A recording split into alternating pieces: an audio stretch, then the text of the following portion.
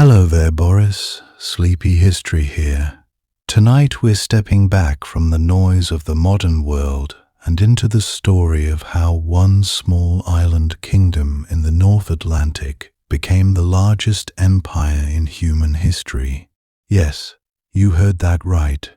The British Empire at its peak covered over a quarter of the Earth's landmass and ruled nearly 500 million people, despite Britain itself having a population smaller than some of today's cities. It's a story that starts quietly in the misty medieval past, with a rainy island on the edge of Europe, and it ends with the sun literally never setting on British territory. Not metaphorically, literally. There was always daylight somewhere under the Union Jack, but this didn't happen overnight, and it certainly didn't happen by accident. It happened through centuries of evolution, through shipbuilding and ambition, through navigators and merchants and sailors who looked at the sea and saw not a barrier but a highway. So dim the lights, settle in, and let's journey through time together. We're going to watch England transform from a medieval kingdom concerned mostly with French kings and Scottish borders into a global maritime power that would dominate the world for over 2 centuries. The rise of the British Empire is really the story of how geography, politics, and human determination can reshape the course of global history. And it starts where all good stories start, at the beginning, back in medieval times, before Britain was the master of the waves, before anyone even thought the word British to describe a unified nation.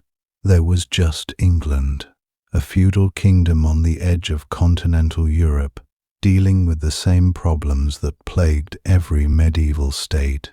In 1066, the Normans had invaded from France and thoroughly reorganized English society.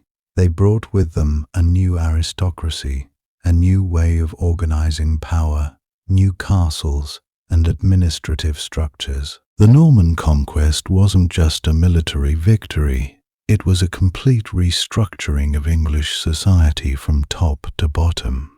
Before the Normans arrived, England was Anglo-Saxon, with its own traditions and its own forms of governance.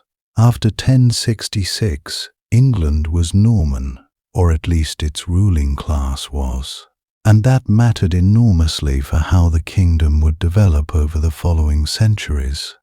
The Norman kings integrated themselves into the feudal hierarchy of Western Europe, which meant they spent nearly as much time worried about their lands in France as they did about England itself. William the Conqueror and his successors held vast territories in Normandy, Anjou, and Aquitaine. They were as much French as English, if not more so. This meant that for 2 centuries after the conquest, the key NGs of England were really part of the Norman French aristocracy, and English politics was deeply entangled with French politics.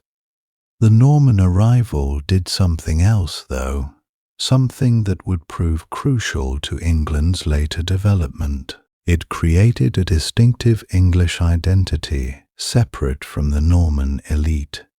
When French-speaking Normans ruled over English-speaking commoners, it created a friction that would eventually produce something new.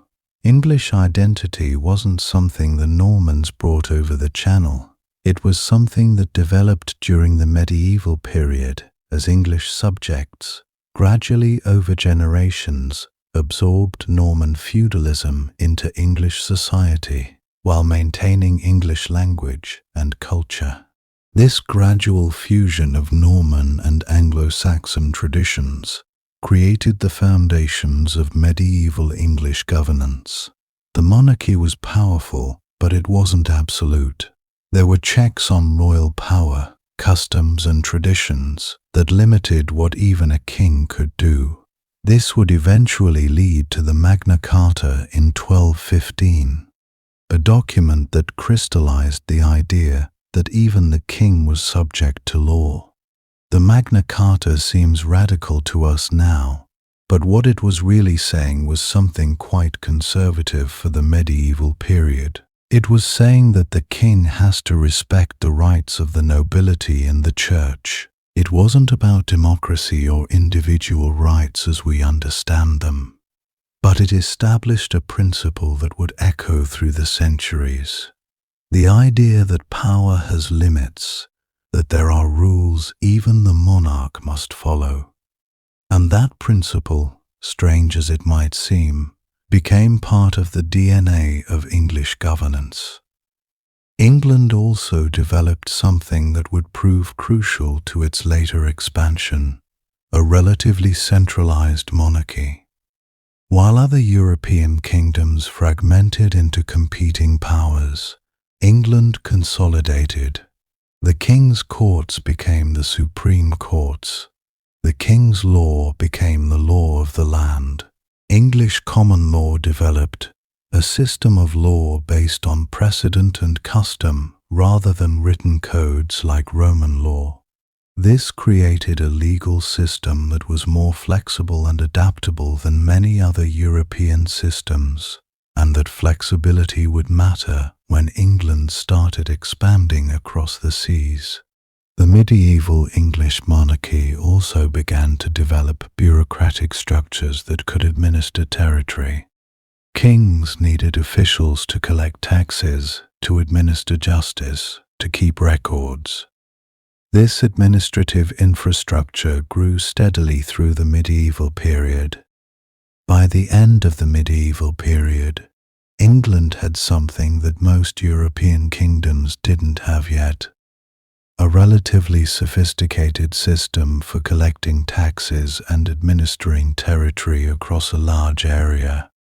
This might not sound exciting, but it was revolutionary. A state that could efficiently collect taxes and administering territory could support armies, could build fortifications, could finance exploration. A state without these capabilities was constantly in financial crisis. And England, by the time we reach the Tudor period, had these capabilities. The English throne also began to develop a genuine navy, even in medieval times. Not anything like the Royal Navy that would later rule the seas, but the beginning of one. There were royal ships and royal sailors. There was a naval tradition forming. Shipbuilding became an important industry, and seamen gained experience sailing the treacherous waters around Britain. Being an island forced England to develop naval expertise. You couldn't move goods long distances by road. You had to move them by water. English merchants became experienced sailors because they had to be, and that experience would matter enormously when England looked outward toward the Atlantic. The medieval period, in short, gave England something it would need to become an empire. A centralized monarchy with the power to organize the nation's resources. A legal system and administrative structure that could evolve and adapt. A tradition of merchant shipping and naval expertise. An emerging sense of English national identity, distinct from the French nobility that had ruled it since 1066. And a geography that forced it to look outward toward the sea. England in 1485, the year the Tudors came to power, was not the great naval power it would soon become. But all the pieces were in place. The foundations were there. The medieval period had built them, brick by brick, generation by generation. In 1485, at the Battle of Bosworth Field, a man named Henry Tudor defeated the reigning king, Richard III, and took the throne. He became Henry VII, and he founded a dynasty that would transform England. The Tudors were not the obvious choice for England's throne.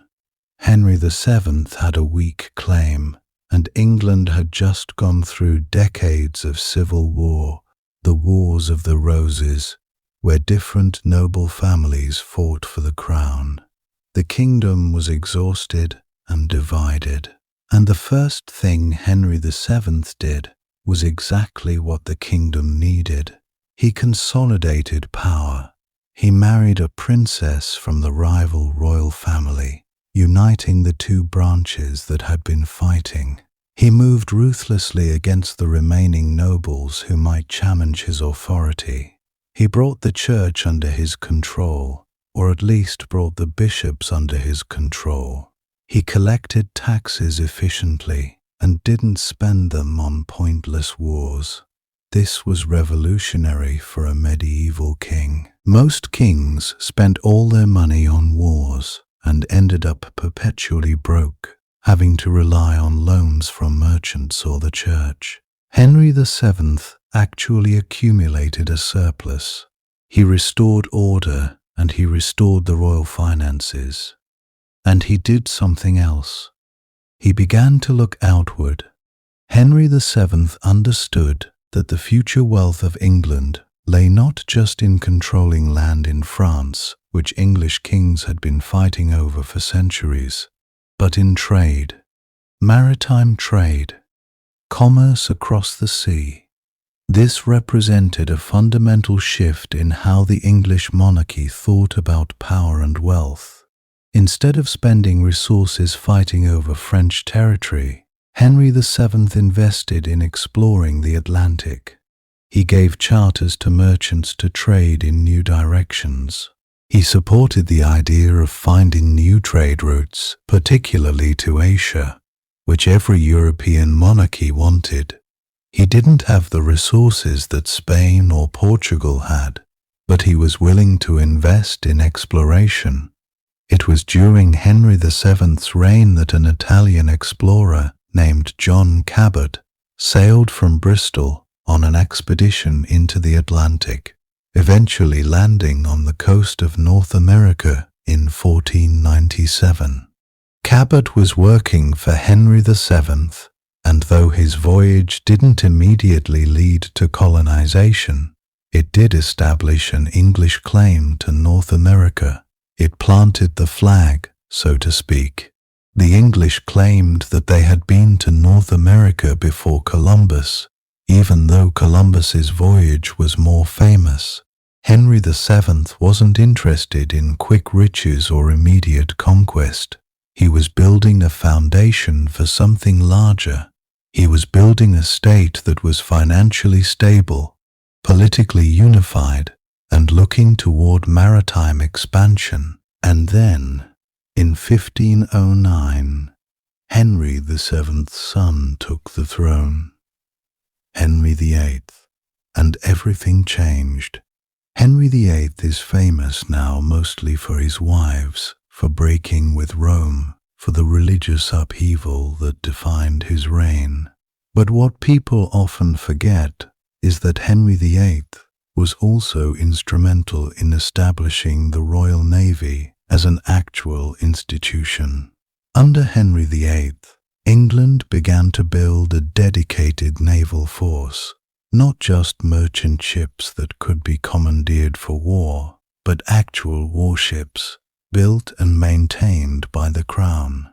In 1546, toward the end of his reign, Henry VIII formally established the Royal Navy with dedicated dockyards and dedicated warships.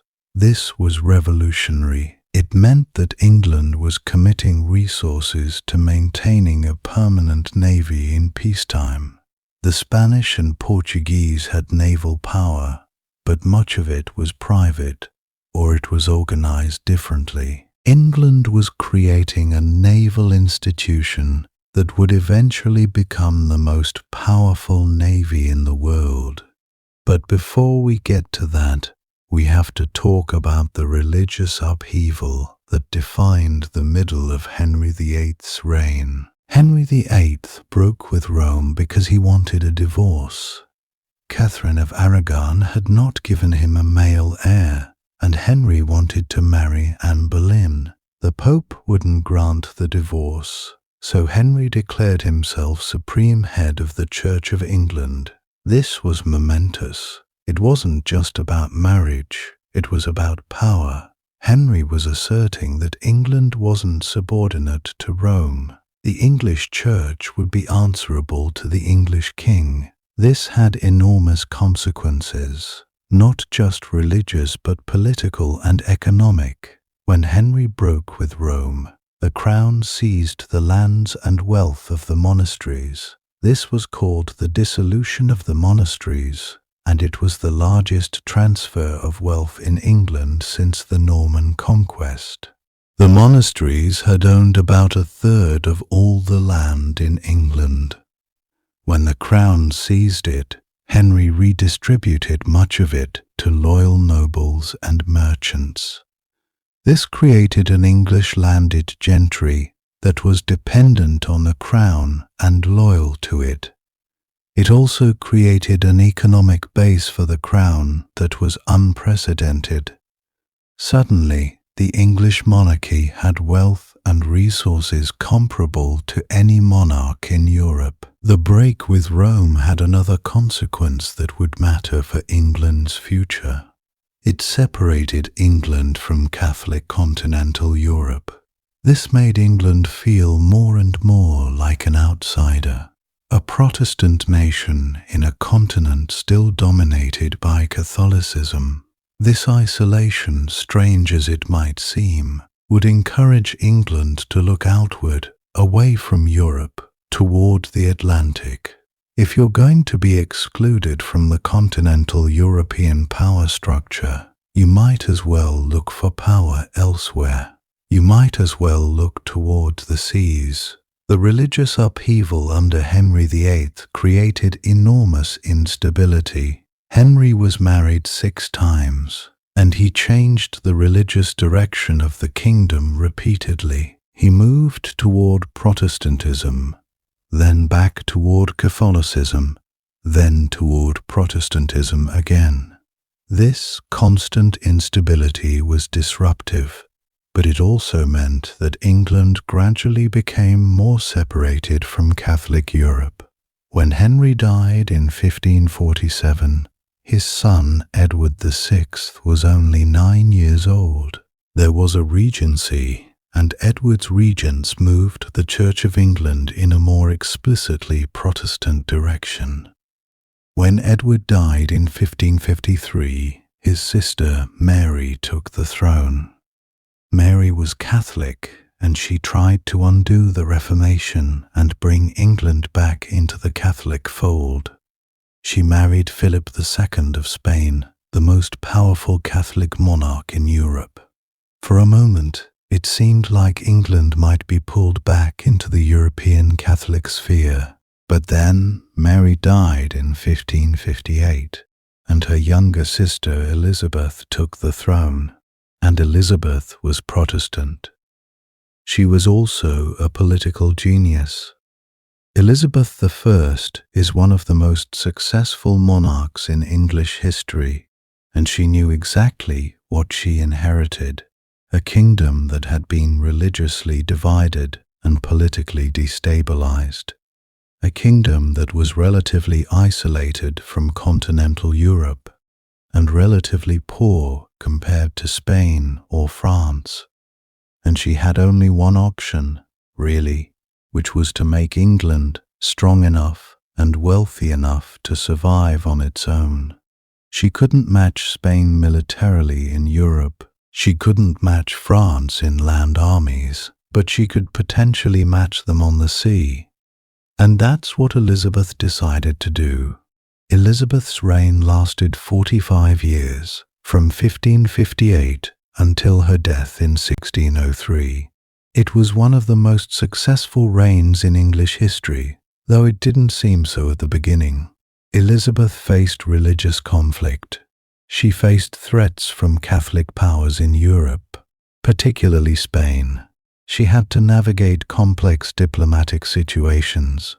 She had to manage a parliament, nobles, and a merchant class that all had their own interests.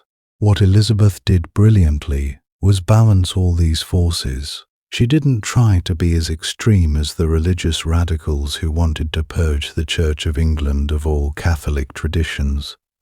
She didn't try to be as aggressive militarily as the war hawks who wanted to attack Spain directly. Instead, she found a middle way. She established a Church of England that was Protestant in doctrine but Catholic in some of its ceremonies, a compromise that most English people could accept.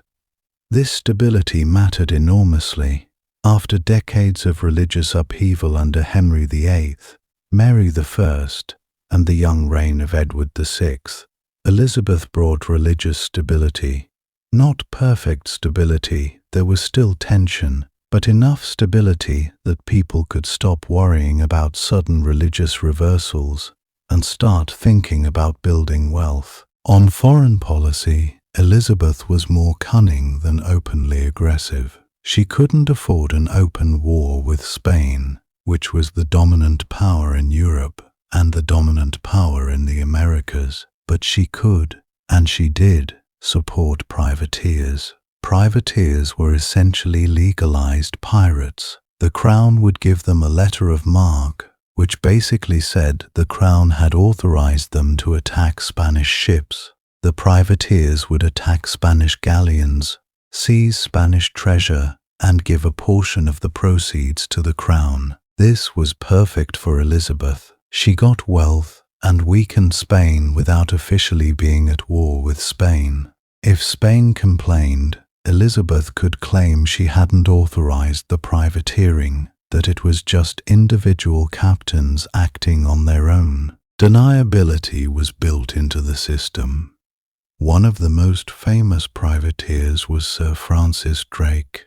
Drake was a captain and explorer who attacked Spanish ships in the Caribbean and along the coast of the Americas. He became fabulously wealthy doing so. He also circumnavigated the world, one of the first Englishmen to do so. Drake was simultaneously a pirate, an explorer, an admiral, and an English hero. These weren't contradictions in the 16th century. They were the same thing. The line between privateering and piracy, between exploration and conquest, was very blurry. Drake raided Spanish colonies and Spanish ships and returned to England with enormous wealth. Elizabeth rewarded him by making him a knight. The Spanish considered him a pirate and wanted him executed. Drake wasn't alone. There were other privateers who ventured out onto the Atlantic, attacking Spanish treasure ships returning from the Americas. The wealth they seized was staggering. A single Spanish galleon loaded with treasure from Peru or Mexico could make a privateer rich for life, and a portion of that wealth flowed back to the English crown, funding further expeditions, further naval building, further support for exploration. Another famous figure from Elizabeth's reign was Sir Walter Raleigh. Raleigh was an explorer, a writer, a poet, and a soldier. He was obsessed with establishing an English colony in North America. He funded expeditions to the coasts of what is now the Carolinas and Virginia. The colonies he tried to establish failed. The settlers either starved or had to be evacuated, but Raleigh was persistent, and more importantly, he had Elizabeth's backing. The fact that an English queen would support and fund exploration and colonization attempts in North America was significant. It showed that the English monarchy was serious about overseas expansion. It showed that even if individual colonies failed, the English were committed to the idea of establishing a permanent foothold in the Americas. Raleigh named the region he was trying to colonize Virginia in honor of Elizabeth, the Virgin Queen. It didn't establish a permanent English settlement, but it established the concept. North America was going to be English. What mattered about Drake and Rayleigh wasn't just that they were adventurous or wealthy, though they were both. What mattered was that they represented a new kind of Englishman. The medieval English nobility fought over land in France and in Scotland and Wales. These new Englishmen looked outward across the Atlantic. They looked at the world and they saw opportunity. They saw trade routes to be seized. They saw territories to be colonized. They saw wealth waiting to be extracted from distant lands.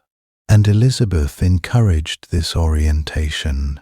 She understood that if England was going to survive and thrive, it had to become a maritime power. It had to have control of the seas. It had to have merchants reaching into distant markets. The private adventurers like Drake and Rayleigh were doing the work of building an overseas empire without the crown having to directly finance it. The crown just had to provide authorization and protection. The rest could be done by ambitious merchants and adventurers seeking their fortunes. Elizabeth also supported the creation of trading companies. In 1600, the last year of Elizabeth's reign, the East India Company was chartered. This was a joint stock company, which meant that merchants would pool their capital and share in the profits. The East India Company was given a monopoly on English trade with Asia. It was given the authority to negotiate with Asian rulers, to establish trading posts, and eventually to use military force if necessary to protect English interests. This was revolutionary. Private companies would do for England what governments did in other nations. They would explore, they would establish trading posts, they would build forts, they would negotiate treaties. The English crown would benefit from their activities while not having to directly administer or pay for most of it. This model of chartered trading compact, knees doing the work of empire building, became central to how Britain would build its empire. The founding of the East India Company signaled something crucial. By 1600, Elizabeth and her advisors were thinking beyond the Atlantic. They were thinking about India, about Southeast Asia, about the spice trade. The Portuguese had established trading posts in India and Southeast Asia earlier in the previous century. The Dutch were beginning to do the same, and now England wanted in. The East India Company would eventually become one of the most powerful institutions in human history, but that's a story for later. For now, what mattered was the concept. England was creating institutions that could project English power into distant waters and distant markets. England was thinking globally, or at least thinking about the global reach of English commerce.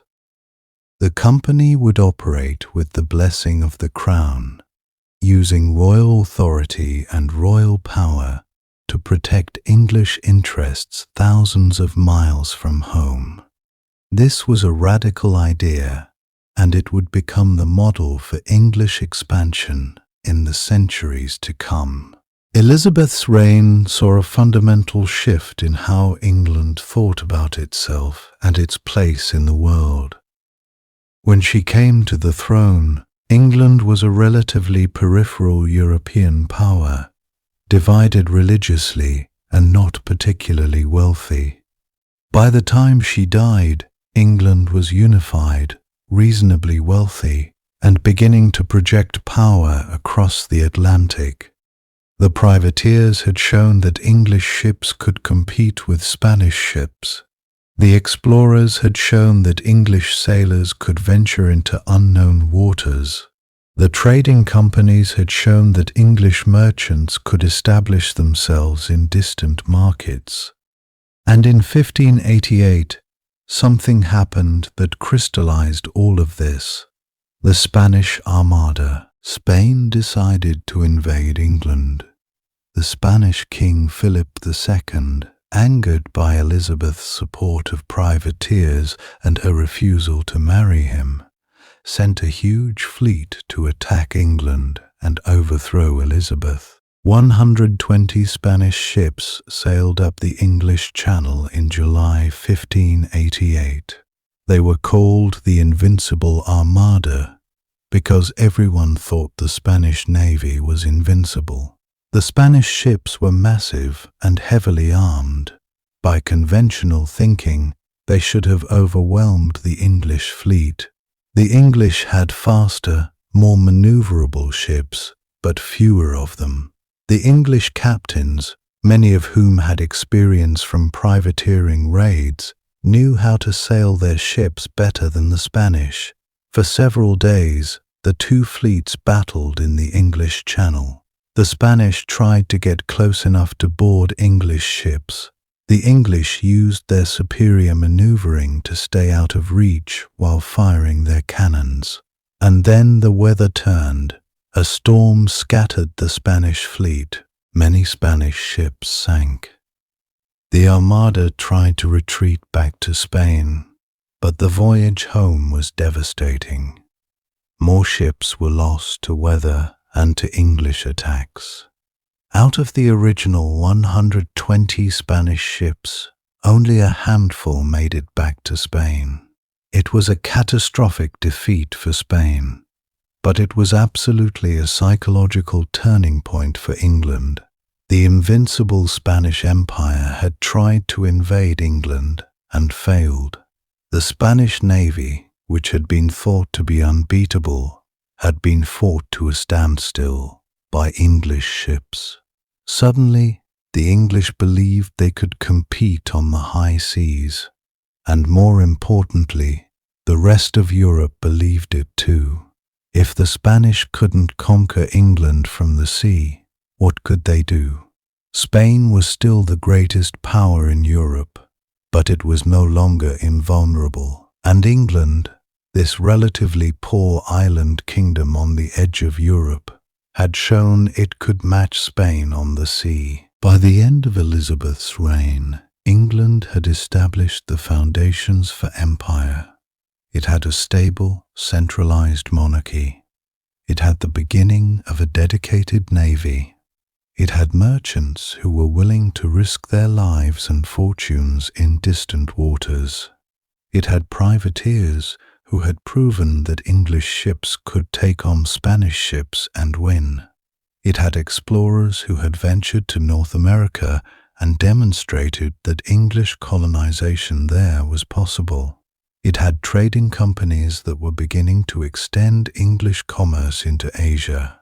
And it had a sense, newly built and still fragile, that England had a destiny on the high seas. Elizabeth established all of this without actually controlling much territory outside of England and a few holdings in Ireland and continental Europe. She did it through privateering, exploration, and chartered companies. She did it by being cunning and careful with resources. And she did it by understanding that the future was maritime, that the future belonged to the nations that could control the seas and the trade routes. The defeat of the Spanish Armada in 1588 proved that Elizabeth's understanding was correct. Naval power mattered. The ability to control the seas mattered, and England had shown it could compete with the greatest power on earth. Spain would remain powerful for decades more, but it was never again undisputed.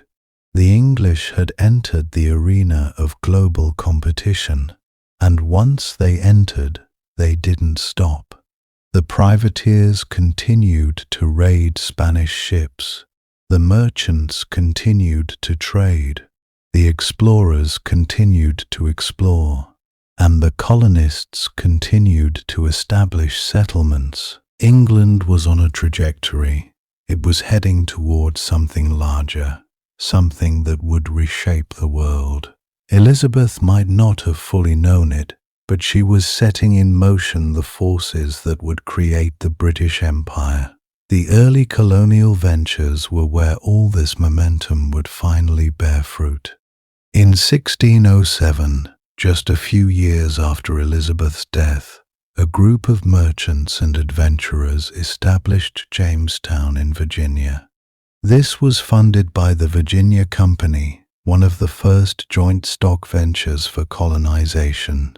Jamestown was the first permanent English settlement in North America. It almost didn't survive, and the first few years were absolute nightmare. The settlers were mostly gentlemen and adventurers with no experience farming or building anything. They didn't know how to farm in the climate. They didn't know how to treat the diseases that were endemic to the Chesapeake region, particularly malaria. Many of them died. The colony nearly starved, really nearly starved. In the early years, the death rate was staggering. For every ship that came from England with new settlers, it seemed like half of them would be dead within a year. But it survived. It survived partly because the settlers were willing to adapt, willing to learn from the native peoples around them. They started growing tobacco, which was profitable even if no one in England had ever grown it before. Tobacco became an obsession. English merchants and consumers became addicted to tobacco, and the demand was enormous. They imported workers, first as indentured servants from England who worked for a term of years, and later as enslaved Africans. And the tobacco trade made the colony profitable. Jamestown survived because of a plant and because of brutal labor exploitation, but it survived. And once it survived, other English settlements followed. In 1620, a group of English religious separatists, people who wanted to separate completely from the Church of England, landed at Plymouth in what is now Massachusetts. They were looking for a place to establish a religious community where they could practice their faith without interference. These are the Pilgrims. They survived their first winter, a winter that nearly killed them, with help from native peoples who provided food and knowledge. And they established a settlement that grew. Plymouth was more religiously motivated than Jamestown, but the result was the same. There were now English settlements in North America that were surviving and growing, and they were points of entry for English merchants and English colonial ambitions. Between Jamestown and Plymouth, English colonies began to spread up and down the Atlantic coast of North America. Massachusetts, Connecticut, New York, Pennsylvania, Maryland, and more. By 1700, there were 17 English colonies in North America, populated by over 250,000 English settlers. The North American colonies became the core of English colonial settlement in the Americas. The Caribbean also became an arena for English colonization, and unlike North America, the Caribbean became enormously wealthy very quickly. Barbados was settled by English colonists in 1627. Then came Jamaica, which England captured from Spain in 1655. The Caribbean islands became enormously profitable because they could grow sugar. Sugar in the 17th century was extraordinarily valuable. It was a luxury good, something wealthy Europeans would pay enormous amounts of money for. A pound of sugar cost more than a pound of butter or cheese. Sugar was almost worth its weight in money. The English established sugar plantations in the Caribbean, using indentured servants and enslaved Africans to work the land. These plantations became among the most profitable enterprises in the English Empire. Wealthy planters became some of the richest men in England. They sent wealth back to England.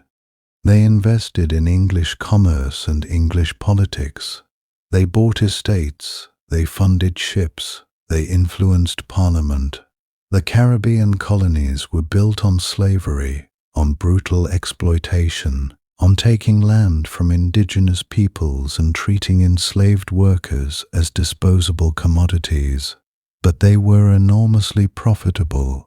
They generated the kind of wealth that could fund further exploration and further colonization. By the end of the 17th century, England had established a presence in North America from Virginia to New England, and it was beginning to establish control over Caribbean islands. These colonies were not yet the vast empire that Britain would become. The population was still small. The territory was modest compared to what Spain controlled in the Americas. But the principle was established. The machinery was being built. English merchants and English colonists were willing to venture to distant places and establish permanent settlements. English companies were organizing these ventures. The English crown was supporting them through charters and backing. And most importantly, the North American colonies and the Caribbean colonies were beginning to show that colonization could be profitable, that it was worth the investment and the risk. These early colonial ventures were the seeds of the British Empire. They were small and fragile, and many would fail, but enough of them survived and flourished that an English colonial system was becoming real. England had gone from being a peripheral European power concerned mostly with Europe to being a colonial power with settlements in the Americas and plans for expansion across the world. When James I came to the throne in 1603, he inherited something from Elizabeth that was more valuable than any fortress or navy, which was momentum. The English had shown they could sail. They had shown they could fight on the seas. They had established colonies in North America and the Caribbean. They had chartered trading companies to extend English commerce into distant oceans. But what they didn't yet have was a unified British state. James was the first monarch to rule both England and Scotland. This union of crowns in 1603 was momentous. It created for the first time a single monarch controlling the entire island of Britain. The Scots had been rivals, sometimes enemies to England for centuries. They had their own monarchy, their own laws, their own identity, their own church. Scotland had its own interests and its own ambitions. Now, suddenly, they had the same king as England. The Scottish and English crowns were united in one person. This union wasn't something that happened through a merger of parliaments or a negotiated treaty. It happened because Elizabeth had died without an heir, and James VI of Scotland was the nearest relative in the male line. He inherited England because of genealogy. This didn't immediately solve everything. Scotland was still poor. It was still less developed militarily and commercially than England. Scotland lacked the naval tradition that England had developed. Scotland lacked the merchant classes that England had developed. But it meant that the island of Britain was no longer divided against itself, and that mattered enormously for what would come next. No longer could enemies attack from Scotland while England was distracted elsewhere. No longer would Scottish and English fleets waste energy fighting each other. No longer would English resources be needed to defend against Scottish threats. The union wasn't perfect, and it wouldn't be formalized fully into a political union until 1707. When the Scottish and English parliaments merged into a single British Parliament. But the personal union under James began the process of creating a unified British state. The process took a century, but it happened, and a unified Britain could project power in ways that a divided Britain never could. The Scottish regiments eventually became some of the most famous military units in the world. Scottish merchants eventually became integral to English commerce. The combination of Scottish and English resources created something more powerful than either nation alone could be. The peace that James brought was relative, because almost immediately after he took the throne, England was plunged into the kind of internal conflict that could destroy a kingdom. The English Civil War, which lasted from 1642 to 1651, was a catastrophic conflict between a king who believed in absolute power and a parliament that believed power should be shared. The war divided the nation. Families were split between royalist and parliamentarian factions. Towns and regions were ravaged. Tens of thousands died in the fighting. The economy was disrupted. Trade was disrupted. And the whole infrastructure of the English state was disrupted. The Royal Navy, which had been growing under Elizabeth and the early Stuarts, was suddenly caught in the middle. Which side did it support? Ships took side. Fleets were split. For nearly a decade, England was too busy fighting itself to expand overseas. This should have been catastrophic for English imperial ambitions, and in some ways it was. The English colonists in the Caribbean and North America had to fend for themselves. The Spanish and Dutch were more active in some regions than the English, but here's where the resilience of English colonization became clear. It didn't depend on constant support from home. The colonies had learned to survive. They had established trade networks. They had built relationships with merchants and local indigenous peoples. They had created economic systems based on agriculture and trade. They had developed militias that could defend against raids and attacks. When the English Civil War ended in 1651, Oliver Cromwell took power as Lord Protector.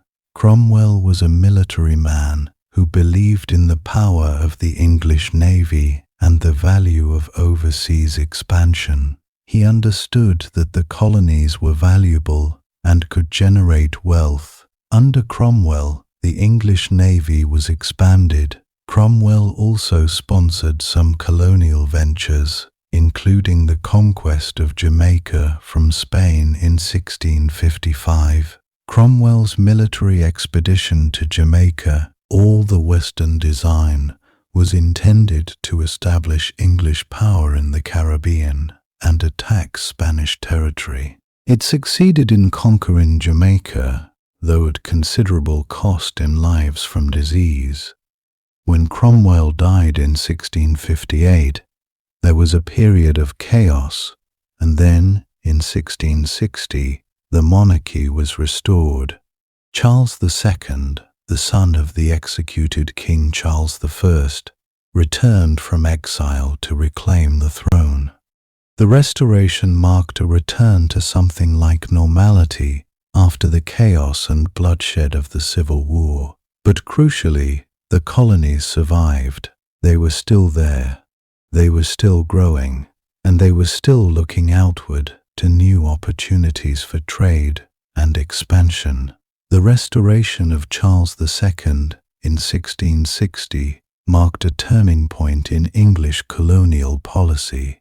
The king wanted to rebuild English power and prestige after the chaos of the Civil War, and he understood, just as Elizabeth had understood, that maritime power and overseas trade were the path forward.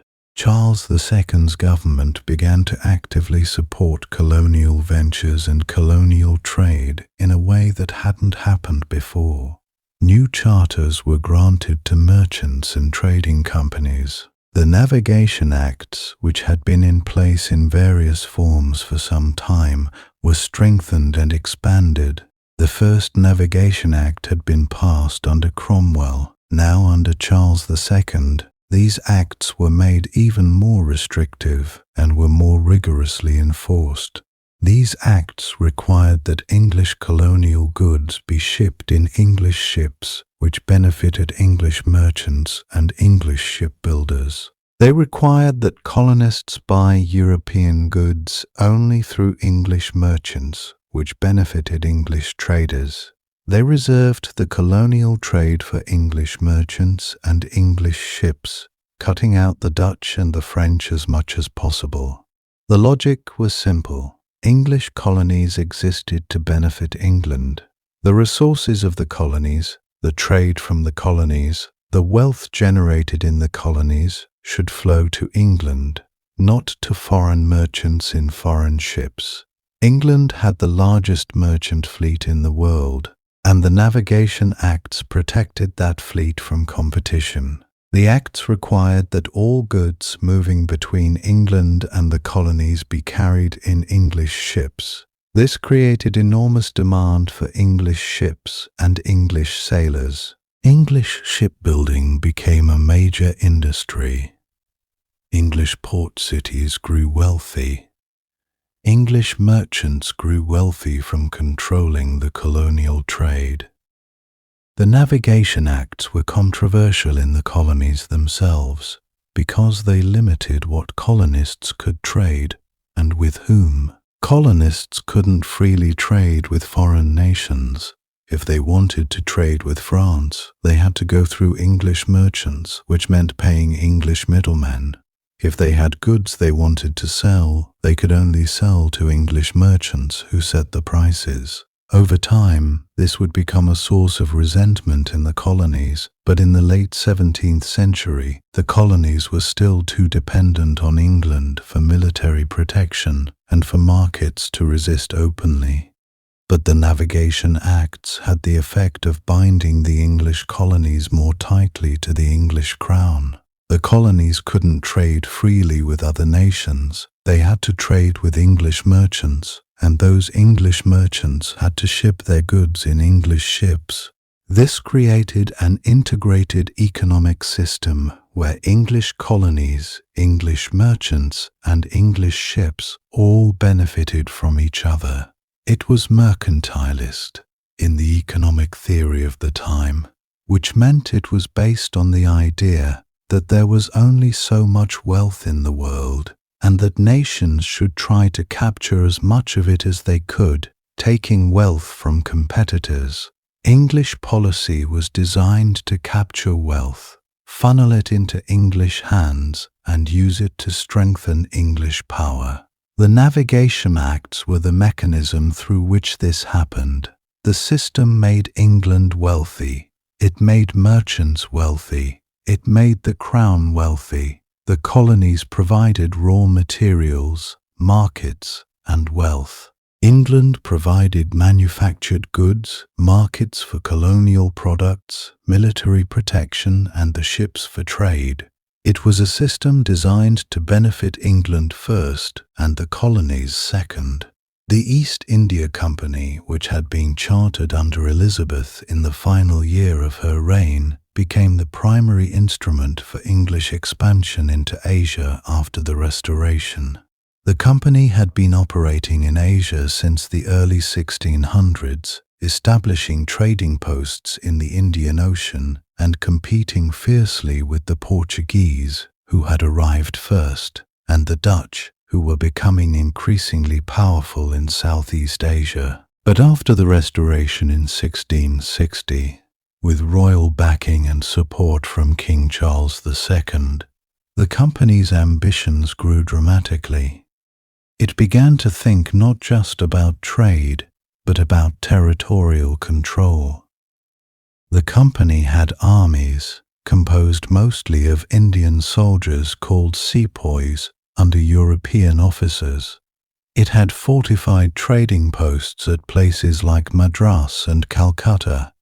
It had the authority to make treaties with local rulers and to wage war if necessary to protect English interests. This was extraordinary. A private company, chartered by the Crown, had the power to wage war, make treaties, and govern territories. The East India Company became almost a state within a state. It had its own military, eventually numbering tens of thousands of soldiers. It had its own courts and administered justice, according to English law, in the territories it controlled. It collected its own taxes in the territories it controlled. It had its own officials who negotiated with Indian rulers and who governed English subjects. This sounds strange to modern ears, but in the 17th century it was an efficient way to expand.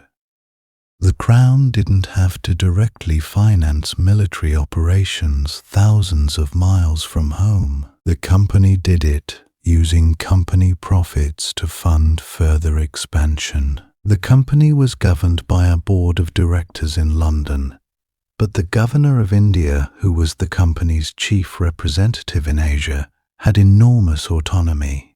He could make decisions about war and peace, about trade agreements, about the administration of conquered territories. The East India Company would later become even more powerful. By the 18th century, it would directly govern vast territories in India. It would raise armies of tens of thousands of sepoys. It would collect taxes from millions of people. It would become one of the most powerful institutions on earth, all while officially being a private trading company. The reason for this arrangement was that the English Crown, while it wanted to expand, didn't want to directly finance all the costs. If a private company could do the work and generate profits, why should the Crown pay? The company would enrich itself and enrich the Crown through taxes and dividends. No other empire used this system quite the same way. Other European powers had trading companies, but the English trading companies had more autonomy, more power, and more direct control over territories than their rivals. The Dutch had the Dutch East India Company, which was powerful, but the English model of allowing companies to govern territories directly became the template for English imperial expansion across Asia and Africa. Another important company was the Hudson's Bay Company, chartered in 1670. To conduct trade in the fur trade in North America. The Hudson's Bay Company was given a monopoly on the fur trade in the territories that drained into Hudson's Bay. This was vast territory, stretching across what is now Canada and extending south from Hudson's Bay into territories that are now part of the United States. The company was given enormous authority. It could trade, it could govern the territories it claimed, it could make treaties with indigenous peoples, and it could wage war if necessary to protect its monopoly. Like the East India Company in Asia, the Hudson's Bay Company was essentially a state within a state, given power by the English Crown to administer territories thousands of miles from home. The company built trading posts at strategic locations where it could intercept the fur trade flowing down from the interior. It traded with indigenous peoples for furs, particularly beaver furs, which were extraordinarily valuable in Europe. Beaver fur was used for making hats, particularly the tall felt hats that were fashionable among European elites. The demand for beaver furs seemed almost insatiable. Men of fashion wanted beaver hats. European noblemen wanted beaver hats. The trade in beaver fur generated enormous profits. A single beaver pelt could be traded for goods worth a fraction of what a pelt would sell for in Europe. The Hudson's Bay Company became one of the most important institutions in shaping the future of North America. Through the company's activities, Britain established claims to vast territories in North America that would eventually become part of the British Empire. The Hudson's Bay Company's trading posts became the foundation for British control over Canada. What had been French-dominated territory or indigenous territory became, gradually, through the network of trading posts and the fur trade, British territory. The company's approach was simple: build a post, establish relationships with the indigenous peoples in the region, trade European goods for furs, ship the furs to Europe, sell them for enormous profit, use the profit to build more posts and expand the network. The company didn't try to settle the territories. It didn't try to farm or to establish European communities. It was purely a commercial enterprise focused on the fur trade. But by controlling the fur trade, the company controlled the territory. Whoever controlled the trade networks controlled the region. By the 18th century, the Hudson's Bay Company had established a vast network of trading posts across what is now Canada, and through this network, Britain effectively controlled these territories without having to colonize them or garrison them with large numbers of troops. The Royal African Company was chartered in 1660 to conduct trade in West Africa, and this is where things get very dark, because the company's primary trade was in enslaved people. The company bought enslaved Africans from African merchants and traders, transported them across the Atlantic in horrific conditions, and sold them in the Caribbean and American colonies. This was the beginning of Britain's participation in the Atlantic slave trade on a large and systematic scale. It was profitable beyond measure. It was brutal beyond description. It was evil. And it would become central to how the British Empire built its wealth and power. The Caribbean sugar plantations couldn't function without enslaved labor. The demand for enslaved people was enormous and constantly growing as more sugar plantations were established. The Royal African Company had a monopoly on the English slave trade for much of the late 17th century, but later private merchants competed to supply the demand as the monopoly was relaxed. The company received royal backing for this horrific enterprise. King Charles II was a shareholder in the Royal African Company. The Crown benefited from the taxes and duties on enslaved people passing through English ports. English merchants became fabulously wealthy from the slave trade. English shipbuilders built the slave ships, the specialized vessels designed to carry enslaved people. English merchants and investors financed the expeditions. English ports like Bristol and Liverpool became major centers of the slave trade.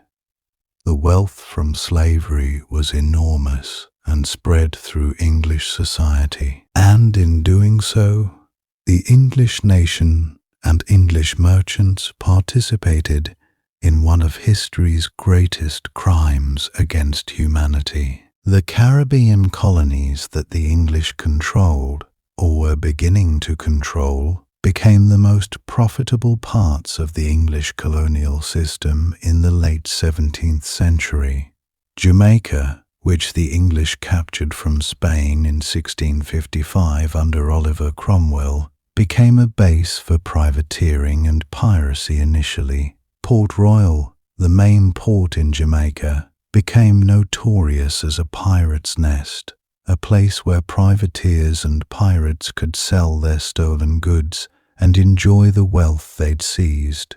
The English government tolerated this for a while because the pirates and privateers were attacking Spanish ships and weakening Spanish power. It was a convenient arrangement. The English got the benefits of attacking Spanish power without officially being at war with Spain. Pirates like Henry Morgan became famous or infamous, depending on your perspective. Morgan attacked Spanish towns and ships throughout the Caribbean.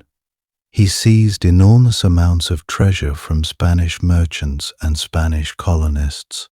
He returned to Jamaica and became respectable, even becoming lieutenant governor of Jamaica. This showed how fluid the boundaries were between piracy and legitimate commerce, between war and commerce in the 17th century. If you were attacking Spanish ships and Spanish towns, you could call it privateering, and it was legal, as long as you had some kind of official authorization. If you were attacking without authorization, it was piracy. The line was political. Morgan crossed it repeatedly and was rewarded for doing so. Eventually, Port Royal had to be brought under control. The lawlessness became too extreme even for the English government. In 1692, an earthquake destroyed much of Port Royal, which many saw as divine punishment. But Jamaica remained valuable for sugar. Planters established vast sugar plantations. They imported enslaved Africans to work those plantations in enormous numbers.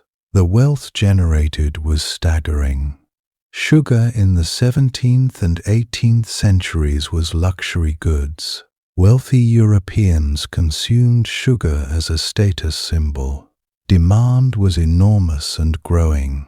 The Caribbean islands, with their climate suited to sugar production, became the primary source of sugar for European markets. Planters in Jamaica and other Caribbean islands became fabulously rich, some of the wealthiest people in the English-speaking world. They sent their wealth back to English, and they became politically influential. They bought estates and titles. Some of them became members of Parliament. They loaned money to the Crown. They financed privateering expeditions.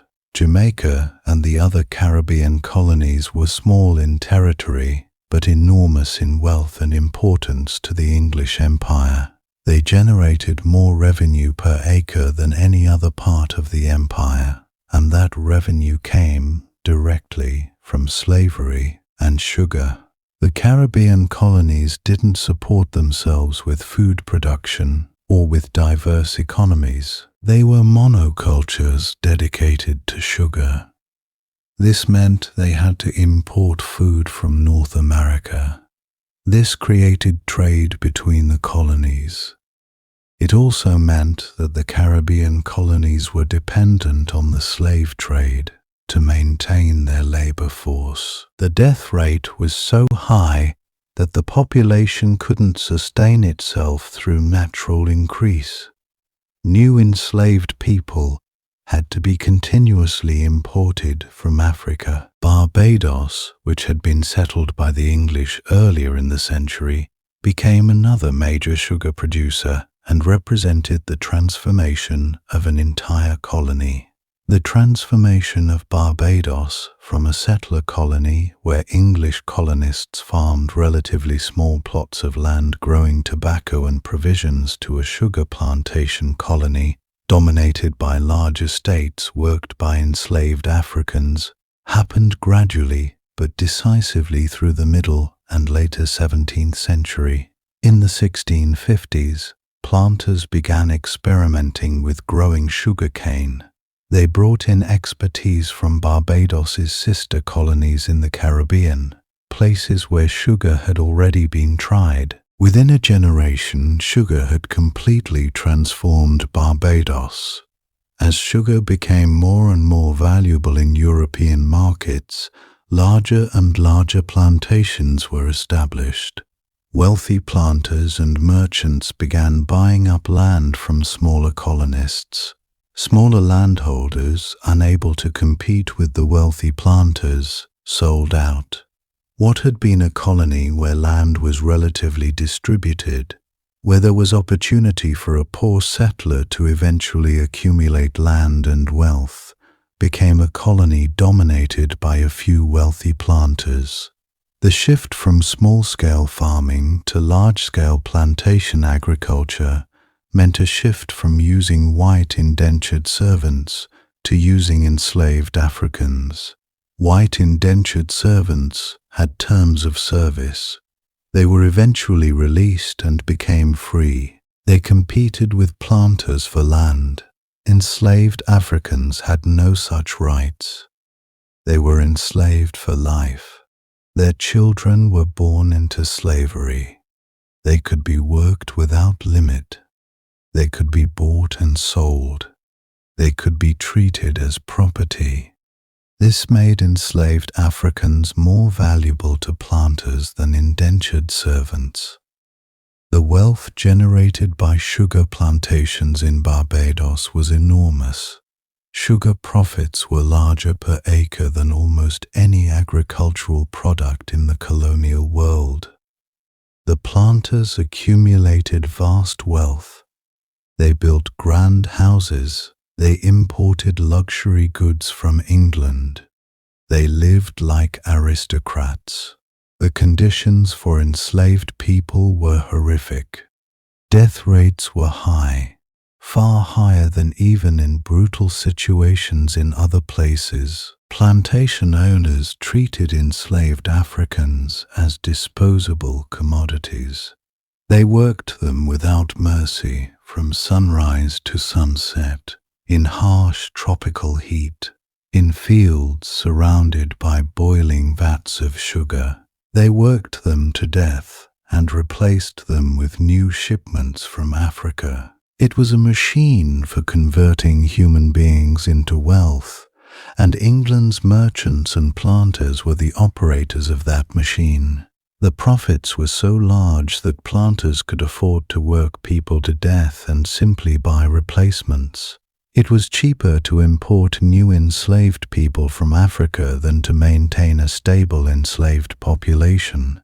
This is what industrial-scale slavery looked like: mechanical, efficient, and absolutely horrible. It was central to the growth of the British Empire. British wealth in the 18th century was built substantially on the profits of slavery and sugar. The triangular trade that developed during this period was the system by which this wealth was generated, and it was called triangular because it involved 3 legs, though really there were multiple triangles, complex patterns of trade that linked England, Africa, the Caribbean, and North America. Ships would leave English ports, particularly Bristol and Liverpool, with manufactured goods, particularly cheap items like cloth, metal goods, beads, and firearms. They would sail to West Africa and trade those goods for enslaved people. English merchants didn't enslave people themselves. They bought enslaved people from African merchants and traders who had captured them in wars or raids in the interior of Africa. The English merchants would then load the enslaved people into the ship's holds, packing them so tightly that they could barely move. The voyage from Africa to the Caribbean, called the Middle Passage, typically took 2 to 3 months. During this time, enslaved people were kept in horrific conditions with minimal food, minimal fresh water, and no sanitation. Disease was rampant. Death rates were high. Estimates suggest that about 10 to 15% of enslaved people died during the Middle Passage. They died from disease, from dysentery, from malaria, from the brutality of the sailors. Those who survived arrived in the Caribbean traumatized, weakened by disease, and immediately sold to the highest bidder. The ships would then be loaded with sugar, molasses, rum, tobacco, and other colonial goods and sail back to England. The profits at every stage were enormous. English merchants who financed the trading voyages could make returns of over 100%.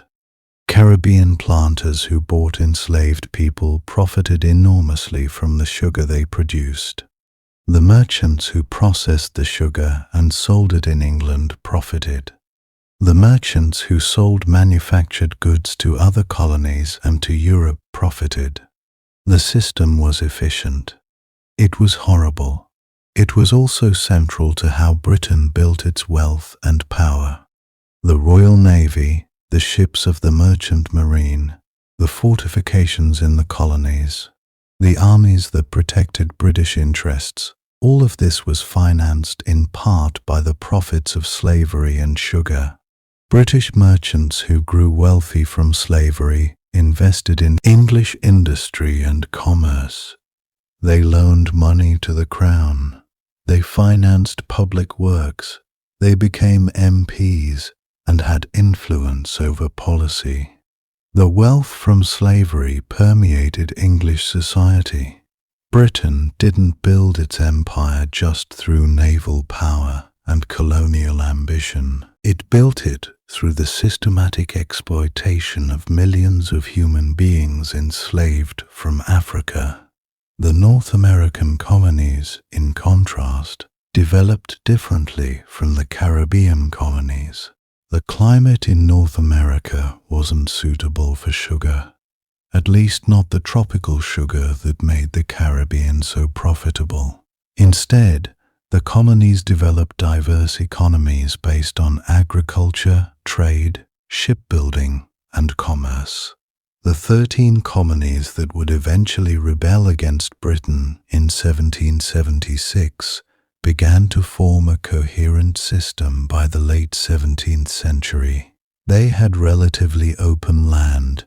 They attracted settlers from England and from other European nations, some as indentured servants, some as free settlers, some as religious refugees seeking freedom from persecution. The population grew rapidly. In Virginia, the population was measured in thousands in the early 1600s, but had grown to tens of thousands by the end of the century. Towns developed, Boston becoming a major port, New York becoming a significant settlement, Philadelphia being founded by William Penn as a refuge for Quakers. Trade networks developed. The colonies began to trade with each other and with the Caribbean colonies. They sent timber and provisions to the Caribbean to feed the enslaved people working the plantations. They sent fish from New England to the Caribbean and later to Europe. They produced grain and other agricultural goods that found markets. They were integrated into the broader system of imperial commerce. The Navigation Acts meant that the colonies couldn't trade freely with foreign nations, which restricted their growth in some ways, but the colonies were still growing and becoming more prosperous. By the end of the 17th century, North America had a population of hundreds of thousands of English colonists. The colonists began to develop a sense that they were English, but also that they were American. Something distinct and new. They had their own elected assemblies, which gave them some voice in their governance. They had some control over local affairs. They had the experience of self-government and making their own decisions. This would matter enormously in the coming century, when conflicts developed between the colonies and the Crown over taxation and representation. France was becoming the great rival of England in North America, and indeed everywhere in the colonial world. French explorers had ventured into the interior of North America in the early 17th century, and the French had established a presence that was fundamentally different from the English approach. Where the English colonies were focused on permanent settlement and agriculture, establishing towns and farms, the French were more interested in the fur trade, a more mobile and commercial enterprise.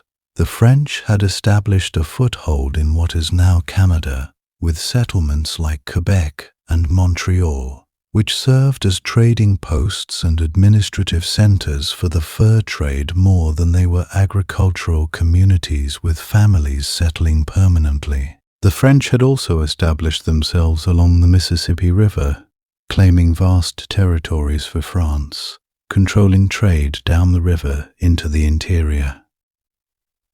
The English colonies were squeezed between the French in the north and west and the Spanish in the south and west. For most of the later 17th century, this was manageable. The English colonies were too busy establishing themselves to do much about the French. They were focused on survival, on building communities, on clearing land and farming. They didn't have the resources or the military capability to challenge French dominance of the interior.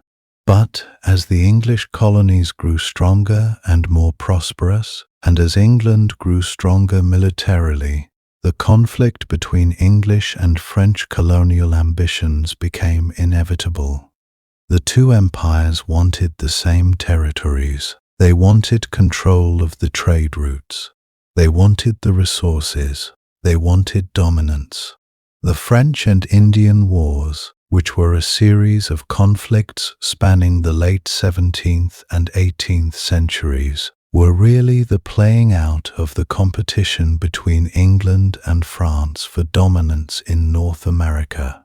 The indigenous peoples became caught in the middle of this imperial competition. Some allied with the French, some allied with the English, some tried to play one side against the other, trying to maintain their independence by balancing the two European powers. But the result was becoming clearer with each passing decade. The English were growing stronger. The English colonies were growing in population. English traders were pushing into the interior, trying to access the fur trade for themselves. English military forces were becoming more capable, receiving better training and better equipment. The French, despite being skilled at working with indigenous peoples, and despite having established themselves earlier, were outnumbered by English colonists. The population advantage gave the English an edge. There were far more English colonists in North America than French. This population advantage gave the English an edge at the French, despite their skill at wilderness warfare and their alliances with indigenous peoples, couldn't overcome. The conflict would come to a head in the 7 Years' War, which would be the decisive moment when Britain finally established dominance over North America and over France in the global colonial competition. But that's a story for the next part of our journey through the rise of the British Empire. For now, what mattered was that England, transformed from a peripheral European power a century earlier into a colonial power with possessions across the Atlantic and the Indian Ocean, was on the threshold of becoming something even larger and more powerful. The institutions were in place, the merchant classes were in place, wealthy and ambitious. The military capability was developing steadily. The colonial foundations were being laid across multiple continents. All that was needed was for England to continue growing stronger, to continue expanding, and to have the opportunity to defeat its great rival, France, decisively.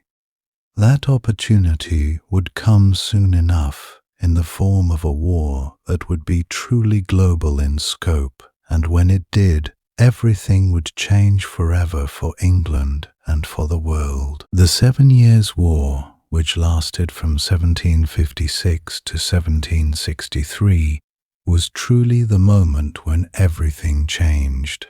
It was a global conflict, fought not just in North America, but across multiple continents, and it decided, once and for all, who would dominate the world. The war had been a long time coming. The tensions between Britain and France had been building for decades. The two nations had fought before in the War of the Spanish Succession, in various smaller conflicts throughout the earlier part of the century. But the 7 Years' War was something different. It was larger in scope. It was more consequential. It involved more nations. It was fought on a scale that previous wars hadn't achieved. And when it was finally over, the world had been fundamentally reshuffled. Britain fought France and Spain, and also their various allies, and the scale of the war was unprecedented. Armies fought in North America. Naval fleets clashed in the Atlantic and the Caribbean. The fighting extended to Asia, where the East India Company's forces engaged French forces in India. The British Navy, which had been growing steadily stronger, now proved its supremacy. British naval blockades strangled French supply lines. Ships carrying reinforcements and supplies to the French colonies were captured. French armies found themselves cut off, unable to receive ammunition, food, or new soldiers. The British, by contrast, controlled the seas. They could bring supplies to their own colonies. They could send reinforcements. They could move troops where they were needed. Control of the sea meant everything, and Britain controlled the seas. The war was long and costly, but the outcome was inevitable once British naval superiority became decisive. The British captured Quebec from the French, a pivotal victory that gave Britain control of Canada. The British captured Indian territories from the French. In the Caribbean, the British captured French islands. By 1763, when the war finally ended with the Treaty of Paris, Britain had won comprehensively. France lost nearly all of its overseas possessions to Britain. The French lost Canada entirely. The French lost their holdings in India. France was reduced from being a major colonial power to a secondary colonial power. Spain, which had fought alongside France, also lost territory, losing Florida and other possessions to Britain. Britain emerged from the 7 Years' War as the undisputed dominant colonial power in the world. No other nation came close to Britain's imperial holdings. Britain controlled North America, much of the Caribbean, key territories in India, and was establishing itself in other regions. The contrast with the beginning of the century was striking. Just 50 years earlier, Britain and France had been roughly equal as colonial powers. Now Britain was clearly superior, clearly the greatest imperial power on earth. The 7 Years' War didn't just shift the balance of power, it transformed it entirely, and the world would never be the same. The victory was so complete, so overwhelming, that it created new problems for Britain. The colonies, particularly in North America, had grown accustomed to some degree of autonomy. They had been fighting the French themselves. They had been managing their own affairs. They had developed a sense of themselves as separate from Britain, as American rather than English. The colonists had chafed under the Navigation Acts and the restrictions on their trade. They resented being told what they could and couldn't do, being told they had to trade through English merchants, being told they couldn't trade freely with other nations. The colonists saw themselves as Englishmen, yes, but Englishmen living in America, not Englishmen living in England. The British Crown, by contrast, expected the colonies to be obedient, to pay taxes, to serve Britain's interests. The Crown had just fought an enormously expensive war to secure the colonies and defeat France, and the Crown expected the colonies to help pay for that war. The Crown expected gratitude, but the colonists saw things differently. They saw a Crown that was taxing them without their consent, that was imposing restrictions on their trade, that was treating them as subordinates rather than as fellow Englishmen. The result was mounting tension between Britain and the colonies, tension over taxation, over representation, over the degree of autonomy the colonies should have. The tension grew through the 1760s and 1770s. The Stamp Act angered the colonists.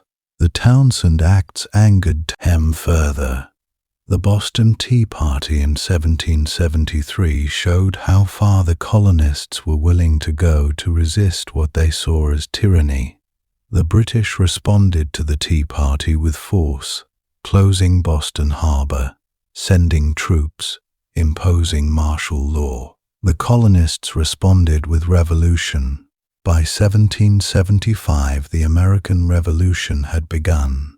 The colonists had declared themselves independent in 1776, and they fought Britain for years, from 1775 to 1783, seeking to establish their independence. For Britain, this was a catastrophe. Britain lost the war eventually. The colonists, with crucial support from France, which had its own reasons to weaken Britain, defeated the British Army.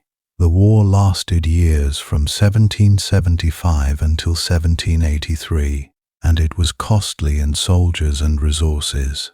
The British had expected to crush the rebel lion quickly, but the colonists proved far more capable fighters than the British had anticipated. They had learned from the French and Indian wars. They had experience fighting in the wilderness. They had local knowledge, and they were motivated by what they saw as principles worth dying for. By 1783, the British were forced to recognize American independence. The 13 colonies that had been Britain's oldest and most populous overseas possession were gone. They were no longer part of the British Empire. The loss was enormous, perhaps the worst blow to British imperial prestige in the 18th century. The colonies had been valuable for trade, for resources, for markets for British goods. They had been integral to the British imperial system. They had been integral to the British economy. Merchants in Britain had grown wealthy from trade with the American colonies. Manufacturers in Britain had sold goods to America. Shipbuilders in Britain had built ships for the colonial trade. And now all of that was gone. The colonies would have their own independent economy. They would trade with whoever they wanted. British merchants no longer had preferential access. British manufacturers no longer had exclusive rights to the colonial market. It was a profound loss, and many in Britain saw it as a permanent diminishment of British power. For many in Britain, the loss of America seemed like the end of everything. How could Britain recover from losing its most valuable colonies? How could the empire survive such a blow? But Britain did recover, and the recovery happened faster than anyone expected, because Britain redirected its imperial ambitions toward regions where it could expand even more dramatically than it had in America. Instead of focusing on North America, which was now closed to them, Britain focused on Asia, on Africa, on the Pacific. India became the focus of British imperial expansion. India and the territories surrounding India. The East India Company, which had been operating in India for nearly 2 centuries, now began to expand its territorial control dramatically. Before the 7 Years' War, the East India Company had been primarily a trading company, controlling a few coastal areas where it had established trading posts. But after the war, after British naval supremacy had been established, the company began to think bigger. It began to think about conquering India itself. The company had armies, composed mostly of Indian soldiers called sepoys, under the command of British officers. These armies could fight. They had been tested in warfare. The company used them to expand its control. The moment that exemplified this expansion was the Battle of Plassey in 1757. Robert Clive, the company's military commander, defeated the Nawab of Bengal, a local Indian ruler, in a battle that was, in some ways, less a military victory and more a political triumph. Clive had maneuvered to get one of the Nawab's generals to abandon him during the battle. The general refused to fight. This meant that the Nawab's army lost one of its key commanders. Clive's smaller force, but a more disciplined and better armed force, defeated the larger but less organized Indian forces. It was a famous victory celebrated in Britain and in the history books, and it was the beginning of the East India Company's transformation from a trading company into a territorial power. After Plassey, the company began to acquire territory in India steadily. It conquered Bengal, which was one of the wealthiest and most developed regions of India, with millions of people and a sophisticated administrative system that the British could take over and adapt for their own purposes. It established control over the surrounding regions. It defeated other Indian rulers who tried to resist, from the Marathas in the west to the rulers of Mysore in the south. Some Indian rulers fought fiercely and for a time seemed likely to drive the British out of India. But the British East India Company persisted, reinvested its profits in larger armies, and eventually prevailed. The company's approach was methodical and calculated. It would conquer a region, usually through a combination of military force and political maneuvering. Then it would establish a government, a British-style administration, that would collect taxes, administer justice, and enforce order. The company would use the taxes it collected to pay for its military, to expand its armies, to conquer new territories. The company would also use the wealth it extracted to pay dividends to its shareholders in Britain and to reinvest in further expansion. The wealth generated by the territories it controlled could be used to finance further expansion. It was a self-sustaining system of expansion, a machine that fed on its own success, growing larger and more powerful with each conquest. By the 1770s, the company controlled Bengal and territories surrounding it. By the 1780s, the company had expanded further. By the 1790s, the company controlled much of India. Indian rulers who had been independent were now either conquered and subordinate to the company, or they existed as vassals of the company, their power limited, their independence constrained. The company raised armies of tens of thousands of sepoys. It had a navy. It collected taxes from millions of people. It administered law and order across vast territories. It was, in essence, a state. It was a private company, chartered by the British Crown, but it was acting like a state, like an empire within an empire. The British Crown supervised the company's activities to some degree, but the company had enormous autonomy. The company was making decisions about war and peace, about administration, about the expansion of British rule, and it was doing these things with only loose supervision from London. The profits generated by the company were staggering. British merchants and investors who held shares in the company became wealthy beyond measure. The wealth flowed back to Britain. Investors used their wealth to finance industry, to build factories, to expand commerce. The wealth from India helped fuel Britain's own industrial revolution. India was becoming the jewel in the crown of the British Empire, the most valuable possession, the one that generated the most wealth and the most prestige. To control India was to become powerful. To expand in India was to become more powerful still, and Britain was expanding in India relentlessly. The expansion of British rule in India was not a smooth process. There was resistance. Indian rulers and kingdoms fought to maintain their independence, and some of them were formidable warriors. But the East India Company's armies, equipped with better weapons and organized in a more disciplined fashion, generally prevailed. There were uprisings against British rule. The Sepoy Mutiny in 1857 was the most serious, a revolt by Indian soldiers against the company and against British rule, a rebellion that spread across much of India and killed thousands. But the mutiny was eventually suppressed. The rebellion showed, however, that Indian resistance to British rule was real and persistent. After the mutiny, the British Crown took direct control of India from the company.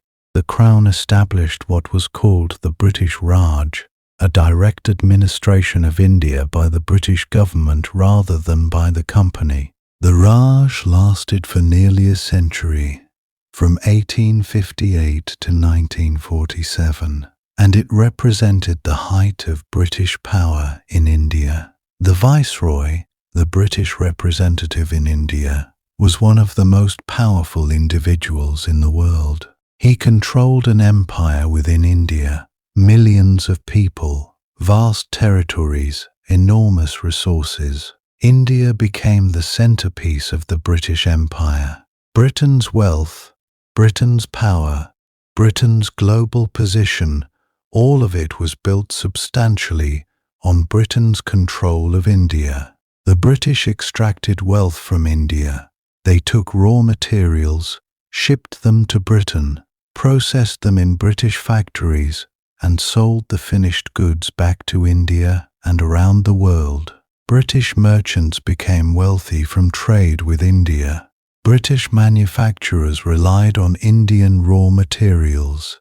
The British government collected taxes from India that helped finance the British military and British government services. India was not just a colony. It was the economic engine of the British Empire, the source of much of the wealth that made Britain powerful. While Britain was consolidating its control of India, it was also facing the greatest military threat in its history, the rise of Napoleon Bonaparte, and the wars that consumed Europe from 1793 to 1815. For Britain, the Napoleonic Wars were about survival. Napoleon had conquered much of continental Europe and seemed to have ambitions to dominate the entire continent. He wanted to invade Britain. He had an army of hundreds of thousands. He had gathered a fleet of ships to try to transport his army across the Channel. If he succeeded, Britain itself would be conquered. But Britain, once again, had the Royal Navy. The Royal Navy had been growing stronger throughout the 18th century. By the time Napoleon threatened invasion, the Royal Navy was the most powerful navy in the world. Britain used the navy to block any French invasion. British naval squadrons watched the French coast. British ships prevented any French attempt to cross the Channel. The Royal Navy didn't just defend Britain, though. It attacked French and Spanish shipping. It captured French and Spanish colonies around the world. It imposed blockades on French ports, strangling French trade and weakening France's ability to finance its wars. The naval war against Napoleon lasted over 2 decades, and the Royal Navy, more than any other force, prevented Napoleon from conquering Britain and allowed Britain to fight alongside its continental allies against Napoleon. The culmination of the naval war came at the Battle of Trafalgar in 1805. A British fleet, commanded by Admiral Horatio Nelson, encountered a combined French and Spanish fleet off the coast of Spain. The battle was fierce and costly. Nelson was killed in the fighting, but the British won decisively. The French and Spanish fleet was shattered. After Trafalgar, the French and Spanish navies were no longer serious threats. The Royal Navy had eliminated its rivals from the seas. For the rest of the 19th century, the Royal Navy would be the dominant naval force in the world, unchallenged, supreme. No other nation could match the Royal Navy's power. No other nation could challenge Britain's control of the seas. The victory at Trafalgar was as important to Britain as it was to the world.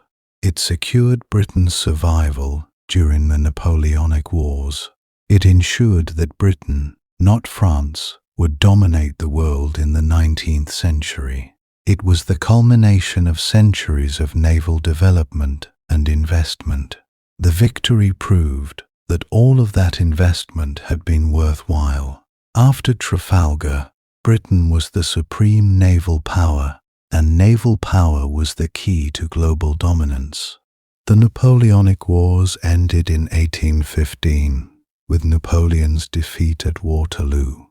The war had been terribly costly.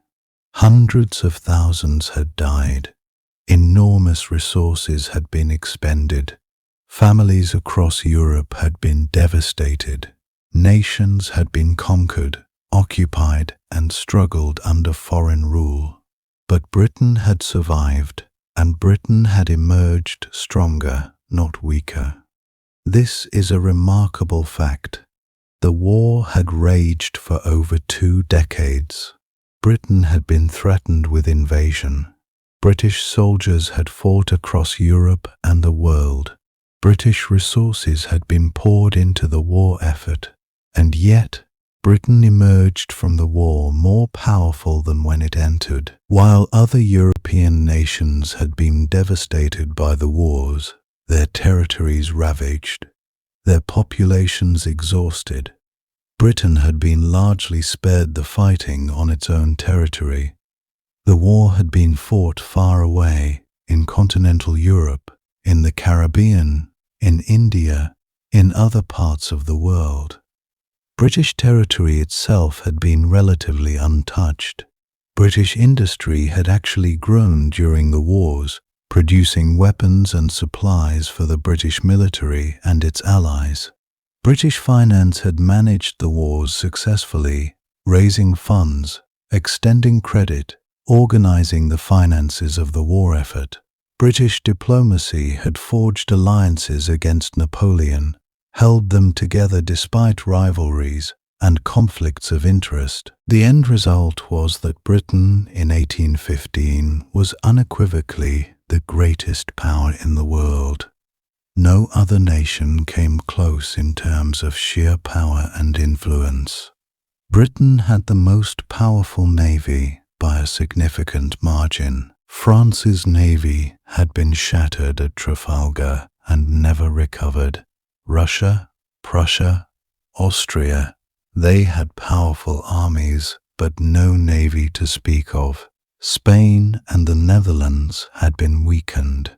Britain had the largest empire of any European power, with territories across the Atlantic, in the Caribbean, in India, in the East Indies, in other regions. Britain was the wealthiest nation by a significant margin, with wealth flowing in from trade and from the colonies. Britain was on the verge of entering the Industrial Revolution, which would make it even more powerful still. Britain had defeated Napoleon, and Britain had done it while building an empire. The combination of military power, naval supremacy, and imperial expansion had made Britain the undisputed leader of the world. For the next century, why Britain would be able to dominate global affairs with relatively little opposition. The Pax Britannica, the period of relative peace that was guaranteed by British naval supremacy and British military power, and British economic dominance would shape the 19th century entirely. The Industrial Revolution, which began in Britain in the late 18th century and accelerated through the 19th century, gave Britain advantages that no other nation could match, at least not initially. Britain had coal and iron, the raw materials necessary for industrial production, abundant and available. Britain had capital, accumulated wealth from trade and colonial expansion that could be invested in factories and machinery. Britain had entrepreneurs and engineers who were willing to innovate, to try new ideas, to risk capital on new technologies. Britain had a culture that valued practical innovation and experimental approaches to production. The steam engine, developed by James Watt and others, revolutionized production. Instead of relying on water wheels and windmills, which were dependent on location and weather, factories could be built anywhere. The steam engine provided reliable, powerful, transportable energy. Steam-powered factories could produce goods far faster and far more cheaply than handmade goods produced by traditional craftsmen. A single factory, powered by steam, could produce more cloth in a month than a guild of hand weavers could produce in a year. The economic implications were staggering. Traditional craftsmen couldn't compete with factory production. Their skills, developed over years of training, became almost worthless.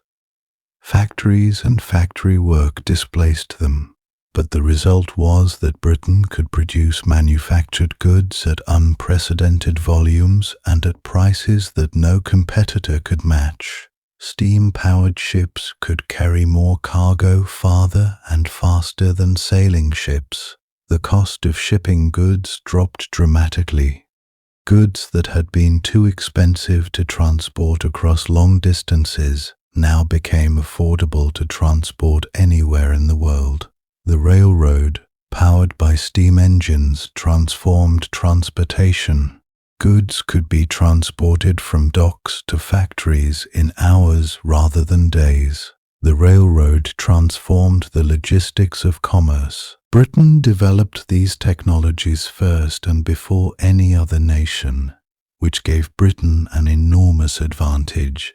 Britain had a head start on industrialization that would last for decades. Other nations eventually followed, but by the time they did, Britain was so far ahead that British dominance seemed unquestionable.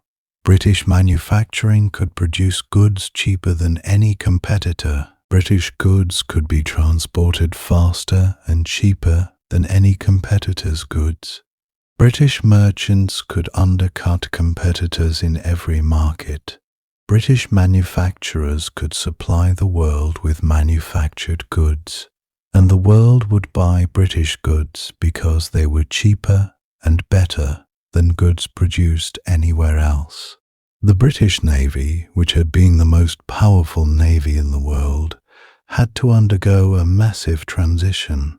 The ships that had served so well, the wooden sailing ships with their cannons and their crews, were becoming obsolete.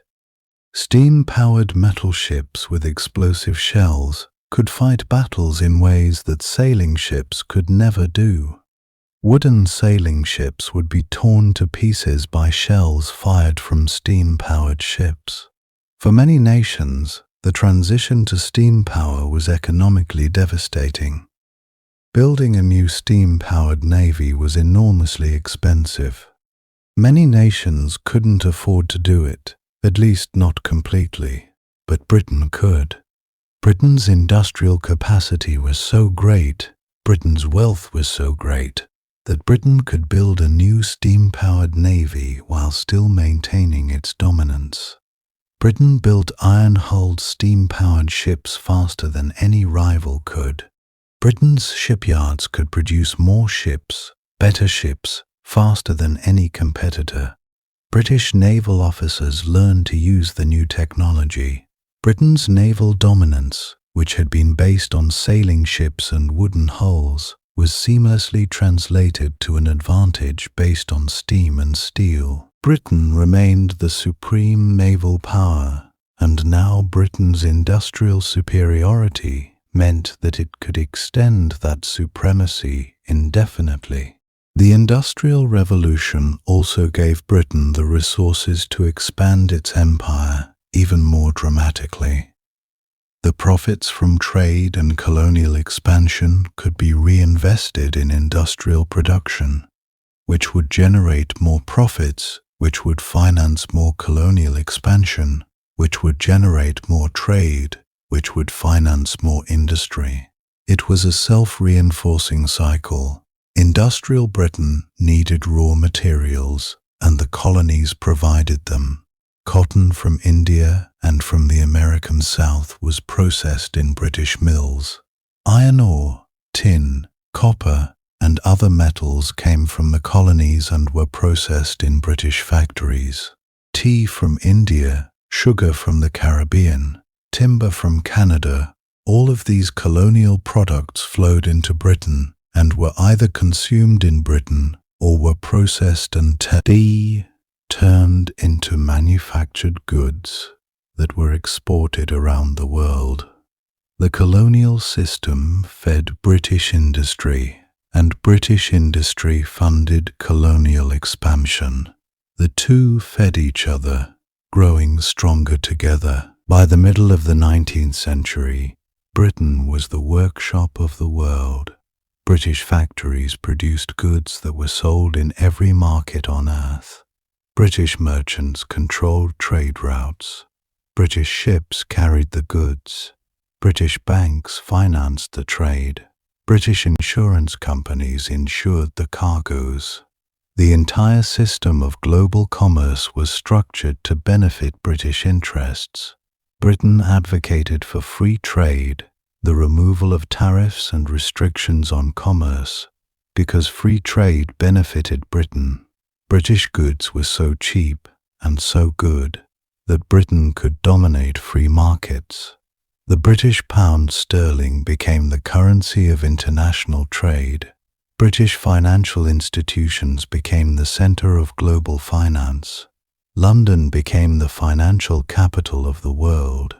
The wealth that flowed through Britain from this global commerce was staggering. Britain became richer and richer as the 19th century progressed. The wealth generated jobs. Factories were built. Cities grew. The standard of living for ordinary British people increased.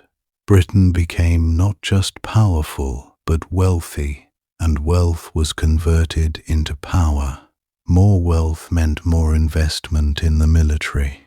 More wealth meant more resources for colonial expansion. More wealth meant more political influence in the world. The technology that came from the Industrial Revolution also revolutionized communication and transportation in the empire. The telegraph, developed in the 19th century, allowed messages to be sent instantly across vast distances. Telegraph cables were laid across the Atlantic, connecting Britain to North America. Telegraph cables were laid connecting Britain to India. A message that would have taken weeks to travel by ship could now be sent and received in minutes by telegraph. This transformed the ability of Britain to administer and control its empire. The viceroy in India could receive instructions from London and send reports back. The colonial administrators in distant territories could communicate with the home government. The telegraph created an invisible web connecting Britain to all of its far-flung territories. The railroad, powered by steam engines, transformed transportation within territories that Britain controlled. Railroads were built across India, across Canada, across Australia. The railroads carried troops, carried goods, carried people. They knit the empire together. They made it possible to move goods and people rapidly within the colonies. They made it easier to administer the colonies, to collect taxes, to maintain order. The railroad became an instrument of imperial control. Britain built railroads in its colonies, and the railroads served British interests. By the middle of the 19th century, Britain had expanded its empire dramatically. It controlled India, which had hundreds of millions of people and was the source of enormous wealth, providing raw materials, providing markets for British goods, providing tax revenues that flowed to the British Crown. It controlled Canada, vast territories in North America filled with resources like timber, fish, furs, and minerals. It had established colonies in Australia and New Zealand, territories with vast land areas and populations of European settlers. It controlled much of the Caribbean, with sugar islands that generated wealth through plantation agriculture. It controlled strategic ports and trading posts around the world, places like Gibraltar, Malta, Aden, Singapore, each one serving as a node in a vast network of British commerce and British naval power.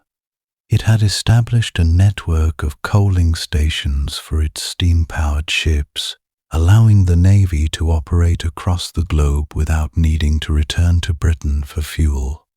The empire was truly global in scope. Britain had territories on every continent except Antarctica and South America. Britain exercised dominant influence over parts of South America through its economic power and through its naval strength. The sun literally never set on the British Empire, because somewhere, at every moment of the day, somewhere in the world, the sun was shining on British territory. In England it might be midnight and pitch black, while in India it was midday and bright sunlight. While India was dark, the Caribbean was bright. While the Caribbean was dark, Australia was bright. The empire stretched across the globe so thoroughly that there was never a moment when the empire was entirely dark. The empire was not just geographically vast, it was demographically vast. Hundreds of millions of people lived under British rule, or in territories where Britain exercised dominant influence. The population of Britain itself was about 40 million people at the middle of the 19th century. The population of the British Empire was over 400 million. Britain ruled over a population 10 times its own size. This extraordinary disparity between the size of the ruling nation and the size of the ruled territories raised the question of how Britain could possibly rule such a vast empire. How could a small island with a population 10 times its own size? This extraordinary disparity between the size of the ruling nation and the size of the ruled territories raised the question of how Britain could possibly rule such a vast empire on a 40 million control. Hundreds of millions of people scattered across the entire globe. How could a handful of British administrators manage such vast territories? The answer was technology, naval power, military organization, and the cooperation of local elites who had reasons to support British rule. Britain couldn't rely on British soldiers to garrison every territory. Britain didn't have enough soldiers to do that, and it would have been impossibly expensive. Instead, Britain relied on small numbers of British administrators, officers, and soldiers, supplemented by large numbers of local soldiers, police, and administrators who served British interests. India was administered by a viceroy and his staff, a few thousand British officials overseeing hundreds of millions of Indian people. The viceroy was the representative of the British Crown. He was the highest authority in India. He made decisions about policy. He commanded the military. He controlled the government. But the Viceroy couldn't do any of this alone. He needed thousands of British officers, administrators, judges, and soldiers. And he needed tens of thousands of Indians who would serve under British direction. The system worked because Indians served as soldiers, as administrators, as police, as revenue collectors, as judges. They executed British policies. They collected taxes for the British Crown. They maintained order for the British authorities. Some of them became wealthy and powerful by serving British interests. Some Indian soldiers became professional military men, serving in the armies of the East India Company and later in the British Raj. Some Indian administrators became high officials, governing districts and collecting taxes. Some Indian merchants became wealthy through trade under British protection. The local elites, the Maharajas, the Zamindars, the merchants had incentives to cooperate with British rule because cooperation brought them benefits. The British guaranteed their property rights, protected their land holdings, secured their interests. The British protected them from rivals, from other Indian rulers who might have conquered them or displaced them. The British gave them opportunities for wealth and power, opportunities to serve in the administration, opportunities to engage in trade, opportunities to become wealthy through their connection to British power. In return, they helped Britain administer its rule. They served British interests. They mobilized the population under their authority. They ensured that taxes were collected and that British policies were enforced. The system was hierarchical and exploitative, but it worked. Britain could maintain control over vast territories with relatively small numbers of British personnel. The burden of rule, the day-to-day administration, the enforcement of British policies, all of this fell on Indians who served British interests, some willingly, some reluctantly, some because they had no choice. While Britain was consolidating its grip on India and the surrounding regions, it was simultaneously turning its attention elsewhere. The loss of America, painful as it had been, had redirected British ambition toward other continents where vast territories remained unclaimed or only thinly held by other European powers. Africa beckoned. The African continent had been virtually untouched by serious European colonization. There were trading posts along the coasts, small settlements established by various European nations, but no systematic conquest, no wholesale colonization, no comprehensive claim to interior territories. Britain had established its first colony in Africa back in 1651, but for over 2 centuries the pace had been slow and incremental. The vast interior of Africa remained unexplored in European eyes, unmapped, seemingly endless. The reasons for this slow pace were practical. The African interior was difficult to reach. The climate was harsh and unfamiliar to Europeans. Tropical diseases like malaria killed Europeans who ventured inland.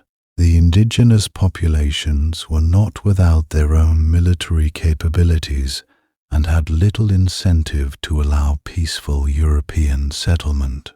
The interior seemed too risky, too costly, too uncertain to be worth serious investment. But by the middle of the 19th century, everything changed. The Industrial Revolution had transformed Britain economically and technologically. The Royal Navy was without equal, the most powerful naval force the world had ever seen. British merchants and investors had accumulated enormous wealth. British manufacturers could produce goods more cheaply and more efficiently than any other nation.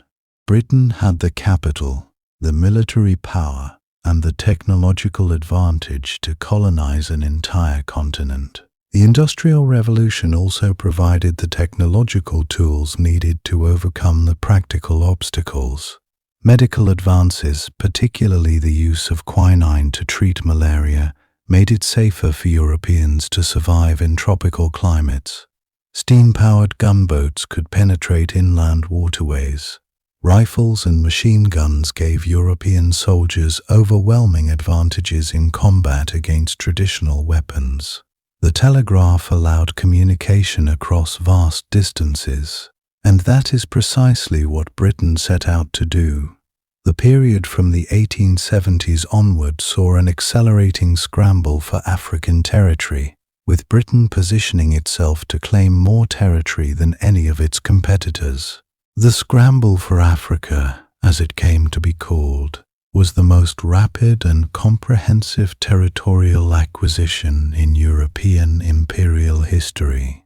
Within a span of roughly 20 years, from the 1880s to the early 1900s, the European powers, with Britain leading the way, carved up the entire African continent among themselves.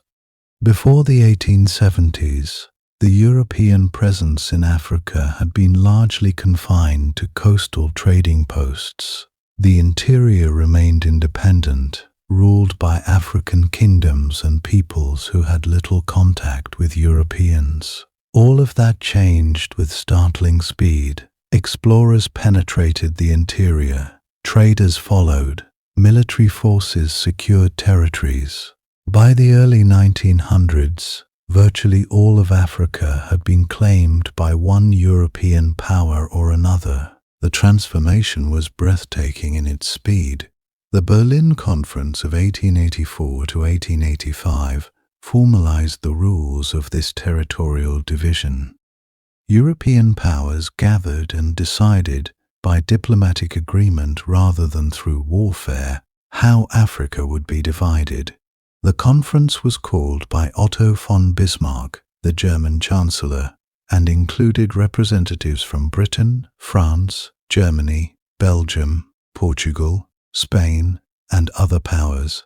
The conference established the principle that a European power had to actually occupy territory and administer it to claim it.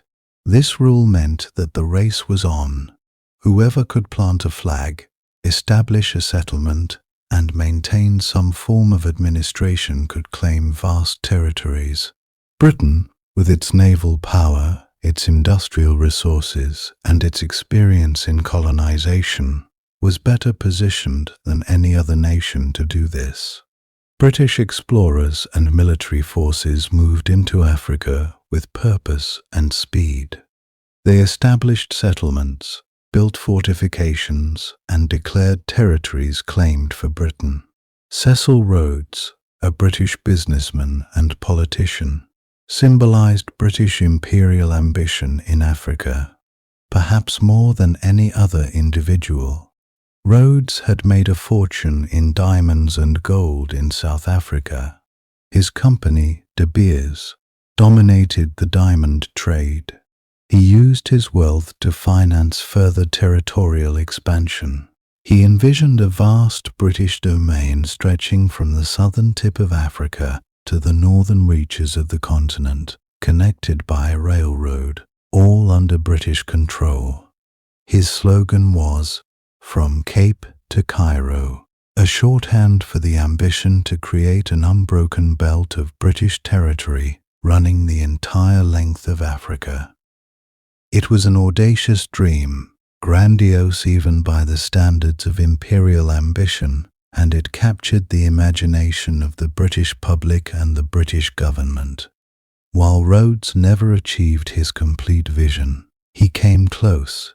The territories he helped secure for Britain in southern Africa, in what became Rhodesia, named after him, and in Botswana and other regions, demonstrated the power of British wealth and military force to reshape the political geography of the continent. As Britain expanded northward into Africa, it moved into Egypt.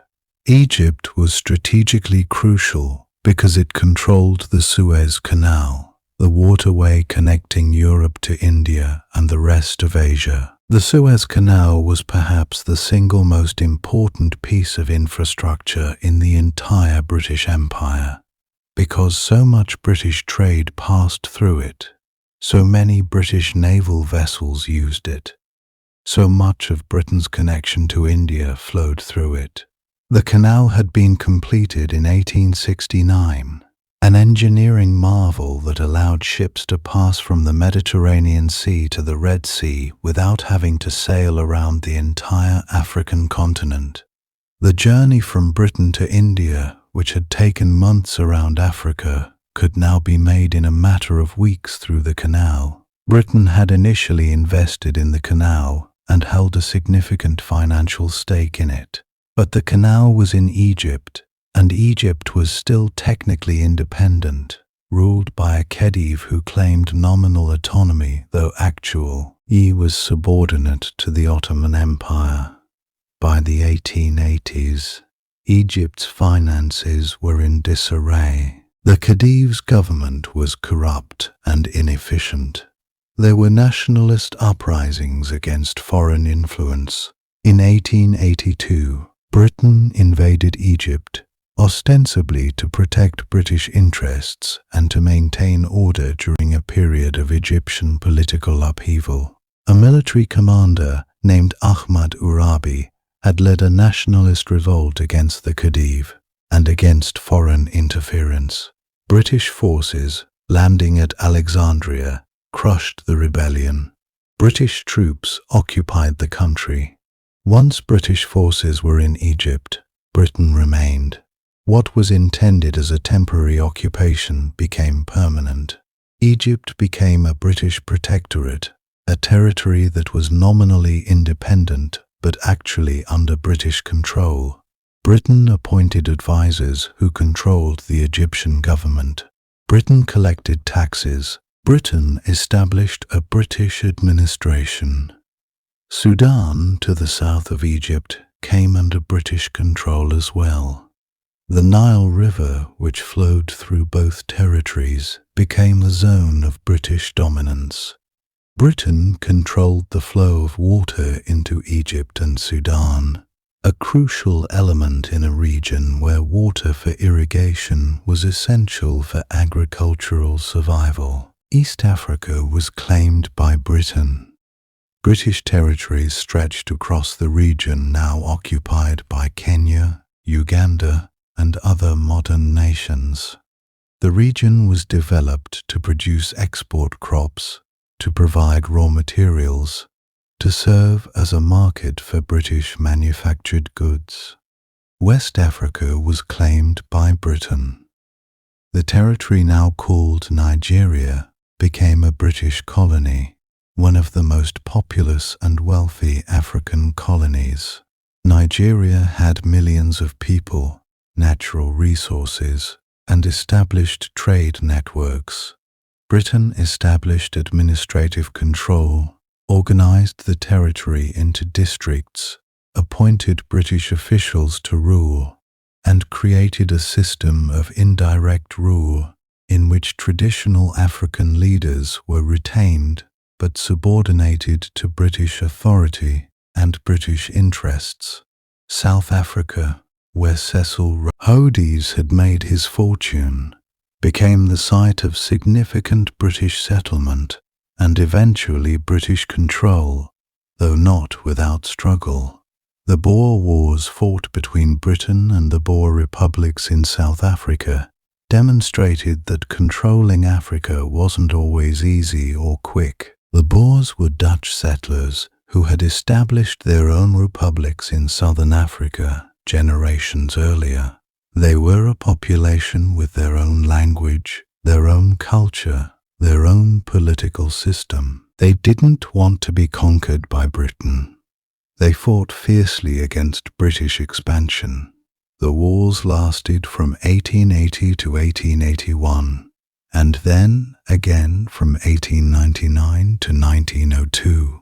The Second War was particularly costly for Britain. lasting 3 years and consuming enormous military resources.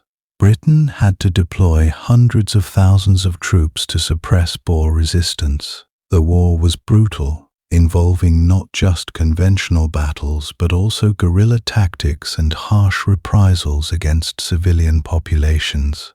Britain eventually prevailed, though the victory was hard-won and expensive. South Africa came under British control and was incorporated into the British Empire as a dominion, a self-governing colony with significant European settlement. By the early years of the 20th century, Britain controlled more of Africa than any other European power. Britain's African possessions stretched from the Mediterranean Sea to the Cape of Good Hope. Britain controlled Egypt and Sudan in North Africa. Britain controlled vast territories across East Africa, West Africa, and Southern Africa. Millions of Africans lived under British rule. The resources of the continent flowed toward Britain. The strategic position of Africa, controlling key points on the ocean routes between Europe and Asia, enhanced Britain's ability to project power globally. Britain's African holdings were vast, encompassing millions of square miles and millions of people. The wealth of Africa flowed into Britain. Gold, diamonds, copper, tin, and other minerals were extracted and shipped to Britain. Agricultural products were grown in British African colonies and shipped to British markets. The African colonies became integrated into the British imperial system, providing raw materials for British industry and markets for British manufactured goods. While Britain was expanding in Africa, it was also consolidating and expanding its position in the Pacific and Asia.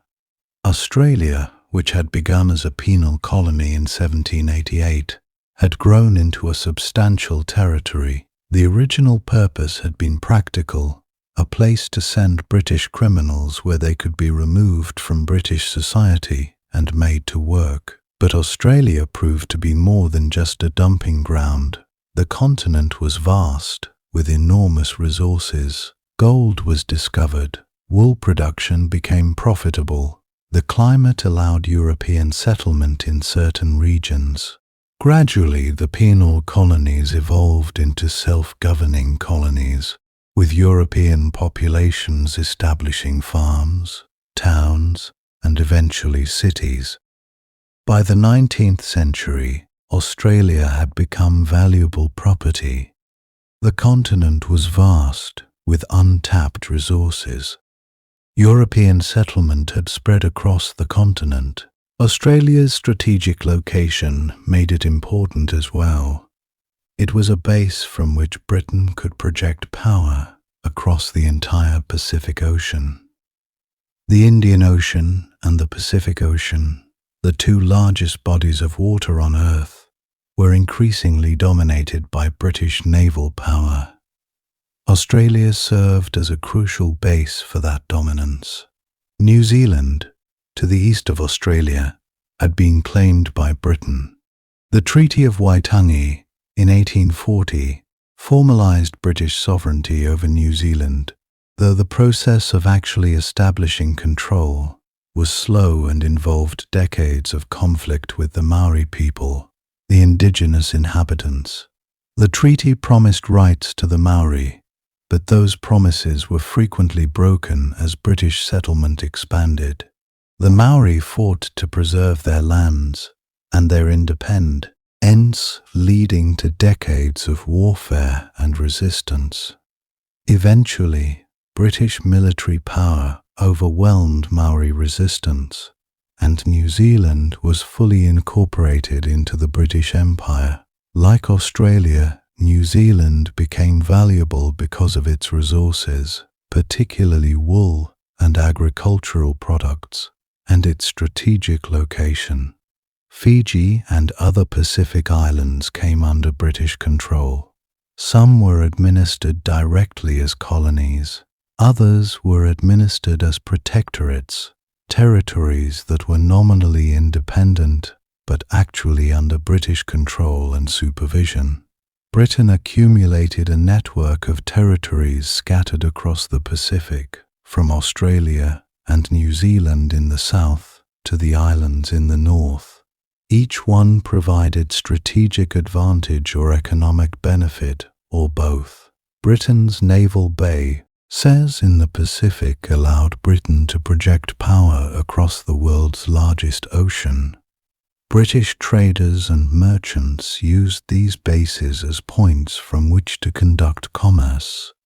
The Pacific territories connected Britain to China, to Japan, to Southeast Asia, to every region touching the Pacific Ocean. In Asia, Britain's focus was intense and strategic. Singapore had become one of the most important British colonies, a trading port at the center of Southeast Asian trade routes.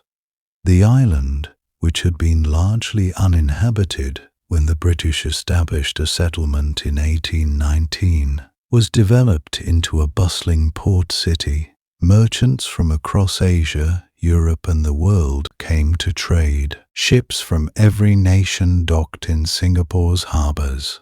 Control of Singapore meant control of the flow of goods between Europe and China, between the Indian Ocean and the Pacific Ocean.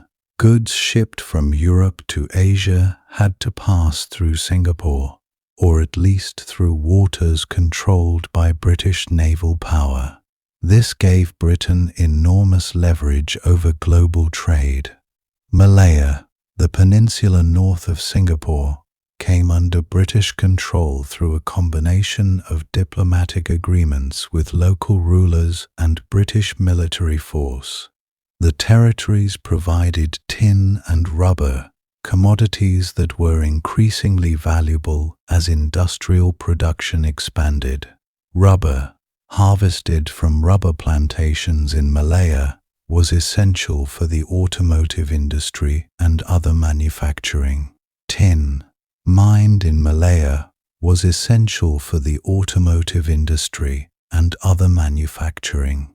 Tin, mined in Malaya, was essential. Tile for manufacturing and electronics. Britain developed these territories into production centers for materials essential to global industry. Hong Kong, an island off the coast of China, had been seized by Britain during the Opium Wars in the 1840s.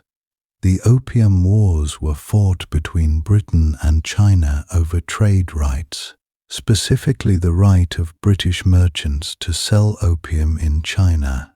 China resisted. Britain fought and won. As a result of victory, Britain gained Hong Kong and rights to establish treaty ports in Chinese territory. Hong Kong became one of Britain's most valuable Asian possessions, a trading port and naval base that allowed Britain to project power into Asia and dominate trade with China. The colony was developed into a major port city, with Britain's naval facilities making it one of the strongest military positions in Asia. The treaty ports in China, though not directly controlled by Britain, were heavily influenced by British power and British merchants. Chinese officials had to grant rights to British merchants. British goods were given preferential access to Chinese markets. China, though nominally independent, was effectively controlled in its foreign trade and policy by Western powers, particularly Britain. Britain's position in Asia was comprehensive and integrated. It controlled key strategic points like Singapore and Hong Kong. It dominated trade routes through naval patrols. It protected British merchants and British interests through military force. India remained the centerpiece, but Britain's control extended throughout Asia. The Indian Ocean, which connected Europe, Africa, Asia, and the Pacific, became essentially a British lake. British naval bases dotted the coastline. From Gibraltar at the entrance, through the Red Sea, down the coast of East Africa, across to India and beyond. British ships patrolled the waters constantly. The Pax Britannica ensured safe passage for British vessels and British commerce. Rival merchant ships, if they respected British interests and British law, could also trade freely. But those who challenged British interests faced British naval power. The system was designed to ensure British dominance, British profits, and British control. By the end of the 19th century, at the very peak of British power, the British Empire was unprecedented in its scale. No empire in human history had ever been so vast, so geographically scattered, so demographically diverse, so economically powerful.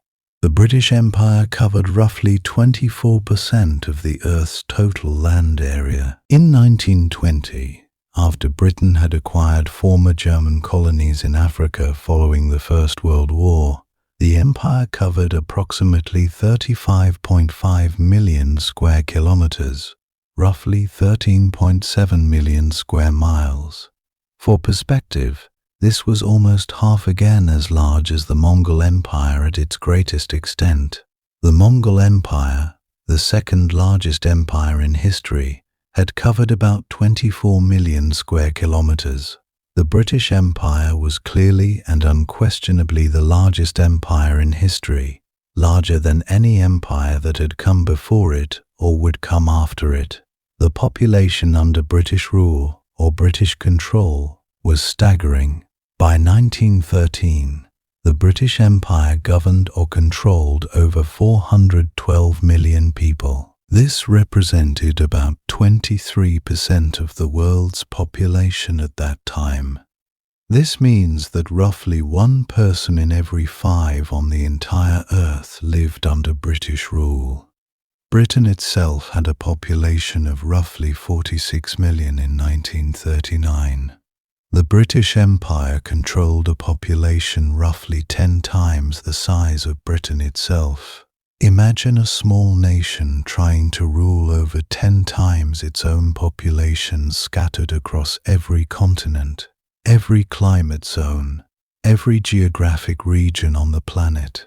This mathematical disparity raises the obvious question of how such a small nation could possibly control such a vast empire populated by so many people. The answer lies in military power, naval supremacy, administrative efficiency, and the cooperation of local elites. The British never had enough soldiers to garrison every territory with British troops alone. It would have been economically impossible to do so, would have required hundreds of thousands of troops stationed in far-flung locations. Instead, Britain relied on relatively small numbers of British officials, officers, and soldiers, supplemented by large numbers of locally recruited troops and administrators. In India, several thousand British officials oversaw hundreds of millions of people. The system worked because those officials wielded the authority of the British Crown and the power of the British military. Local rulers and elites who cooperated with British rule received privileges, protection, and wealth. They could maintain their positions of power and prestige. They could accumulate wealth through trade and Jason. Those who resisted were suppressed militarily. Those who collaborated prospered. The empire functioned as an integrated system of mutual interest and coerced cooperation, where some people benefited from British rule and used their positions to enforce British interests. The culture of the empire was fundamentally British in character, though this varied by region and changed over time. The English language was imposed or promoted throughout the empire as the language of administration and education. English law codes were established replacing or supplementing local legal systems. English administrative practices were adopted as the model for colonial government. English education systems were introduced, training colonial elites in English language and English ways. Over time, the empire created a common cultural and linguistic framework across diverse territories. The English language spread throughout the empire and beyond the formal empire into regions of British economic influence. Colonial administrators, military officers, merchants, and educated colonials all spoke English. It became the language of administration, of commerce, of education, of the law in much of the empire. In India, English became the language used to communicate between different regions with different native languages. An administrator in Delhi who spoke Hindi could communicate with subordinates in Bengal who spoke Bengali by using English as a common language. This gave English a practical necessity that contributed to its dominance. Even today, long after the empire has been dismantled, English remains the language of hundreds of millions of people around the world, a direct legacy of British imperial expansion. English became the language of international business, international diplomacy, and global communication, a dominance rooted in Britain's imperial power, and later maintained by American power. The religious life of the empire was complex and varied. Christianity, primarily Protestantism, was actively promoted in many colonies, particularly where there were few indigenous religious institutions. Missionaries were supported by the state and by private religious organizations. Churches were established.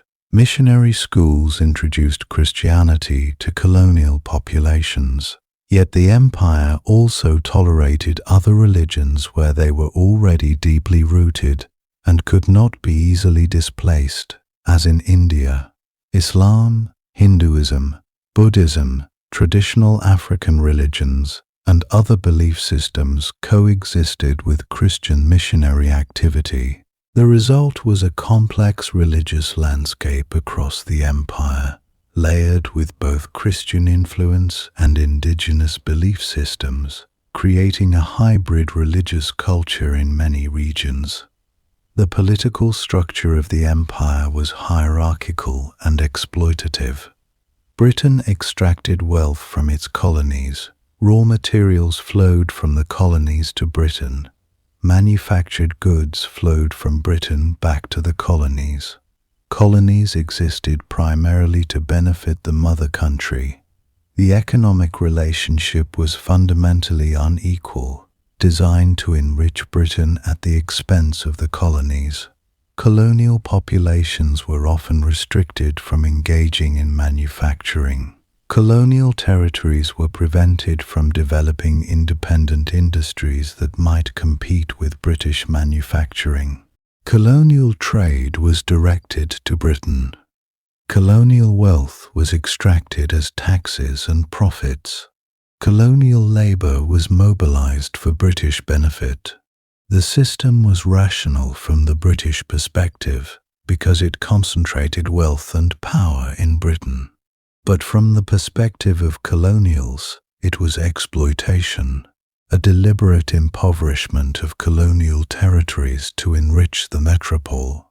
By the early 20th century, the British Empire had reached its absolute peak. It was at this moment that the description, "the empire on which the sun never set," became literally true. The British Empire was so geographically dispersed that at every moment of every day, somewhere in the empire, the sun was shining.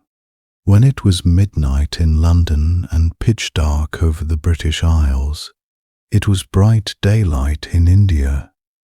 When India descended into darkness, it was daylight in the Caribbean. When the Caribbean grew dark, It was daylight in Australia. When Australia grew dark, it was daylight in Africa.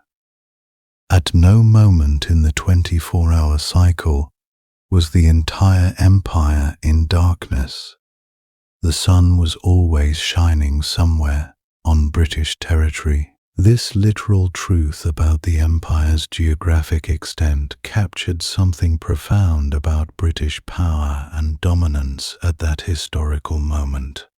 It was not merely poetic exaggeration, but a geographic reality. Britain had achieved something that no nation before it had achieved, a global empire spanning every ocean, every continent except Antarctica and South America, every inhabited region of the earth.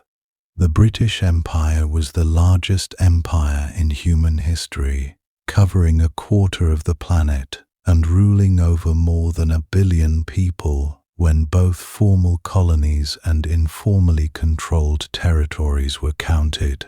The achievement was staggering, unprecedented, and would never be equaled or exceeded by any subsequent power. This dominance was maintained and enforced by the Royal Navy, which had no rivals. In the 19th century, the Royal Navy controlled the seas without challenge. No other nation possessed a navy that could contest British naval supremacy. The Royal Navy could defeat the combined fleets of any two potential rivals, and this capability assured British dominance on the ocean. The Pax Britannica, the peace maintained by British naval power and British military dominance, shaped international relations throughout the 19th century. This was not a peace freely chosen by other nations, but a peace imposed by British power. Britain could prevent other nations from going to war with each other if such wars threatened British interests. Britain could enforce its will on weaker nations. Britain Churches in could protect its trade routes and its commerce. Britain could expand its empire and add new territories without serious military challenge from any rival power. The system endured, largely unchallenged, from the end of the Napoleonic Wars in 1815 until the early 20th century. The First World War marked a turning point, though this was not immediately apparent to Britain or to anyone else. The war began in 1914 and consumed the European continent for 4 devastating years. Britain entered the war in 1914 to defend its ally Belgium and to resist German imperial ambitions in Europe. The war was fought on a scale that had never been seen before. Millions died in the trenches of France and Belgium, in the deserts of the Middle East, in the oceans and seas where naval battles raged. Nations were bankrupted, empires collapsed. The Ottoman Empire, which had endured for centuries as a major power, was destroyed. The Austro-Hungarian Empire, which had dominated Central Europe for centuries, was dismantled. Russia, torn by revolution and civil war, withdrew from active involvement in European affairs. Germany, defeated after 4 years of carnage, was humiliated and stripped of its colonies and territories. Britain emerged from the war on the winning side, but the victory was Pyrrhic, tremendously costly in lives and resources. Britain had spent enormous sums fighting the war, vast sums that had to be borrowed, primarily from the United States. The national debt had soared to unprecedented levels. Britain's economy, which had been the engine of global dominance, had been exhausted by the war effort. Britain's economic strength, which had been the foundation of its imperial dominance, had been weakened. Britain's military had been consumed by the war.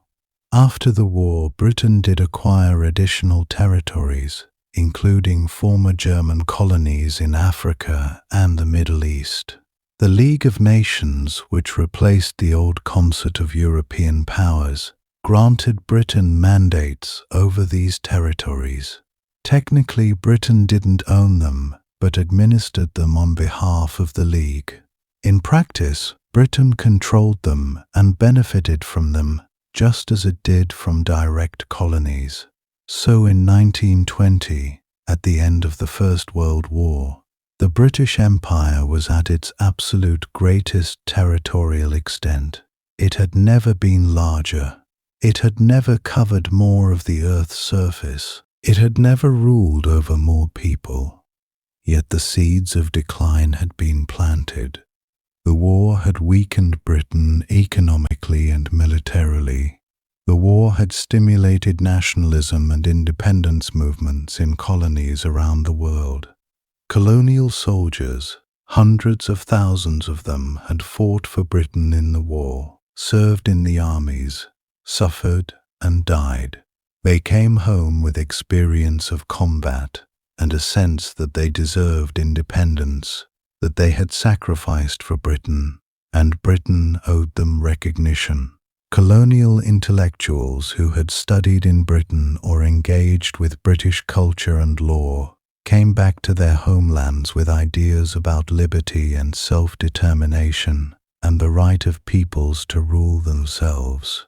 India, where millions had provided support for the British war effort, began to demand independence. Egypt, Sudan, and other territories where Britain had fought against the Ottomans began to assert nationalist demands. The Second World War, beginning in 1939, proved even more devastating than the first. Britain fought Nazi Germany from 1940 to 1945, and the struggle consumed all of Britain's resources. Britain borrowed vast sums to finance the war effort. Britain's economy was fully mobilized for war production. British soldiers fought across multiple continents. By the time the war ended in 1945, Britain had emerged victorious, but economically exhausted. The national debt was staggering. Britain's industrial base, though not physically destroyed like Germany's and Japan's, had been neglected and needed massive reinvestment. British military strength had been consumed fighting the war. The colonial territories, which had been developed to provide raw materials and markets for Britain, could no longer be maintained through military force if their populations insisted on independence. India, the jewel in the crown of the British Empire, demanded independence after the Second World War. Britain, exhausted and impoverished, could no longer afford to hold India against the will of its population. In 1947, India became independent. This marked a turning point. If Britain could not hold India, could it hold anything? The dismantling of the British Empire began. Territory after territory, colony after colony moved toward independence. The process took decades, but the trajectory was set. What had taken centuries to build would be dismantled within a single generation. Yet at the peak of its power, during the height of the 19th century and the early decades of the 20th century, the British Empire had been without equal. It had brought the world under a single imperial system. The English language, English law, English administrative practices, and English culture had spread across the globe. British merchants had established trade networks spanning the entire planet. British industry had dominated global manufacturing. British financial institutions had channeled investment and credit across the world. The British Empire had been the dominant force in world affairs for an entire century. The Pax Britannica had shaped international relations. British naval power had ensured the stability of global trade.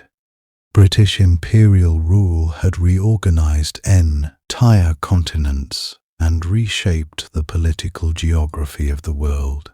This was the height of British power, the moment when Britain controlled more territory, ruled over more people, and exercised more influence than any nation had ever done before.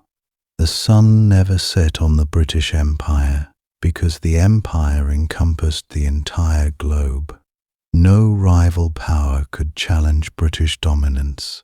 No combination of forces could threaten British imperial rule. Britain was the undisputed master of the world, and this dominance was complete and unchallenged. The British had built the largest empire in human history, an achievement that would never be repeated.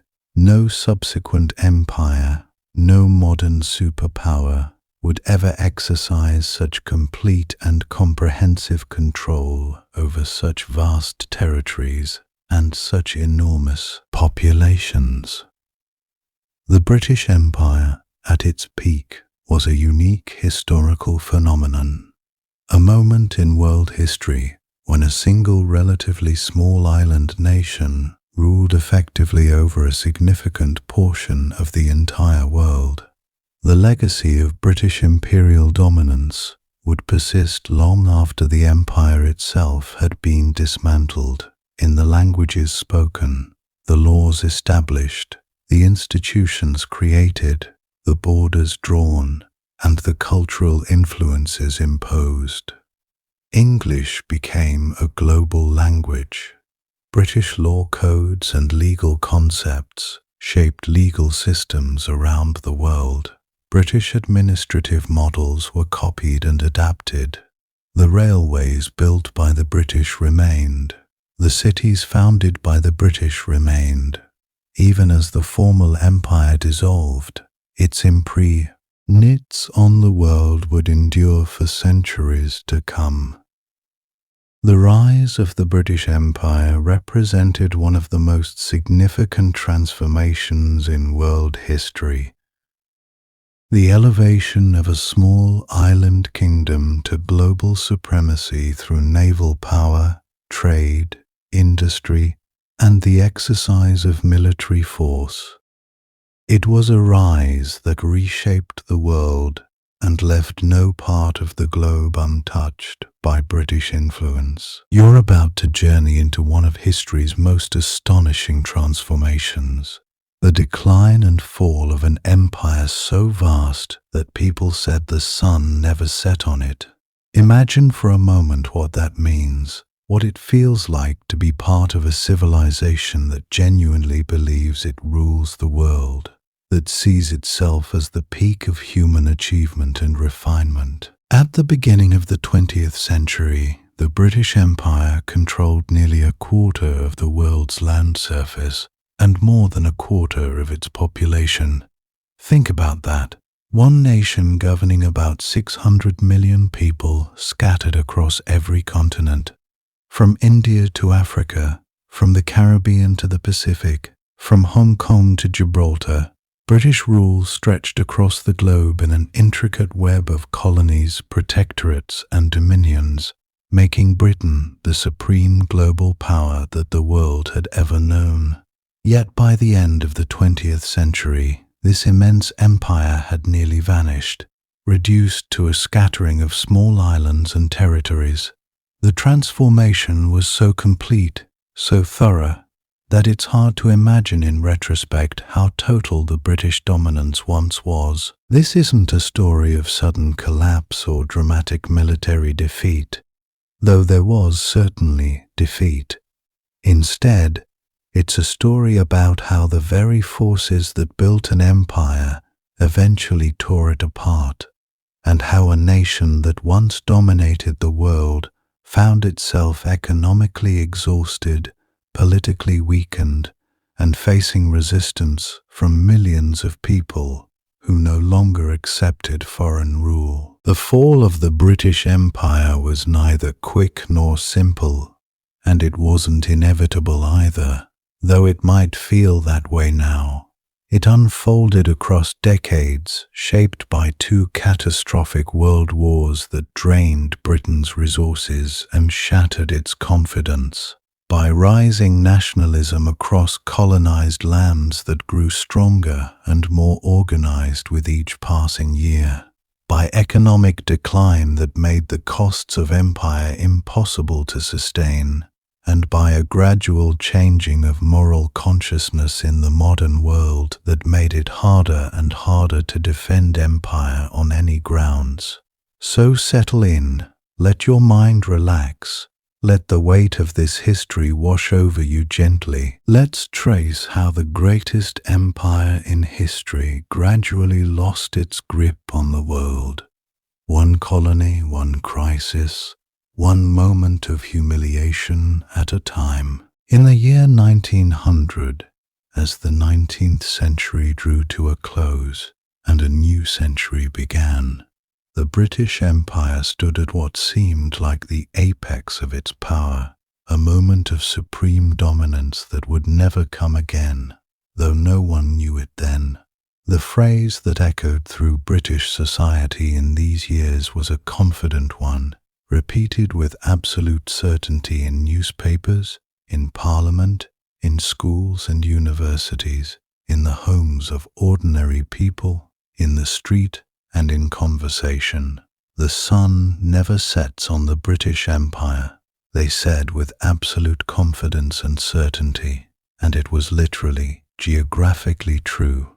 Somewhere on the globe, at any moment, it was always daytime, in a place under British rule, always sunny somewhere in the imperial domain.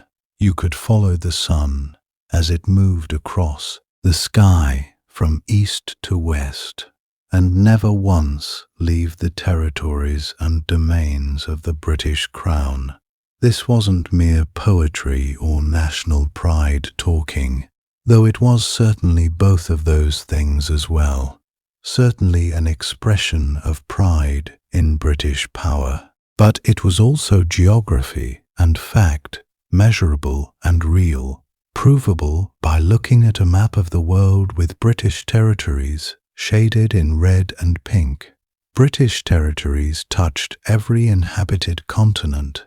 India, the crown jewel, the brightest gem in the imperial crown, generated wealth that seemed almost inexhaustible, wealth that had been flowing into Britain for more than a century and seemed likely to flow forever.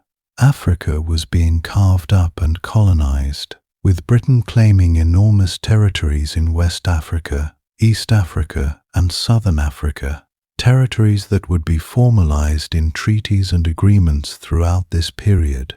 Hong Kong anchored British power in Asia, a strategic port from which Britain could project power across the China Sea. Australia, Canada, and New Zealand were self-governing dominions, nations governed by people of primarily British descent, loyal to the Crown and integrated into the imperial system.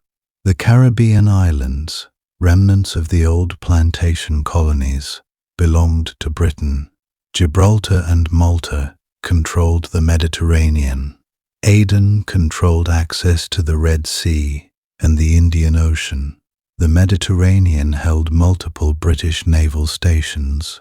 Egypt, though technically independent, was controlled by British military forces and British financial interests. Britain's global reach was unmatched by any other power in human history, and everyone knew it, most of all the British themselves.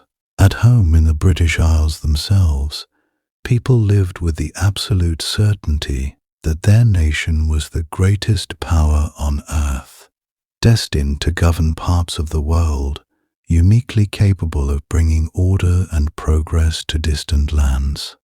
This wasn't arrogance alone, though there was certainly plenty of that. It was backed by real military strength, especially naval dominance that had been built up over centuries. The Royal Navy was by far the most powerful fleet on the planet. No other nation came even close to matching British naval power. Britain's industrial economy, though beginning to be challenged by Germany and the United States in certain sectors, remained formidable and dominant in many fields. London's financial markets, particularly the City of London, controlled international commerce and investment. The pound sterling was the world's reserve currency, the gold standard by which all other currencies were measured and valued. British banks, British merchants, British companies, and British investors controlled an enormous and growing share of global trade and capital flows. The wealth flowing into Britain from its colonies, from trade, from investments around the world, funded infrastructure at home, and funded investment abroad. This system seemed stable, as though it had always been this way and always would be. It seemed permanent, perhaps even eternal, as though history had reached some kind of end point with Britain at the top.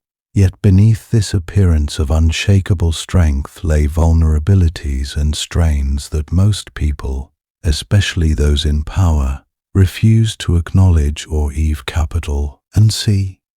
Maintaining an empire that covered a quarter of the world's surface required constant military presence in multiple locations, endless bureaucracy to administer distant territories, and enormous and growing expenditure. The system depended fundamentally on the assumption that British rule was both natural and permanent, that colonial subjects would accept it indefinitely and without serious resistance, and that no rival power would ever rise to challenge British dominance on the global stage.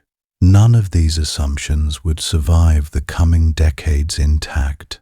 Early in the 20th century, the first small cracks began appearing in the imperial facade, cracks that few people in Britain bothered to notice or acknowledge. In India, a nationalist movement was taking shape, still relatively small and quiet in these early years, but growing steadily in organization and ambition. The Indian National Congress, founded in 1885, was beginning to articulate demands for self-rule and political participation in governance. Many of these early Indian nationalists were educated in British schools and universities.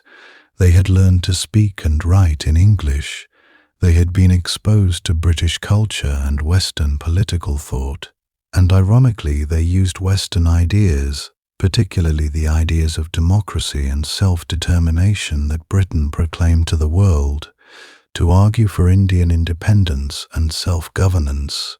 They pointed out the glaring contradiction that Britain proclaimed loudly to the world, that it was advancing civilization and education in India, bringing progress and enlightenment to the subcontinent, yet at the same time refused to allow Indians any real voice in governing their own country. Indians might be educated, they argued, but they were not allowed to vote, not allowed to hold senior positions in government, not allowed to make decisions about their own futures.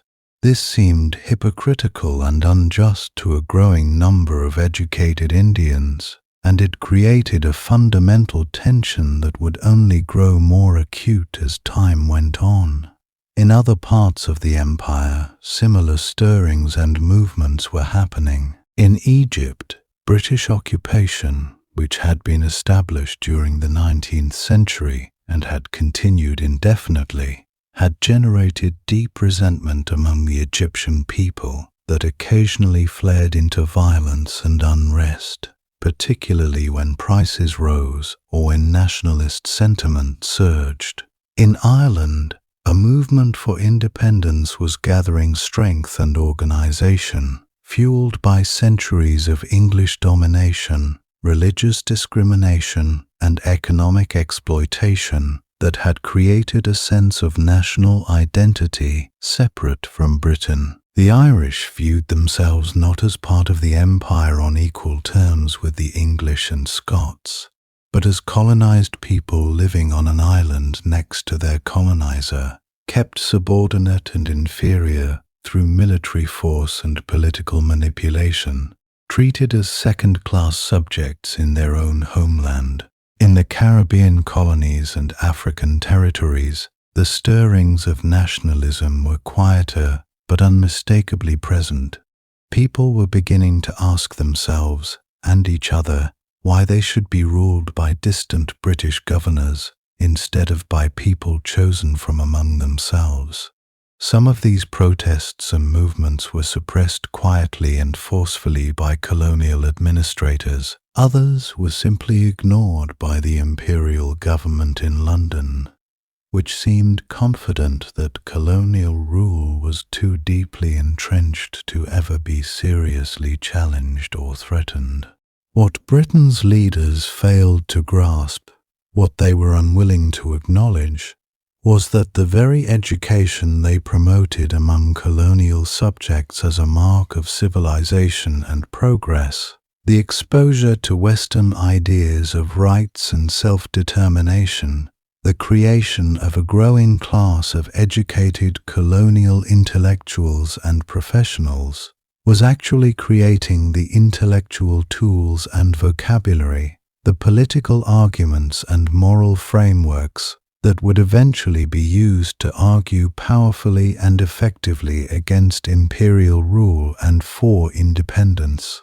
The empire's foundation was being undermined not by external military threats or invasions, but by the slow spread of ideas that imperial rule itself had inadvertently planted and nurtured in the minds of its colonial subjects.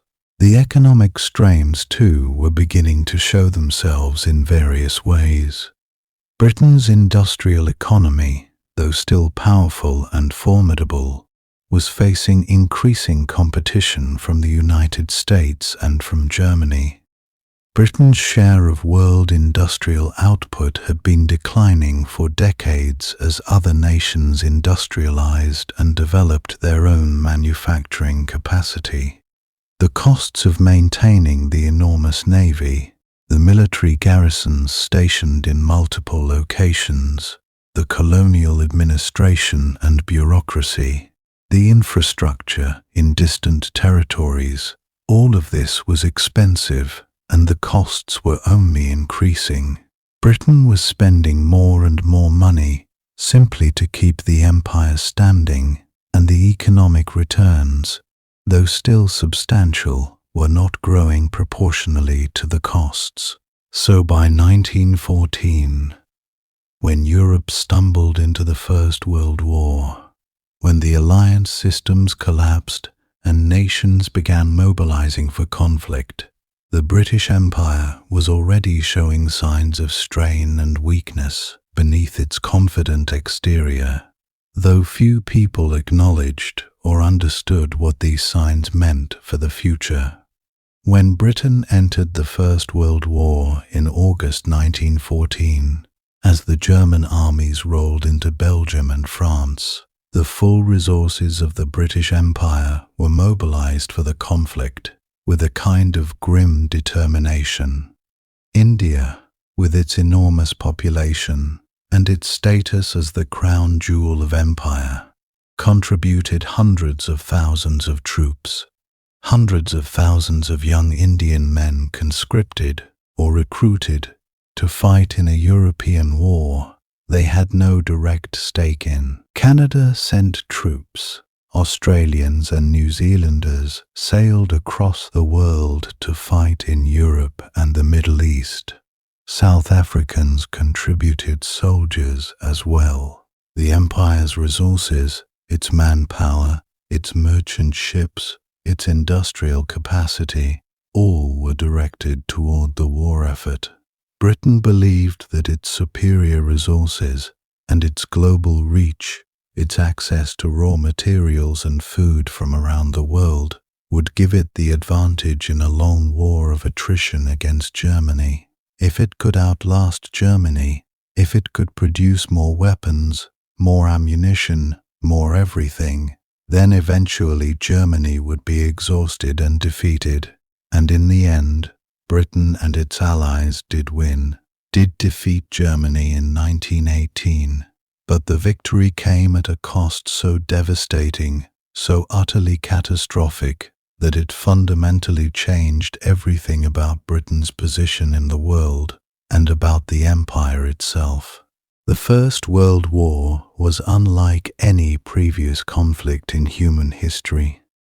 It was industrial warfare on a massive scale, a mechanized grinding away of human life, fought with machine guns that could kill hundreds of men in minutes, with artillery that devastated entire landscapes, with poison gas that burned the lungs of those who breathed it, with tanks that rumbled across muddy terrain. Young men, millions of them, died by the millions in muddy trenches for gains of a few miles that were often lost again within months. The war lasted 4 years, from 1914 to 1918, and by the time it ended in November, an entire generation of young men had been killed, wounded, traumatized, or psychologically destroyed. Britain spent roughly £35 billion on the war, an almost unimaginable sum for the time, a sum that was almost impossible to fathom. To put this in perspective, to understand what this actually meant, Britain's entire national GDP before the war was only about £2.5 billion.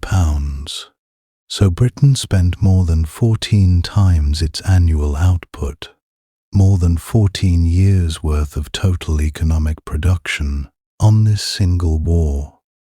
This money came from borrowing, primarily from the United States, which still had wealth and credit, and from within the empire itself, from Canada and Australia and other dominions that were also borrowing heavily. Britain accumulated enormous debts, debts of billions of pounds, debts that it would struggle to repay for decades, debts that it would never fully repay. The human cost was equally catastrophic and even more difficult to comprehend. Britain suffered 715,000 military deaths, soldiers killed in action or dying from wounds or disease, with more than twice that number wounded, some of them permanently disabled, some of them psychologically traumatized. An entire generation of officers, the educated men who had gone to the best schools, who were supposed to lead the country in peacetime in the decades to come, had been decimated in the trenches, killed by machine gun fire or artillery. The war also destroyed much of Britain's overseas assets, the investments and holdings that had generated wealth for Britain. Investments that had once generated steady wealth year after year were liquidated or lost or abandoned. Britain's position as the unchallenged center of world finance and the imperial power controlling global monetary systems was beginning to shift noticeably, with American banks rising in importance and influence and the American dollar beginning to challenge the pound sterling for supremacy. The dollar would eventually replace the pound as the world's reserve currency, though this transition would take time and would not be fully complete until after the Second World War. The war also changed something more intangible but equally important, something that had sustained empire for centuries. Before the war, many people in Britain and throughout the empire genuinely believed in the moral rightness of British rule, in the deep conviction that Britain was bringing civilization and progress to less developed peoples, that this was Britain's duty and its moral mission. But the First World War shattered that confidence in civilization itself. It revealed that civilization, as embodied by the great European powers, by the educated, refined, supposedly civilized nations of Europe, could descend into mechanized horror and senseless death on an almost incomprehensible scale. If Britain and Europe represented the pinnacle of civilization and human achievement, what good was civilization?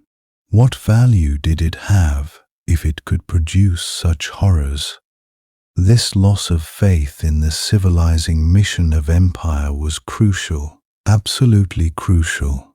It meant that in the years after the war, when colonial subjects demanded independence and freedom from British rule, they were no longer facing an empire that was morally confident in its right to rule over other peoples. They were facing a Britain that was physically exhausted, that was economically weakened, and that was increasingly uncertain about whether maintaining its empire was even worth the cost. Many veterans who returned from the Western Front came home traumatized and deeply disillusioned by what they had witnessed and experienced, by the mechanized slaughter and the seemingly pointless sacrifice. They wanted nothing more than to never see war again, to return to normal life if such a thing was possible after what they had been through, and they had developed no appetite whatsoever for imperial adventures or for defending empire through military force. The historian William Manchester observed that after the survivors of the Western Front came home to Britain, exhausted and broken, Britons wanted nothing more to do with war. Most of them hoped never again to lay their eyes on an Englishman in uniform, hoped never again to hear the sound of artillery or see the trenches in their nightmares, and they were losing their taste for empire, their earlier pride in imperial dominion. This shift in public mood and opinion was crucial for the empire's future. Crucial because it meant that the political will to maintain the empire by force was evaporating. In the pre-war era, before 1914, British imperialism had enjoyed broad and widespread popular support among the British people at home. After the war, after the carnage and the horrific losses, that support was visibly eroding and weakening among the population. The war had also elevated the United States dramatically in world affairs.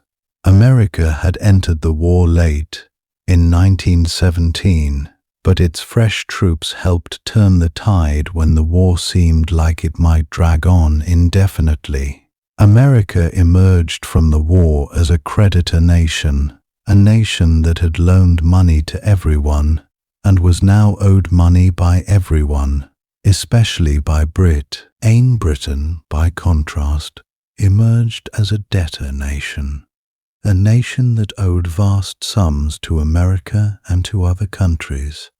This shift in economic power and economic status would have profound implications for the future of the British Empire and for Britain's ability to act independently on the world stage. Britain could no longer act as a fully independent great power.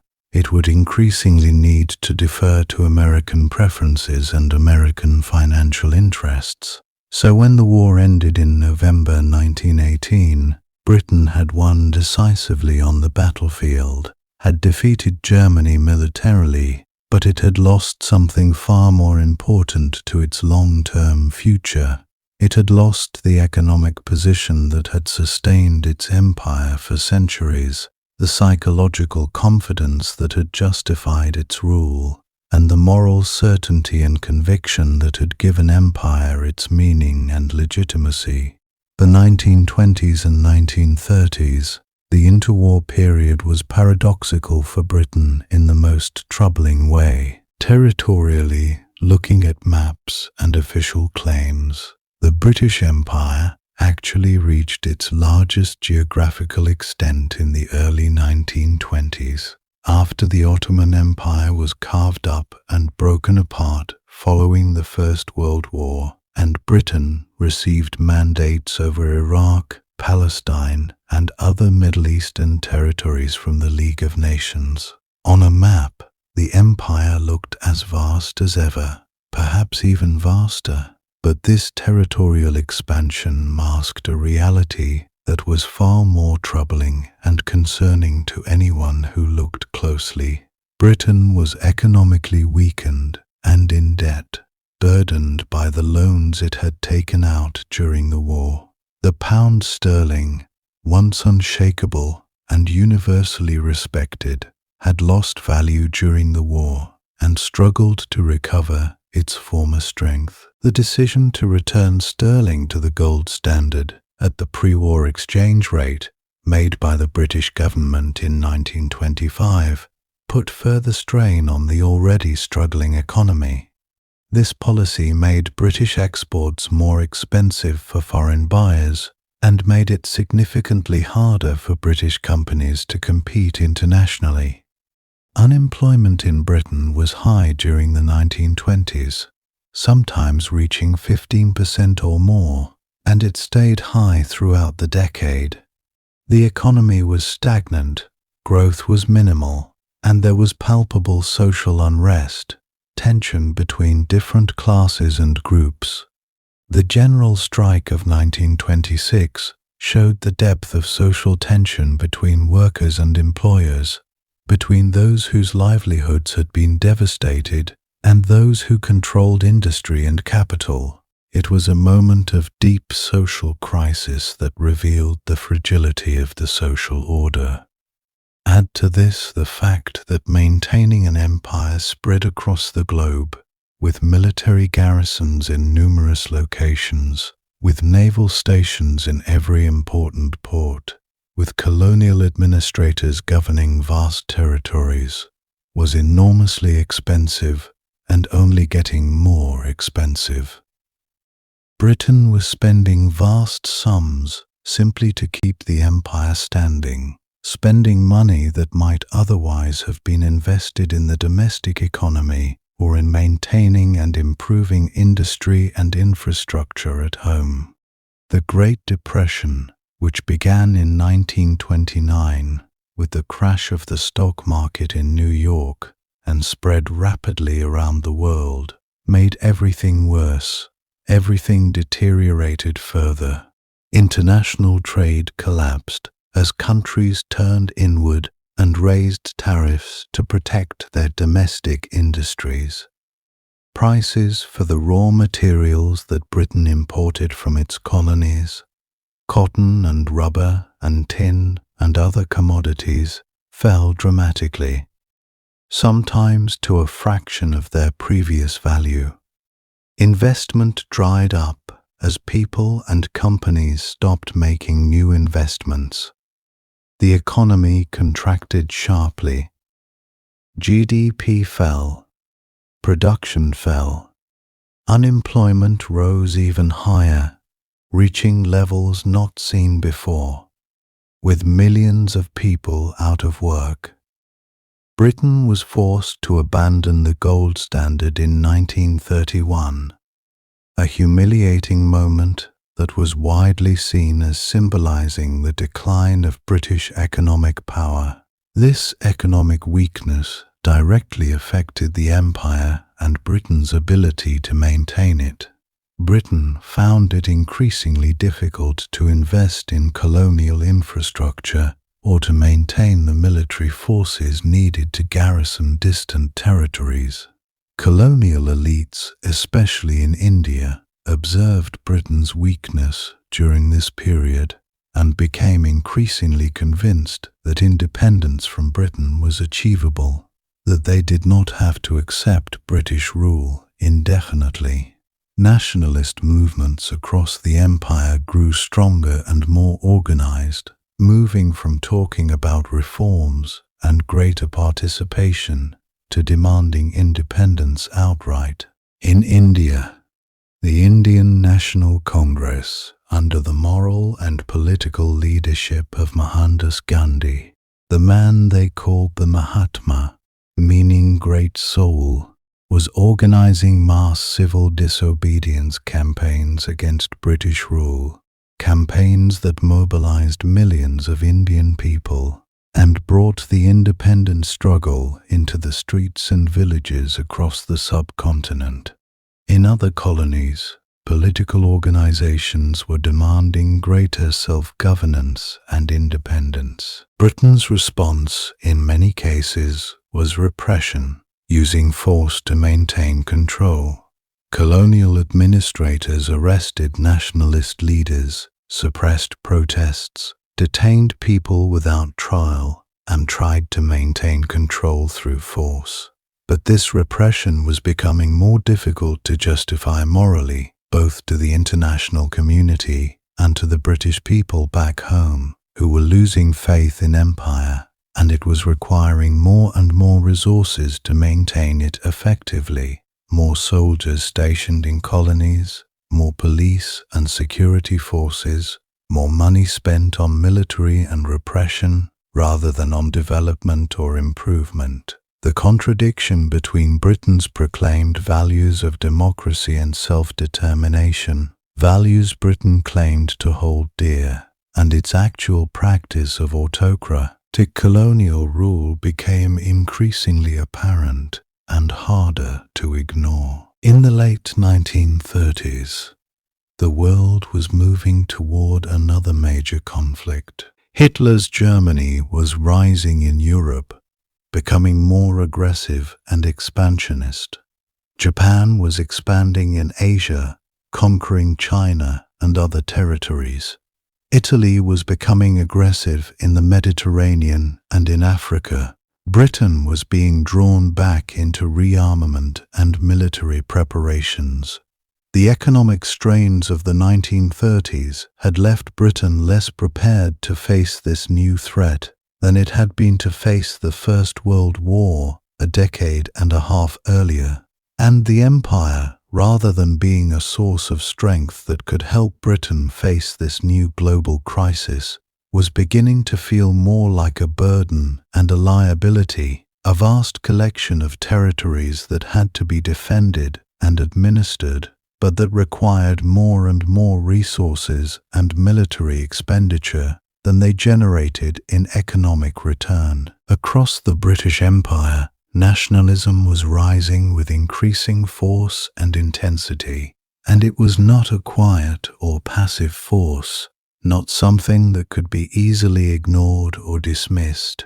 It was an active, organized, and increasingly popular movement in many colonies, growing stronger with each passing year.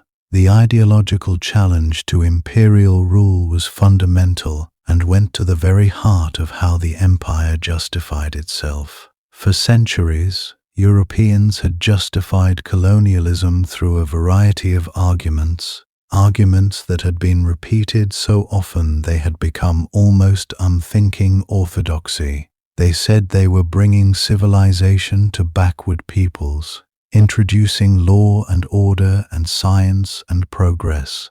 They were spreading Christianity and Christian values. They were introducing modern technology and rational governance and administrative systems.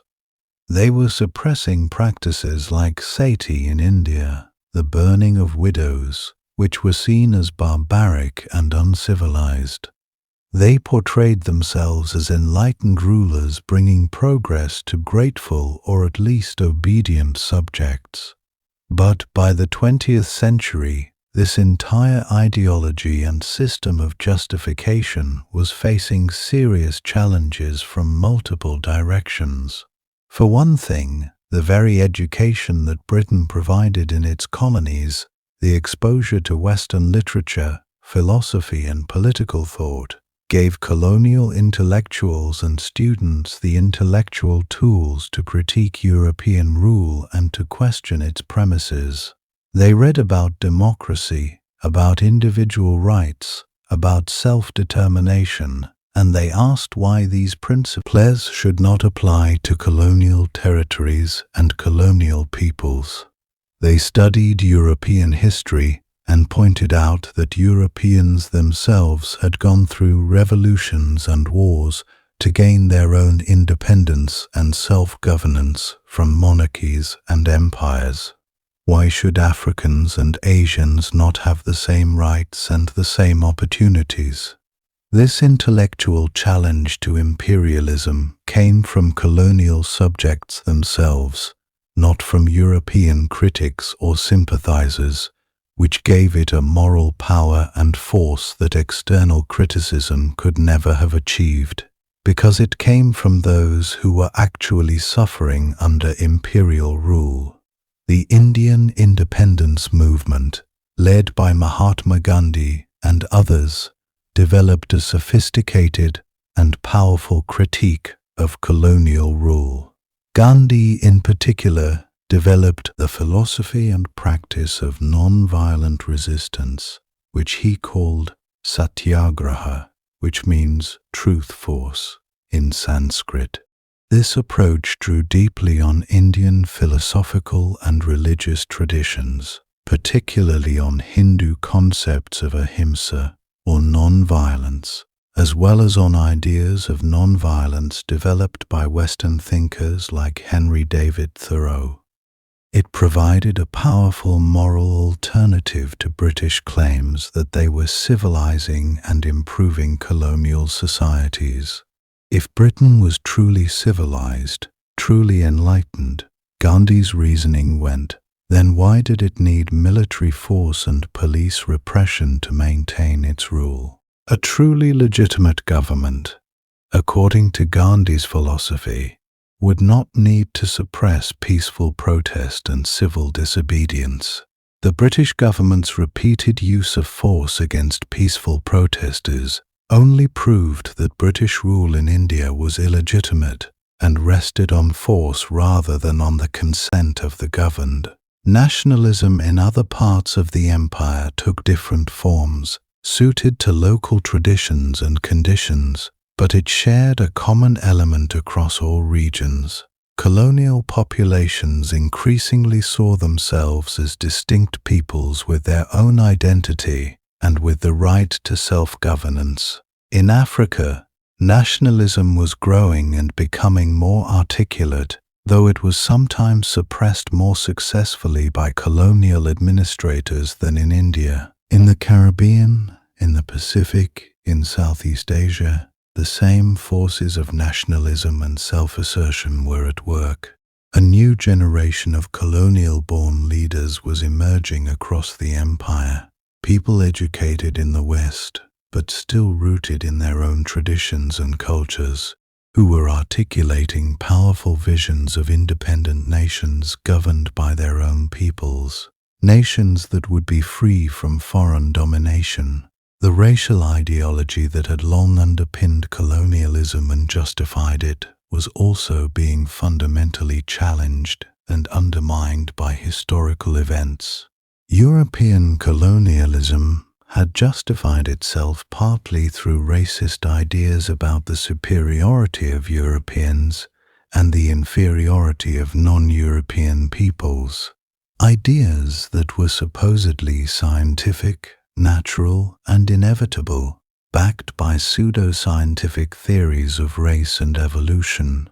But the rise of nationalist movements, the intellectual and organizational achievements of non-European leaders, the military contributions of colonial soldiers to the First World War, all of these undermined and weakened the claim of European racial superiority. If Indians were capable of leading an independence movement, if Africans were capable of organizing politically, if Asians and Africans and people of color generally were demonstrating intellectual, organizational, and leadership capacity, then how could one seriously claim that they were racially inferior and therefore incapable of self-governance?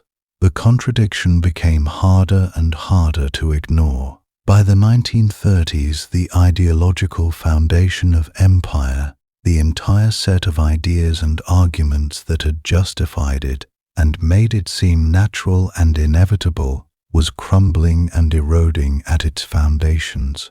It was not yet clear that the empire would fall and be dismantled entirely, but it was increasingly clear that the old justifications for empire no longer had the power and persuasiveness they once had possessed. Empire could now be maintained only through continued military force and repression, through police and soldiers and detention camps, which required enormous resources and extraordinary political will that Britain was increasingly unable or unwilling to provide. The question was no longer whether colonialism could be morally justified or defended on intellectual grounds and on principle. That question had been answered definitively by nationalist leaders and by the contradiction between British ideals and British practice. The question now was whether Britain had the strength and resources to maintain empire despite this loss of moral justification, and what events might accelerate the process of decolonization and bring empires crashing down. In September of 1939, as Germany invaded Poland and Europe plunged into war once again, the British Empire entered a conflict that would prove far more destructive to imperial power than anything that had come before.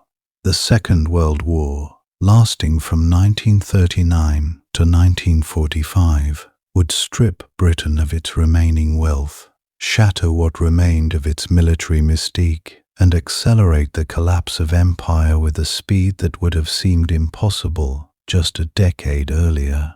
But it didn't happen all at once. It was a slow grinding away of Britain's power and resources, spread across 6 long years of conflict, with moments of hope and moments of utter despair. When the war began, Britain still had an empire, still had colonies scattered across the globe, still had a navy that was formidable if no longer unopposed. By the time it ended, Britain had won militarily, but had been defeated economically and politically in ways that mattered far more. The Second World War was in many ways the death blow to the British Empire, though it took decades more for the empire to actually disappear completely from the world stage.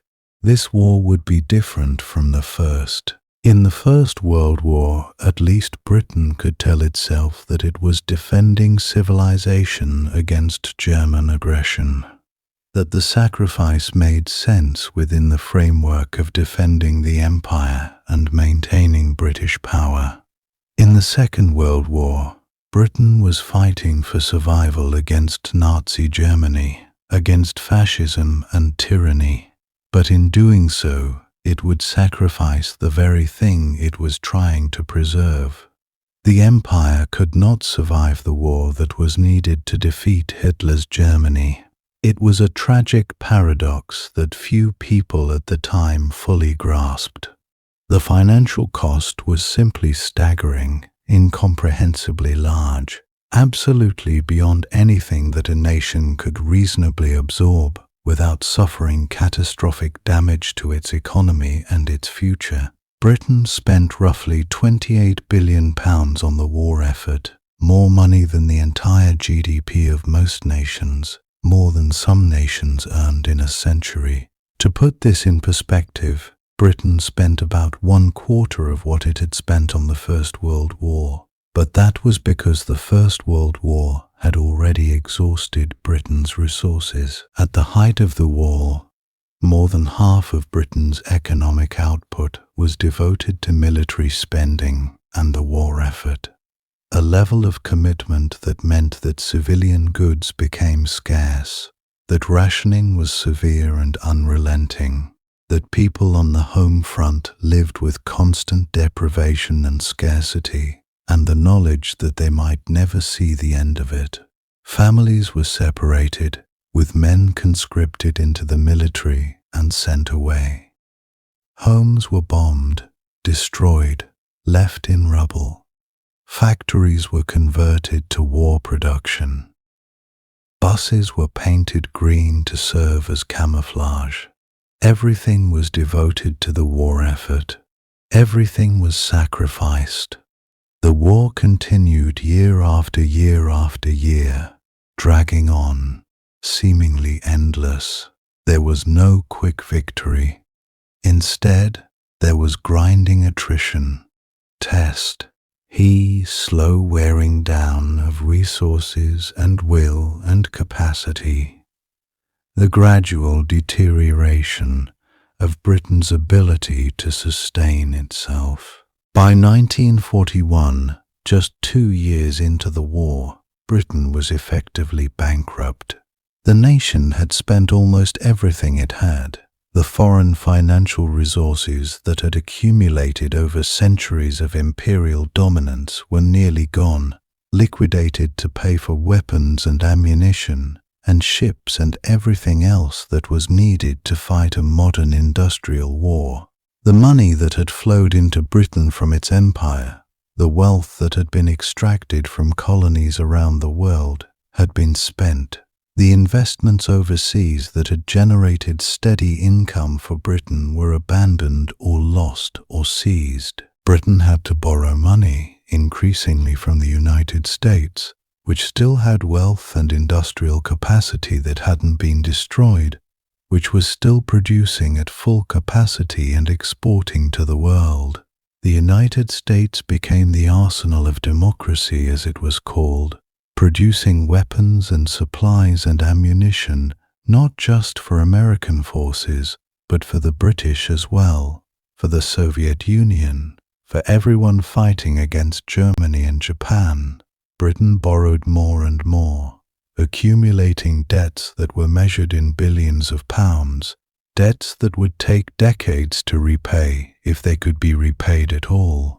Debts that would burden Britain's economy long after the war ended. More than that, Britain accumulated something called sterling credits, obligations to pay foreign nations in hard currency, debts that had been built up by importing goods and supplies from around the world and not paying for them immediately, but instead promising to pay later. These sterling credits mounted up to billions of pounds, sums that Britain simply couldn't pay except through American largesse and support, except through loans from the United States, except by becoming dependent on American goodwill. The pound sterling, which had been the strongest currency in the world, which had been the gold standard by which all other currencies were measured, which had been the foundation of Britain's global financial dominance, was becoming weaker and more unstable as the war dragged on. Britain's economic position relative to the United States was shifting dramatically, and everyone could see it happening, could see Britain declining and America rising, could see the center of global power moving across the Atlantic. But the economic cost was only part of the story. There was also a psychological and political cost. Costs that affected how Britain could govern its empire and how the empire could function. The war required mobilization of the entire imperial system. Troops from India, from Africa, from the Caribbean, from Canada and Australia and New Zealand, all were drafted or recruited to fight Britain's war. Hundreds of thousands of colonial soldiers and workers served in the military, fighting battles in North Africa, in Burma, in Southeast Asia, in Europe. They saw that British soldiers could be defeated, that British military power was not invincible. They suffered casualties just like British troops suffered.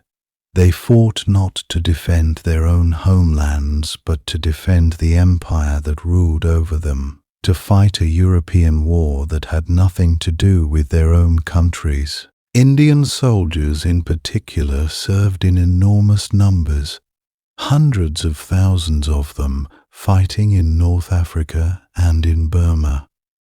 They served under British officers, they suffered casualties, they won battles, but they also observed something crucial. They saw that Britain was not invulnerable, that Britain needed them, that British power rested partly on the willingness of colonial populations to fight and die on behalf of the empire.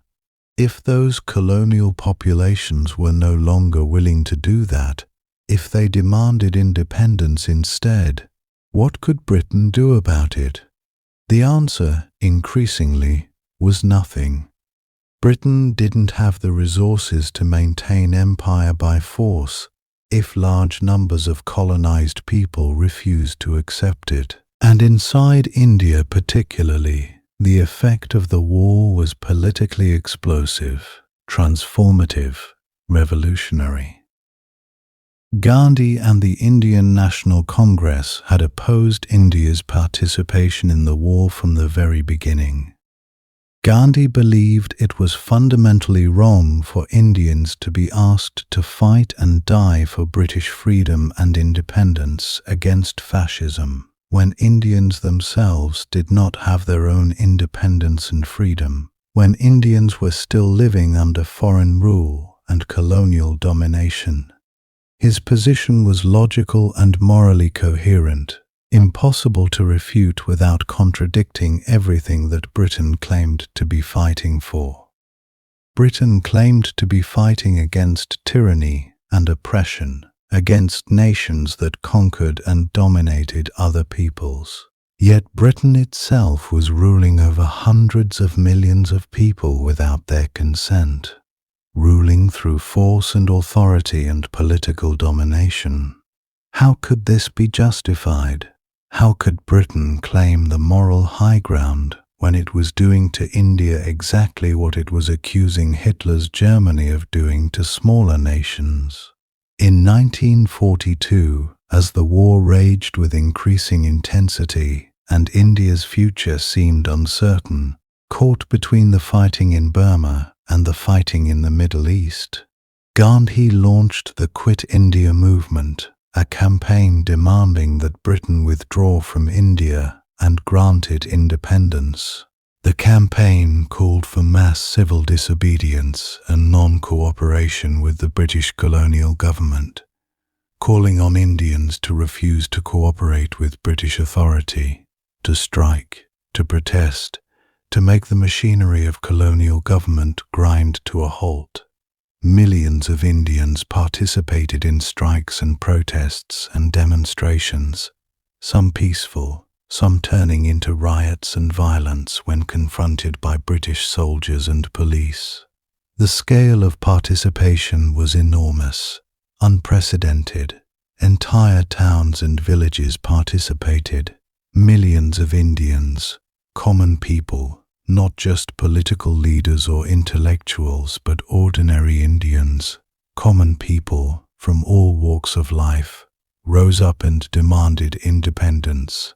The British response was repression, swift and brutal. Mass arrests, imprisonment of Gandhi and all the other leaders of the movement, confiscation of property, use of force against protesters. But you couldn't kill a movement that had millions of participants simply by arresting the leaders. You couldn't suppress something that was so widespread and so deep. The movement continued despite the repression, continued despite the imprisonment of its leaders, continued because it had taken on a life of its own, had become something larger than any individual leader. The movement demonstrated to the British government that India could not be governed indefinitely against the will of its own people, that repression could suppress a movement temporarily, but could not destroy it permanently, that the cost of maintaining control was rising year after year.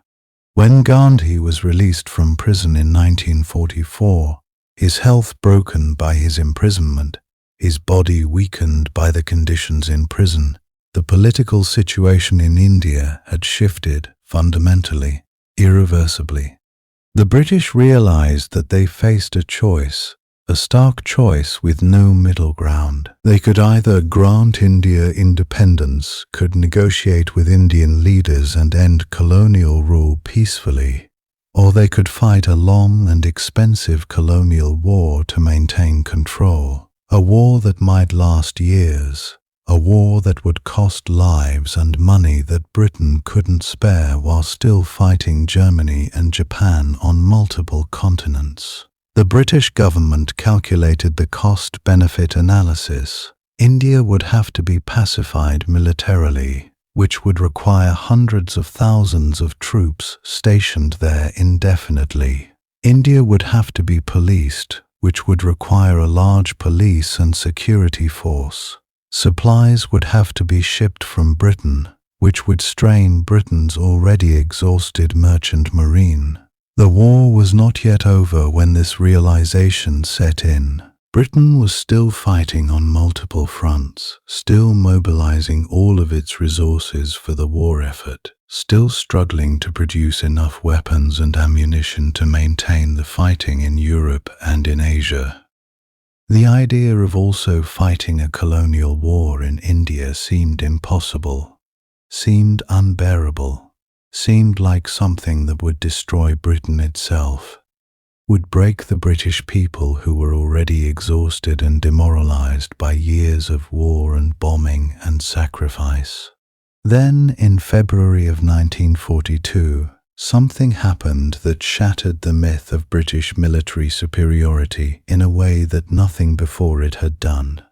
Singapore fell to Japanese forces. Singapore was supposed to be a fortress, an impregnable military base that controlled access to Southeast Asia.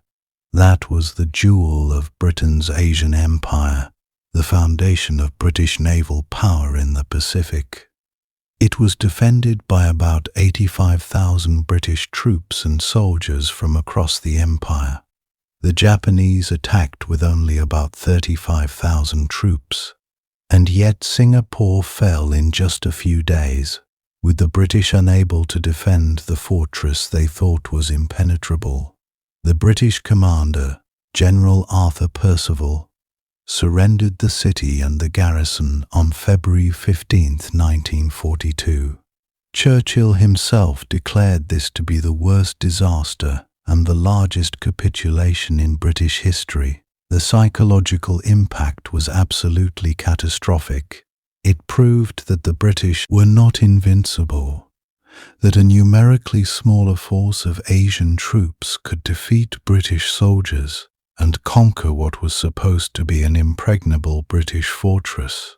It shattered the myth of racial superiority that had underpinned colonialism and imperial rule for centuries.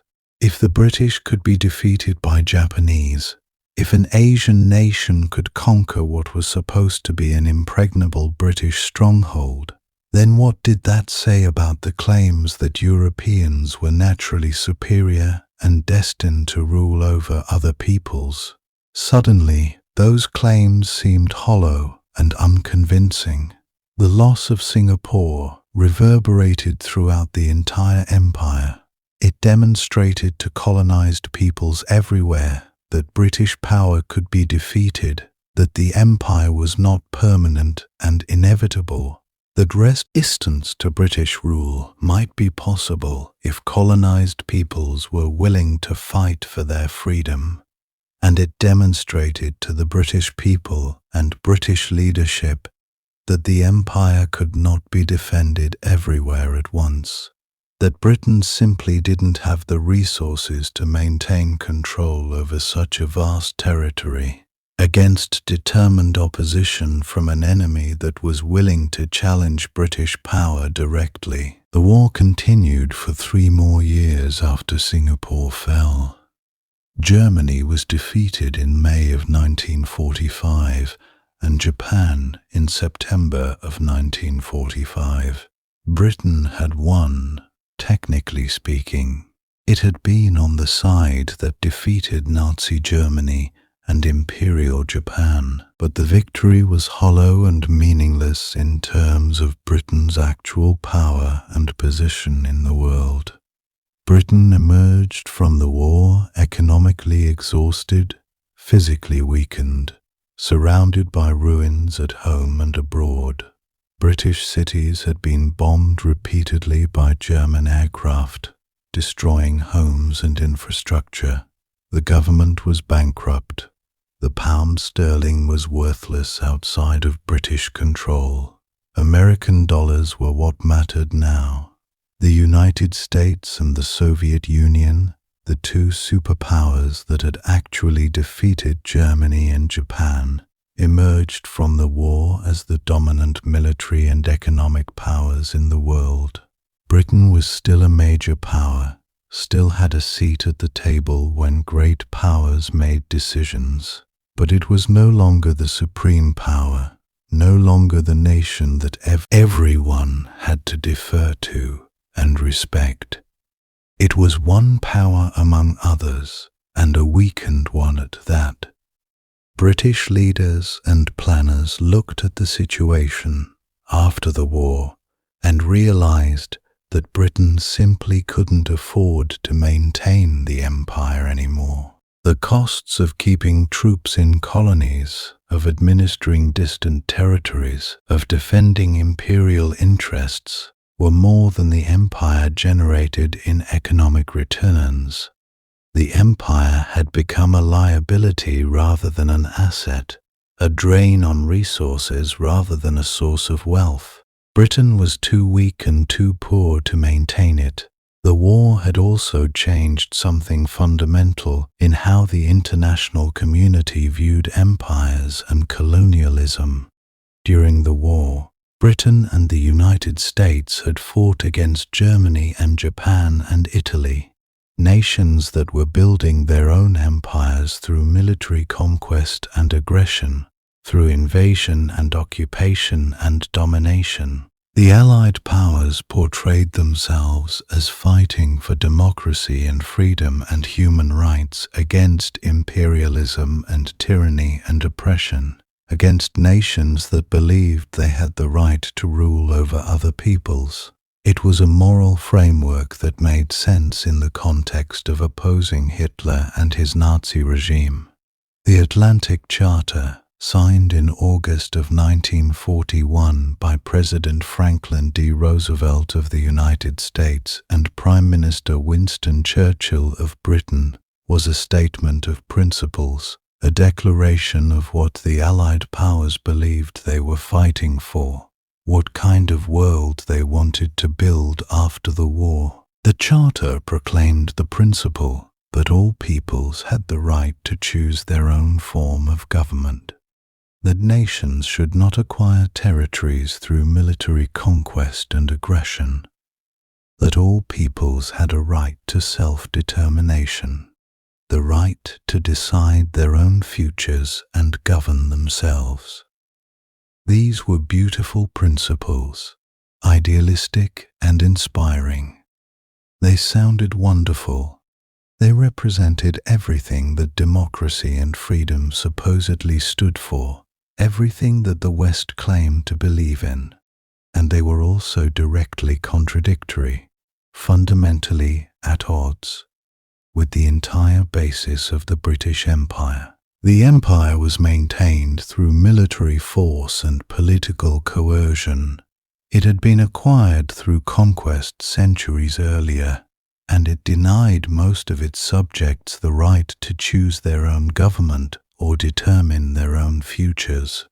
The vast majority of people living under British rule were not allowed to vote, not allowed to hold senior government positions, not allowed to make decisions about their own countries. The Atlantic Charter created an enormous propaganda problem for Britain, a fundamental contradiction that was impossible to resolve. If these principles were truly universal, if all peoples had a right to self-determination, if the world shouldn't be ruled through conquest and force, then didn't that apply to Indians and Africans and all the peoples living under British rule? The British government tried to argue that the Charter applied only to European nations, that the principles were meant for Europe and didn't apply to colonies and colonial peoples, that colonies were somehow different, somehow exempt from these principles of democracy and self-determination. But this distinction was impossible to maintain logically or morally. It collapsed under any serious scrutiny. Colonial leaders across the empire pointed out the contradiction. pointed out the hypocrisy. If democracy and self-determination were good things, why should they apply only to Europeans? Why should Africans and Asians and people of color not have the same rights? Why should Indians not have the right to choose their own government if Poles and Greeks had that right? Why should Africans not have self-determination if Europeans were supposed to have it? The principles in the Atlantic Charter intended to justify the war against fascism and against German militarism became weapons that were used against the British Empire itself, became moral arguments that could be turned against Britain and the entire colonial system. By the end of the war in 1945, the situation was clear to anyone who was willing to look at it honestly. The British Empire could not be maintained indefinitely. Nationalist movements across the empire were stronger and more organized than ever before. Colonial peoples had seen that British power was not invincible, that resistance might be possible. The British government was bankrupt and exhausted. The international community, especially the United States, was pushing Britain to grant independence to its colonies.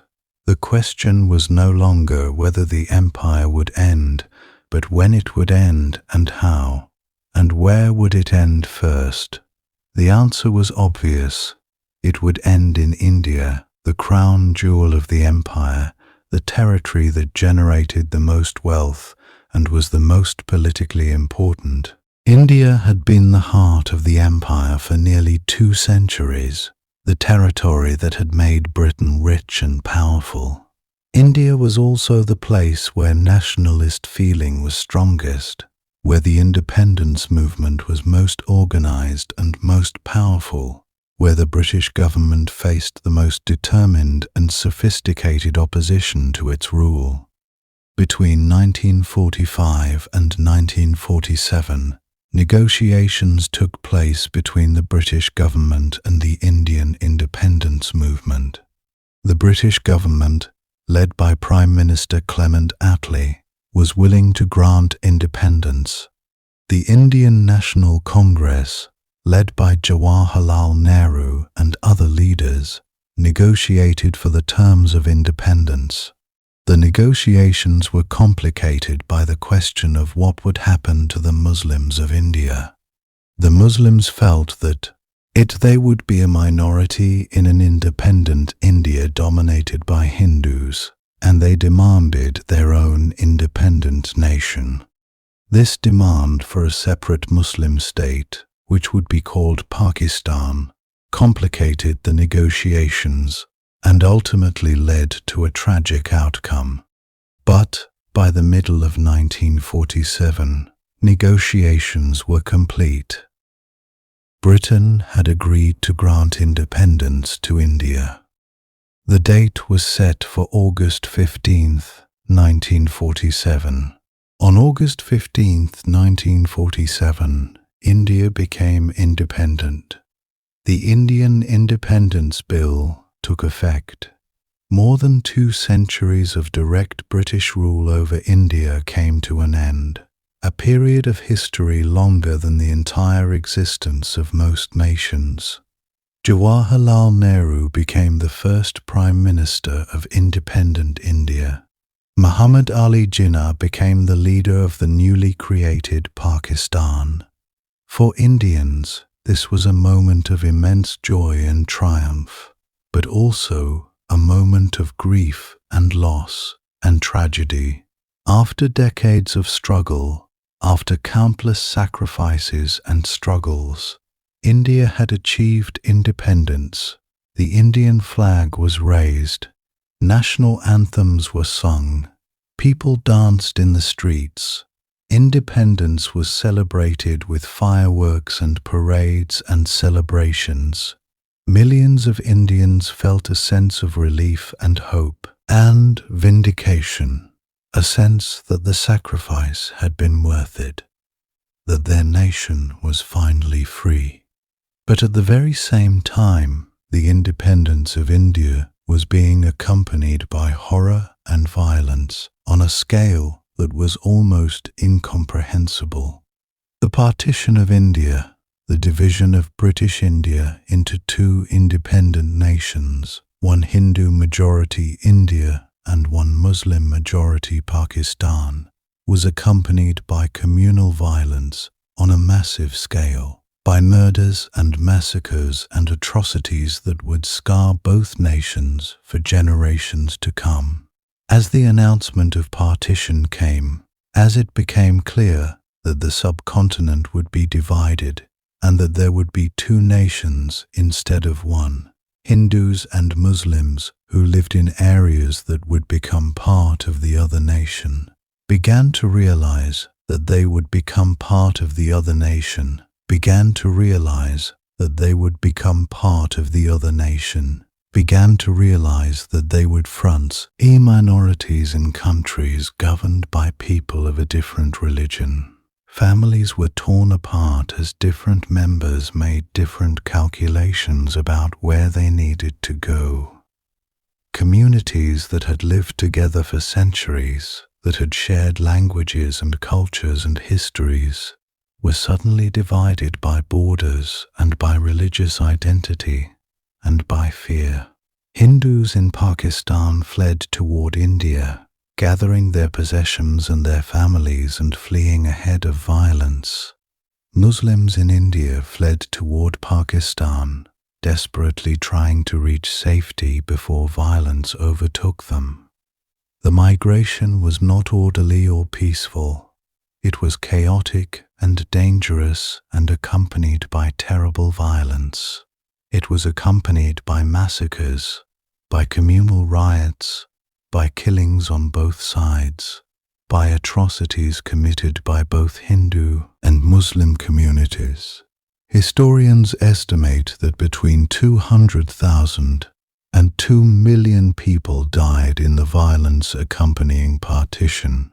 The exact number is unknown and disputed, but it was catastrophic no matter what the precise figure was. Entire trains full of refugees were attacked and massacred, attacked by mobs from the religion of the area they were passing through. Families were separated forever in the chaos and confusion.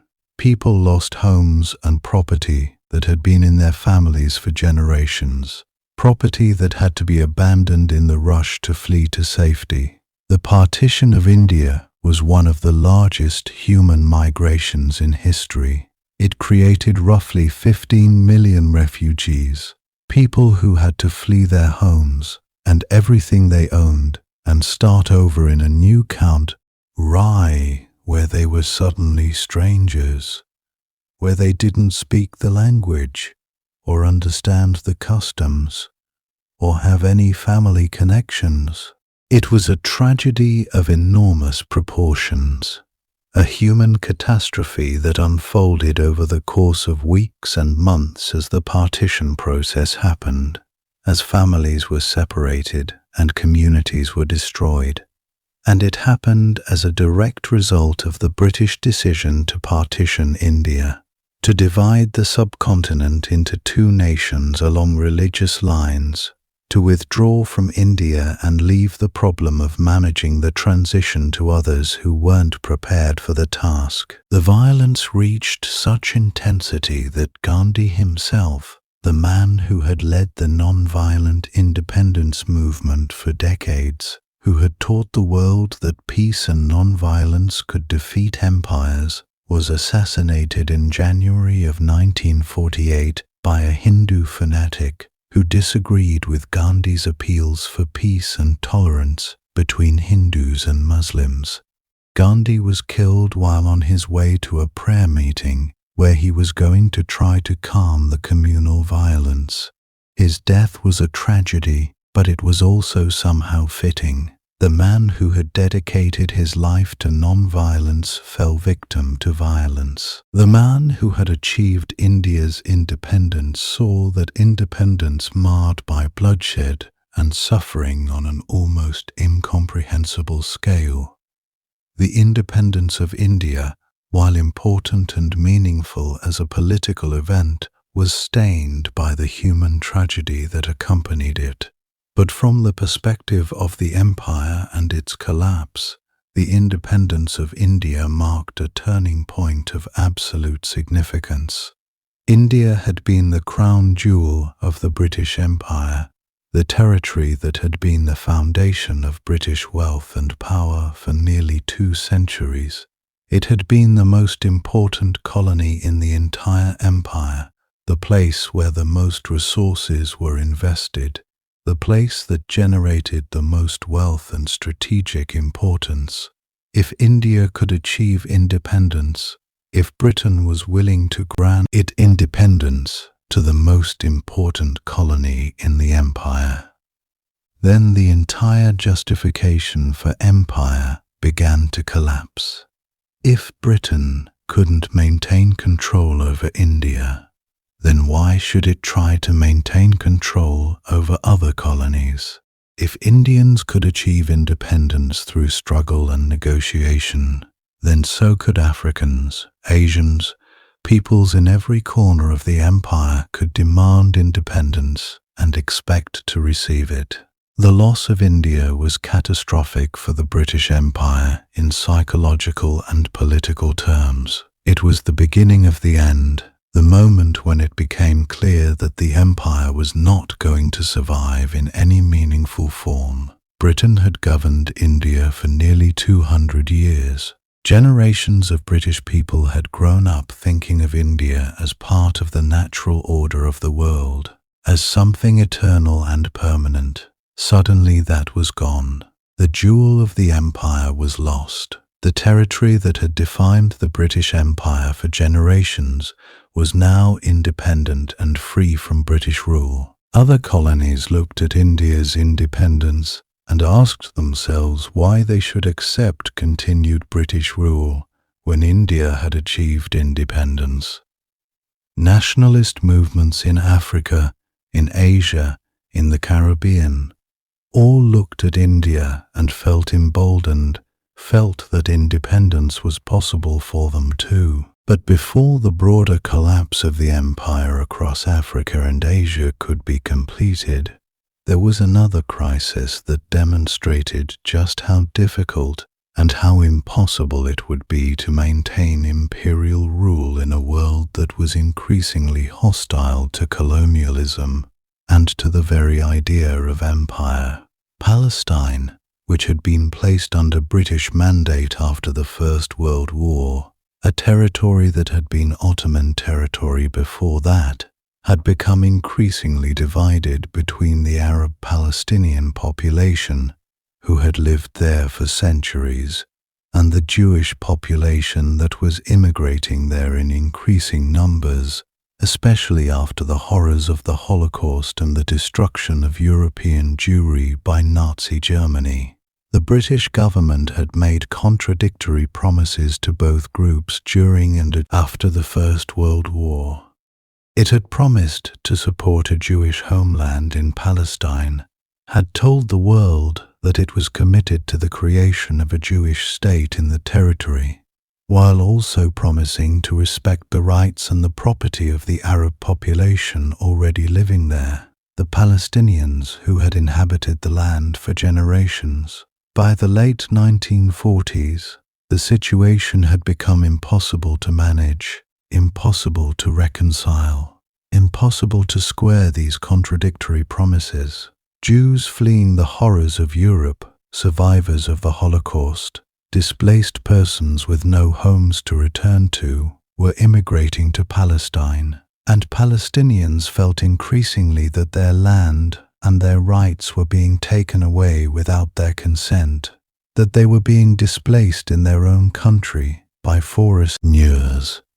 The situation exploded into violence, into communal conflict between Jews and Arabs, into attacks and counterattacks and revenge killings. British troops were caught in the middle, trying to maintain order between two populations that were increasingly at odds with each other, increasingly armed, increasingly willing to use force. The British government, exhausted by the war, unable to maintain order, exhausted of resources, faced with international pressure to grant independence to Palestine or to withdraw from the territory entirely, eventually decided to leave.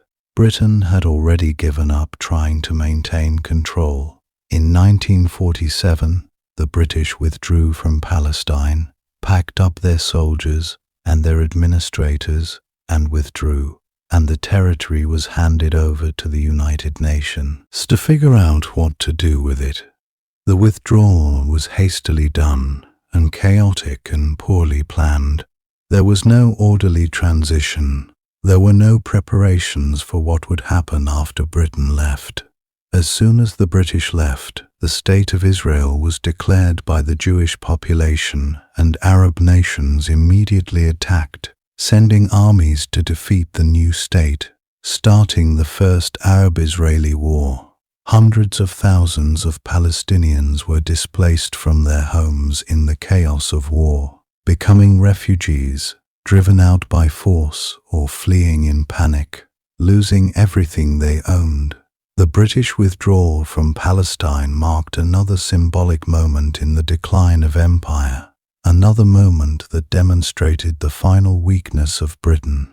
Britain, which had once seemed capable of imposing order, and maintaining control over distant territories, was shown to be incapable of managing even a relatively small Middle Eastern territory, incapable of maintaining peace between two populations. Britain was forced to withdraw, not because it was defeated militarily in Palestine, not because the British army couldn't have crushed either side if ordered to do so, but because it simply didn't have the will or the resources or the will to maintain control any longer. The will of the British people had collapsed under years of war and sacrifice and deprivation. The resources of Britain had been exhausted by years of fighting and spending and borrowing. The empire could no longer function as it once had, could no longer impose British will on distant territories, could no longer maintain order and control through force. The empire was broken, worn out, finished. What happened next, in the years between the end of the Second World War and the beginning of the 1960s, was a slow gathering storm that would accelerate into a whirlwind of change. The empire was weakened, but it still existed on paper and in the imagination of British policymakers. Britain still held vast territories across Africa, still controlled strategic regions in the Middle East, still governed small island nations in the Caribbean and the Pacific and in Southeast Asia.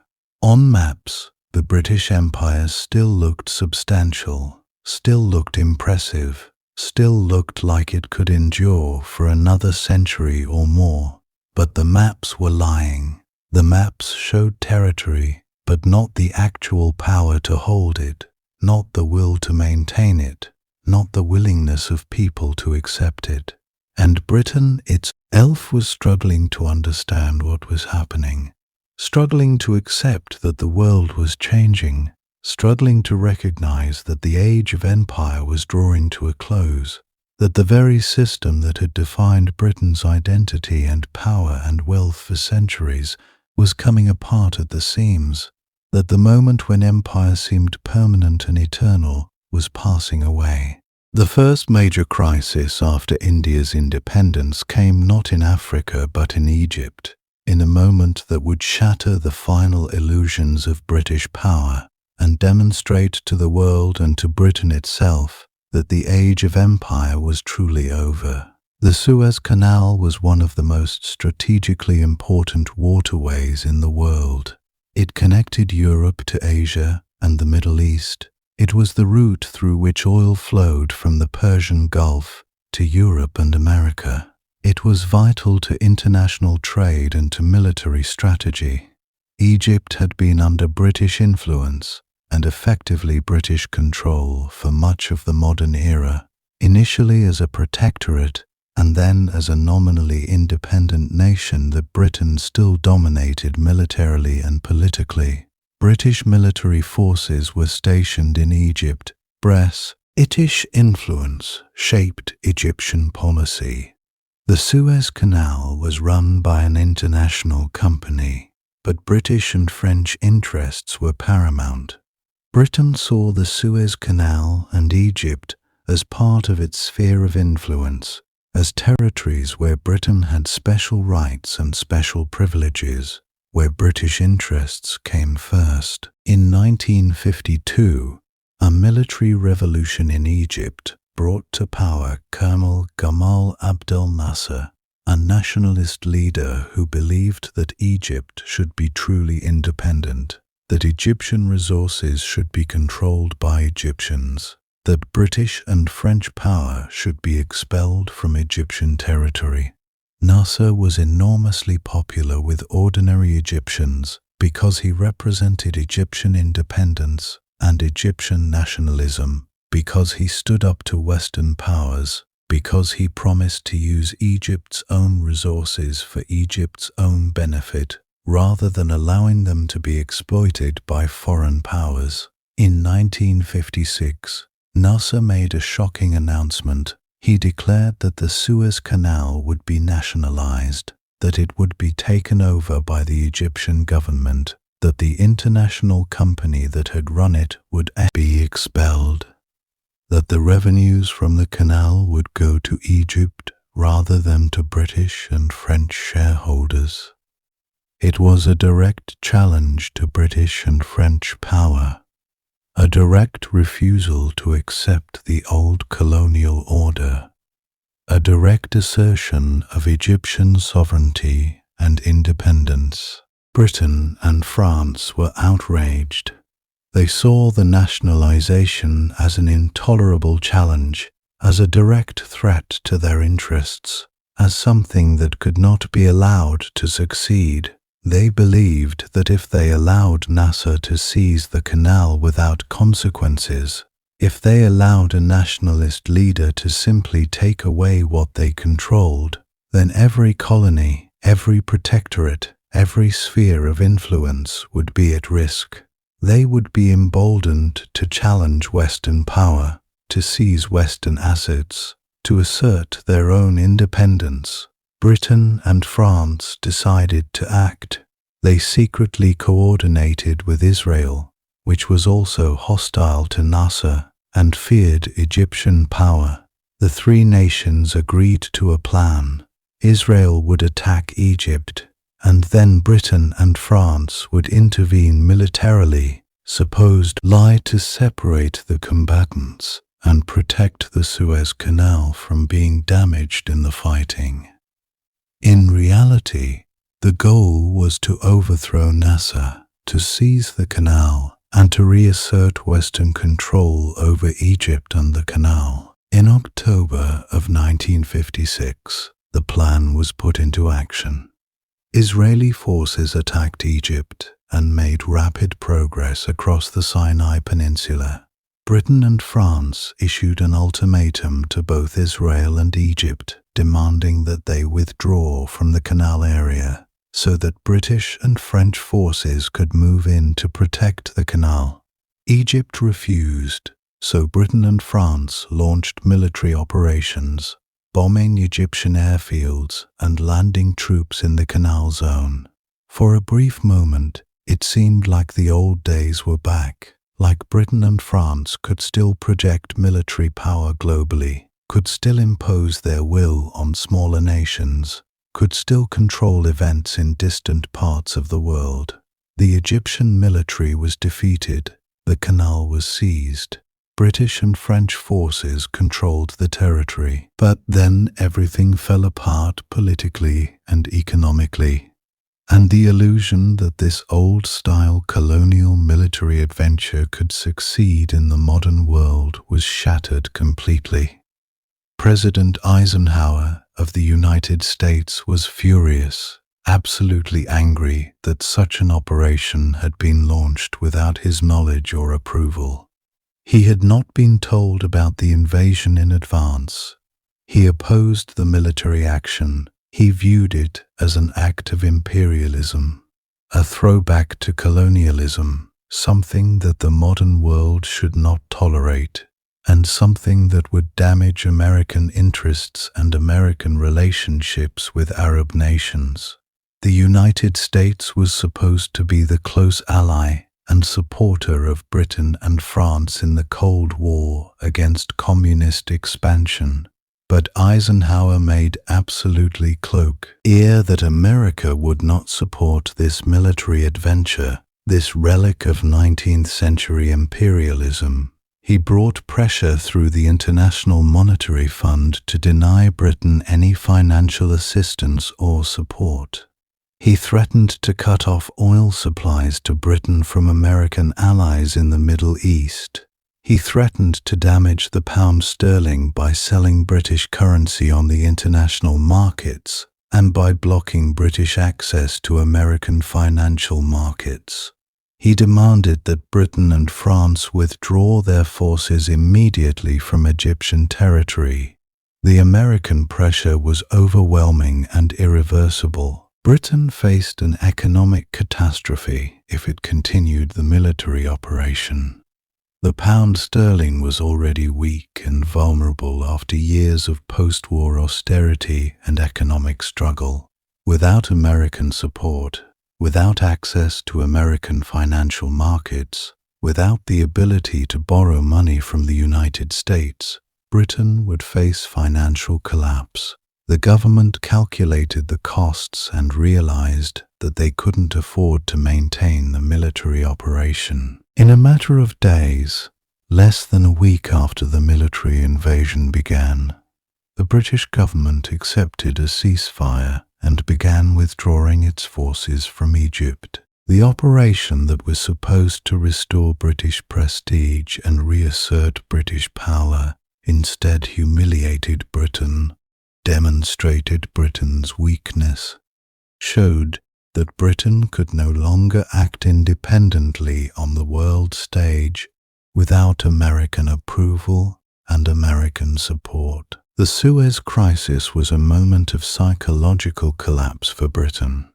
It shattered the illusion that Britain was still a great power, still capable of independent action, still capable of imposing its will globally.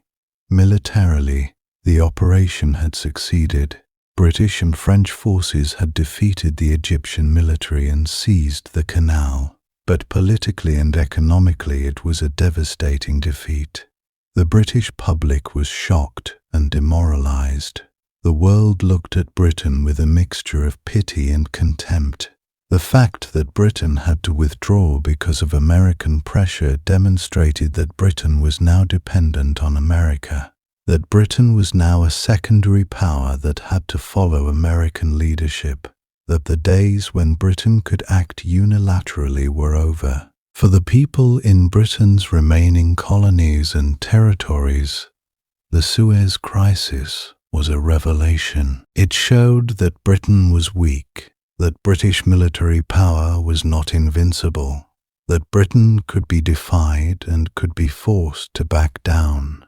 If Britain couldn't maintain control of Egypt, if Britain couldn't impose its will on Nasser and Egypt, then what could Britain do about nationalist movements in Africa and Asia? What was the point of accepting continued British rule if Britain was so weak that it couldn't even defend its most vital interests?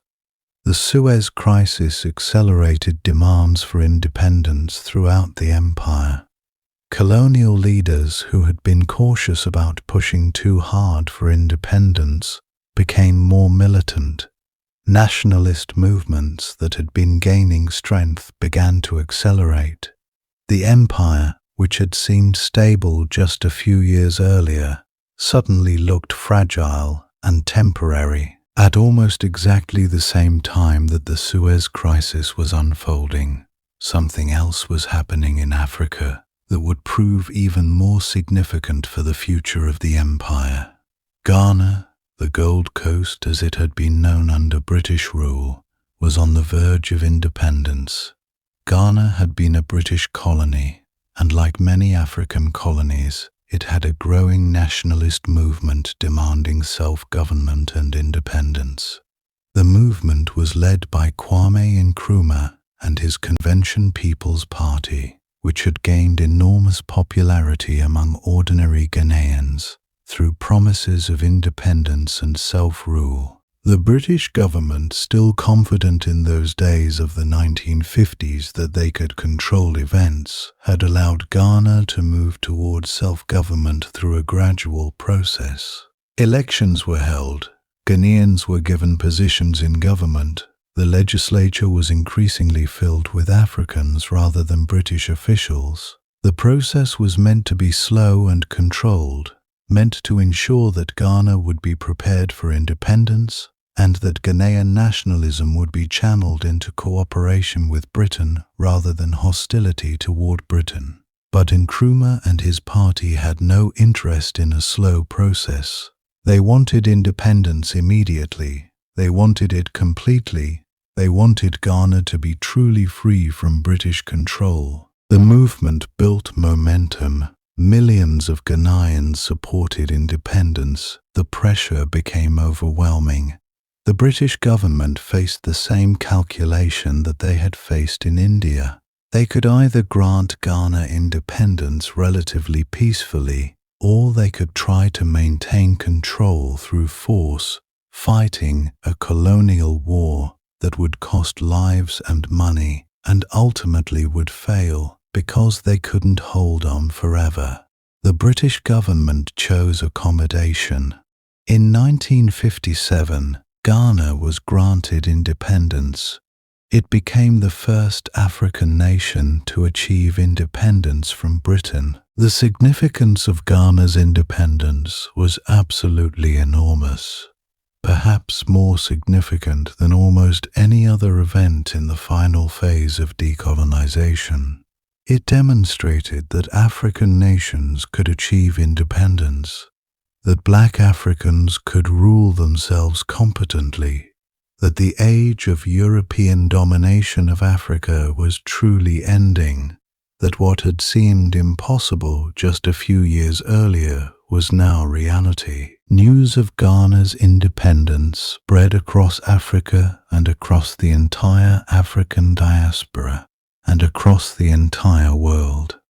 When Ghanaian independence was celebrated in 1957, observers from across Africa and from the African diaspora came to witness the historic moment.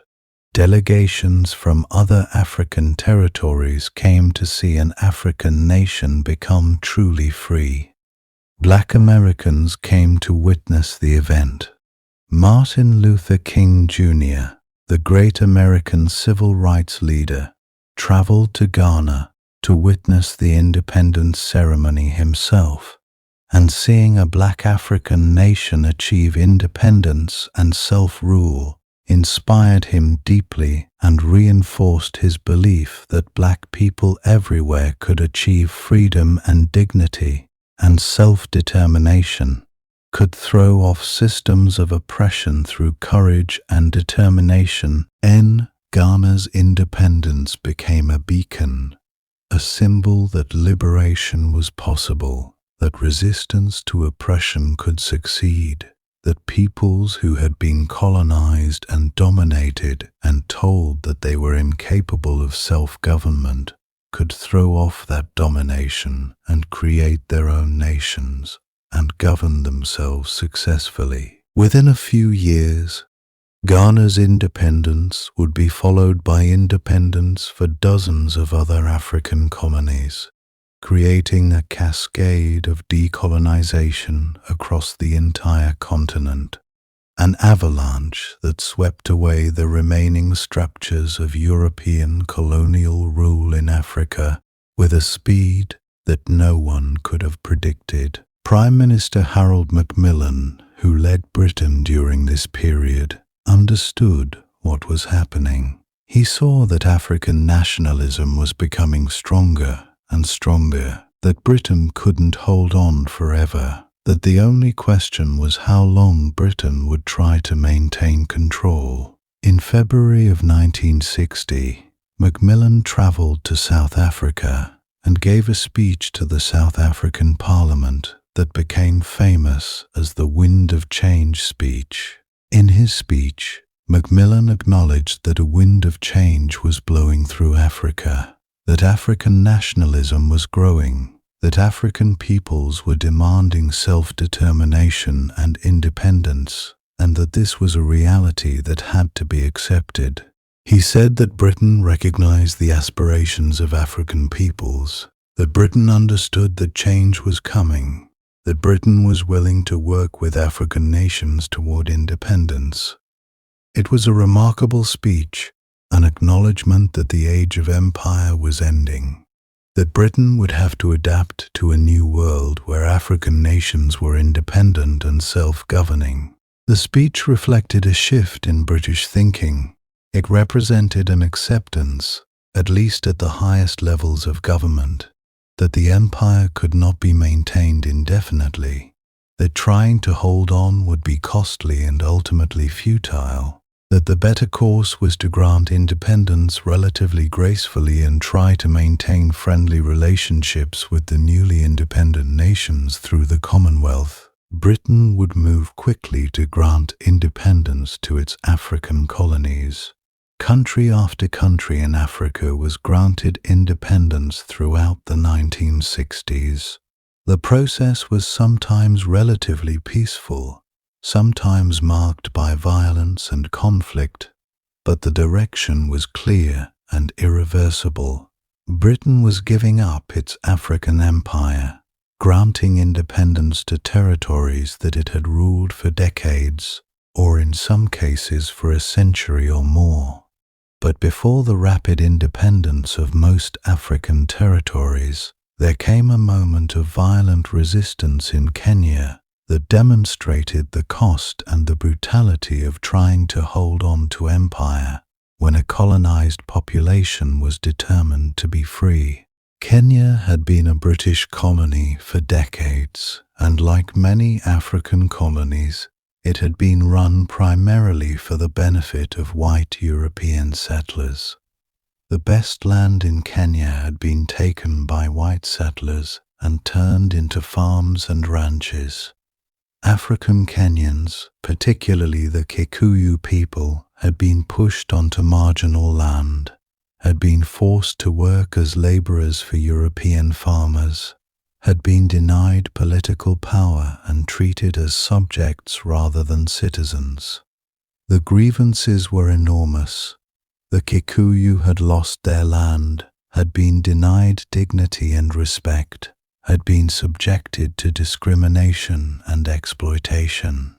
The colonial system had enriched European settlers, but had impoverished most African Kenyans. In 1952, growing resentment among the Kikuyu exploded into armed rebellion. Young Kikuyu men, often called the Mau Mau, took to the forests and began waging a guerrilla campaign against European settlers and against colonial authorities. The violence was brutal and shocking to the white colonial community. Attacks on settler farms, killings of Europeans, destruction of property. The British response was swift and harsh. A state of emergency was declared in 1952. The British military was deployed to suppress the rebellion, to hunt down the Mau Mau fighters in the forests. The campaign against the Mau Mau was brutal and ruthless. Thousands of Kikuyu were arrested and detained in camps. The conditions in the camps were terrible. Disease and malnutrition were rife. Prisoners were tortured and beaten. Many died while in detention. The most notorious incident occurred at the Hola camp in 1959, where a number of detainees were killed by their warders in conditions that shocked even British officials. The scale of the violence was enormous. Estimates suggest that tens of thousands of Kikuyu died in the rebellion and the counterinsurgency campaign combined. Though the exact numbers were never fully documented, the British ultimately defeated the Mau Mau militarily. By the mid-1950s, the armed rebellion had been largely suppressed. The forests had been cleared of fighters. The immediate military threat had been contained, but the military victory came at an enormous political cost. The brutality of the British response had shocked people in Britain and around the world. The revelations about torture, about mass detention, about killings of detainees, had damaged Britain's moral authority and credibility. The British public, which had been told that Britain was fighting for civilization and order against terrorism and barbarity, learned that British soldiers and police had also committed atrocities and had also violated basic human rights. The revelations about Holocamp in particular sparked outrage in Britain and led to questions about whether Britain should be maintaining colonies if that's what it took to control them. More importantly, the Mau Mau rebellion demonstrated that you couldn't permanently suppress nationalist sentiment and the desire for independence through military force alone. The rebellion might have been defeated militarily, but the political reality hadn't changed. Kenyans still wanted independence. They still resented colonial rule. They still demanded self-government. The British government, learning from the experience of India and from the Suez Crisis and from the successful movement of Ghana toward independence, decided that trying to hold Kenya indefinitely was not worth the cost. Negotiations began for Kenyan independence. Within a few years, Kenya was granted independence. In 1963, the Mau Mau rebellion, despite being defeated militarily, had accelerated Kenya's path to independence and had demonstrated the limits of imperial power. Elsewhere in East and Central Africa, similar processes were unfolding across multiple territories in rapid succession. Tanganyika, which would later become Tanzania, was granted independence in 1961 under the leadership of Julius Nyerere, an educated and charismatic leader who had studied at Oxford and who believed in African nationalism and in creating a unified nation-state out of a territory with many different ethnic groups and languages. Nyerere was moderate in his demands, willing to negotiate with the British, and convinced that Tanzania could remain within the Commonwealth while still being truly independent. Uganda followed Tanganyika into independence in 1962, another large East African territory with its own complex politics and ethnic divisions, led by King Mutesa II as a constitutional monarchy. In Central Africa, the situation was even more complicated because Britain had created a federation designed to bind together Rhodesia and Nyasaland. This federation, called the Federation of Rhodesia and Nyasaland, had been established after World War II as part of Britain's effort to create larger, more economically viable territories that could be developed and modernized. But the federation was deeply unpopular in northern Rhodesia and Nyasaland because it was seen as an attempt to preserve white settler power and to ensure that white minorities in southern Rhodesia could dominate politically, even though they were vastly outnumbered by the black majority populations. Nationalist movements grew rapidly in these territories in the late 1950s and early 1960s, demanding independence and majority rule. By the early 1960s, the pressure had become overwhelming and the federation was falling apart. It was formally dissolved in 1963, and Northern Rhodesia and Nyasaland were granted independence as separate nations. Northern Rhodesia became Zambia, taking its name from the Zambezi River and led by Kenneth Kaunda, a nationalist leader who had spent time in prison during the colonial period. Nyasaland became Malawi, led by Hastings Banda. Both nations were granted independence in 1964, continuing the momentum of African decolonization. The territories that became Tanzania and Uganda moved toward independence relatively smoothly compared to Kenya. Tanganyika, despite being one of the poorest and least developed of Britain's African colonies, was granted independence in 1961 under the leadership of Julius Nyerere, an educated and charismatic leader who advocated for African socialism and for unity among the different ethnic groups in the territory. When Tanganyika merged with Zanzibar in 1964 to form Tanzania, it created a major new nation in East Africa. Uganda, another large and relatively diverse territory with various kingdoms and ethnic groups, was also granted independence in 1962 under King Mutesa II as the ceremonial head of state. Though real political power lay with elected leaders, these transitions, while not entirely free from conflict and tension, did not require the brutal counter-insurgency campaigns that marked Kenya's path to independence. Zambia and Malawi in Central Africa had been part of a larger federation that Britain had created after World War II, called the Federation of Rhodesia and Nyasaland. Britain had hoped that by grouping these territories together, it could create a larger, more powerful state that would be economically developed and politically stable. But the federation was deeply unpopular because it was designed to preserve white political power and to ensure that white settlers in southern Rhodesia could dominate the political system, even though they were a small minority of the total population.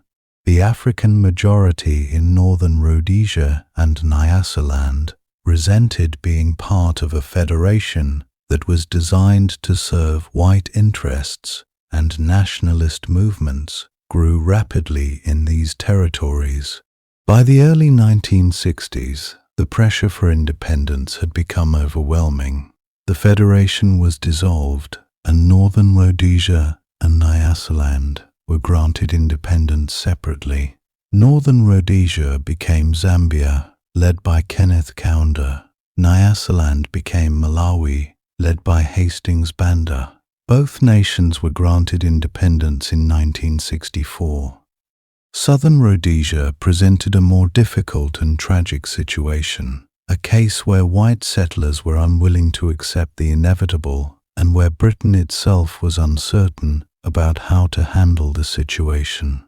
Southern Rhodesia had a larger white settler population than the other African territories, perhaps 10% of the total population, though white settlers owned perhaps half the land and controlled the government and the economy. The white Rhodesian government, which had enjoyed considerable autonomy within the British system for decades, had no intention of accepting majority black rule. They saw themselves as the rightful rulers of Rhodesia, saw the black majority as subjects who should be governed by Europeans, and were determined to maintain white political control indefinitely. The white Rhodesians believed that they had built Rhodesia, that they had developed it, that they had created its economy and its infrastructure, and therefore they had the right to govern it indefinitely, regardless of what the black majority wanted. They feared that if blacks came to power, the whites would lose everything, would be subject to discrimination and revenge, would be squeezed out of power and wealth. When the British government demanded that any independence for Southern Rhodesia had to include guarantees of eventual majority black rule, the Rhodesian government refused absolutely. Britain said it would not grant independence on any other terms, But as the 1960s progressed and more African colonies achieved independence peacefully, the Rhodesian white government grew increasingly impatient and increasingly determined to seize independence on its own terms, without waiting for British approval, without accepting British conditions. The government of Rhodesia under Prime Minister Ian Smith became more and more militant, more and more convinced that Britain had betrayed white Africans, more and more determined to declare independence and force Britain to accept the reality of Rhodesian independence on white terms. Southern Africa, particularly South Africa itself, represented the hardest and most entrenched cases of European settler power, a situation where white minorities were so determined to maintain control that they were willing to resist the entire international community and to resort to increasingly extreme measures to preserve their power. South Africa had already effectively become independent decades earlier, had withdrawn from the British Commonwealth in 1961, and had established and was actively strengthening a white supremacist system called apartheid, designed to ensure white political and economic domination indefinitely into the future. The apartheid system was not a casual or incidental form of discrimination. It was instead a comprehensive and systematic program of racial separation enforced through an enormous array of laws and regulations and governmental power. The system was enforced through harsh laws that separated the races, that denied black South Africans basic political rights, that restricted where black people could live and work, that restricted which jobs they could hold, that ensured that wealth and power remained firmly in white hands, and that created a society based explicitly on racial hierarchy with whites at the top and blacks systematically subordinated. The Population Registration Act classified every South African by race. The Group Areas Act determined where different races could live and work. Black South Africans were forced to live in designated townships and homelands, were prevented from entering white areas except as workers, and were denied any meaningful political power. International pressure against apartheid grew throughout the 1960s and 1970s, with protests, boycotts, and sanctions being imposed by many nations and by international organizations. But the South African government, supported by its white electorate, resisted all pressure for change. The government became increasingly authoritarian, increasingly willing to use police and military force against its opponents, increasingly repressive of any dissent or opposition. Britain's relationship with South Africa during this period was complicated and ambiguous. Britain condemned apartheid in principle, expressed regret at the system, offered mild criticisms of the South African government, but Britain maintained economic ties with South Africa, did not impose strong sanctions, did not break off diplomatic relations, and maintained a somewhat ambiguous position that suggested Britain had other interests at stake, besides opposing racism and protecting human rights.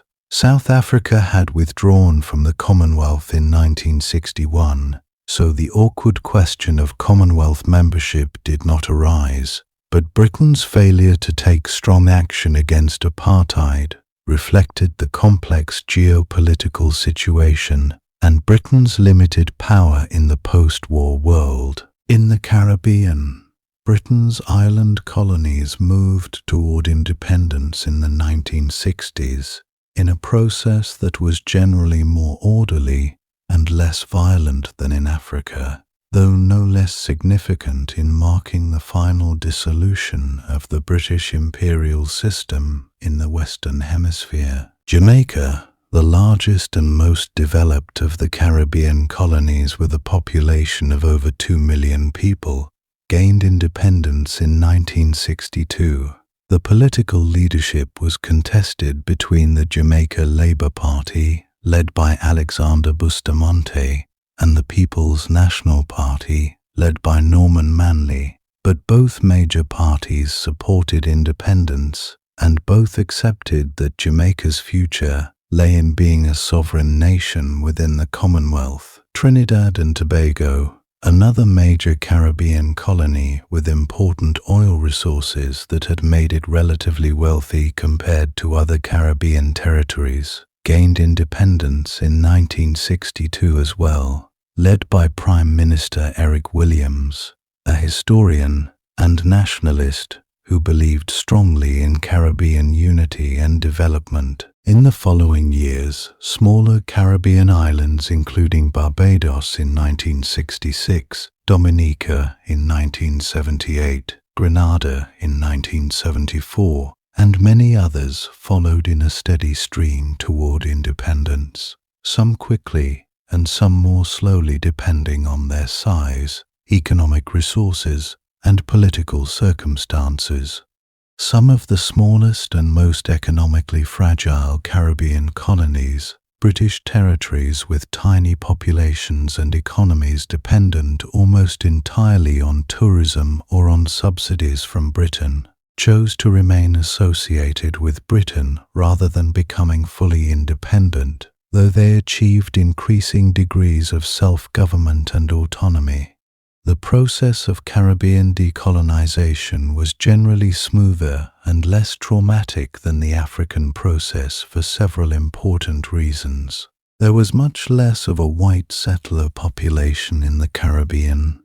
Most of the Caribbean population was descended from enslaved Africans or from indentured laborers brought from India and other parts of Asia. And while there were white planters and administrators, they did not form a dominant settler class that sought to maintain permanent political power the way the white settlers in Kenya and Rhodesia did.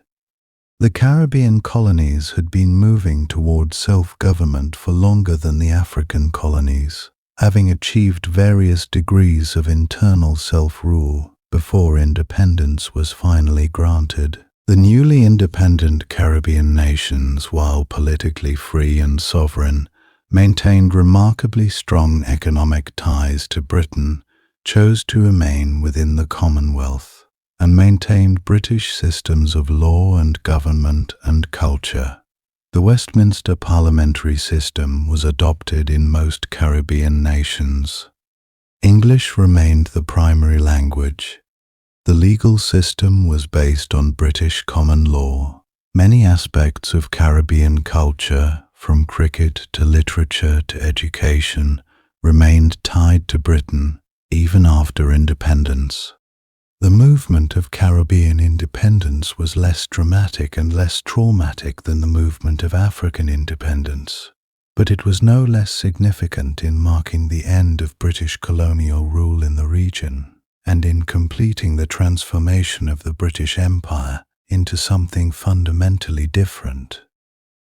By the mid-1960s, the British Empire, as it had existed for centuries, had essentially ceased to exist as a functioning imperial system of the traditional kind. The vast majority of territories that Britain had ruled were now independent nations, sovereign states capable of making their own decisions and governing themselves. The speed of the transformation was almost incomprehensible to anyone who contemplated it seriously.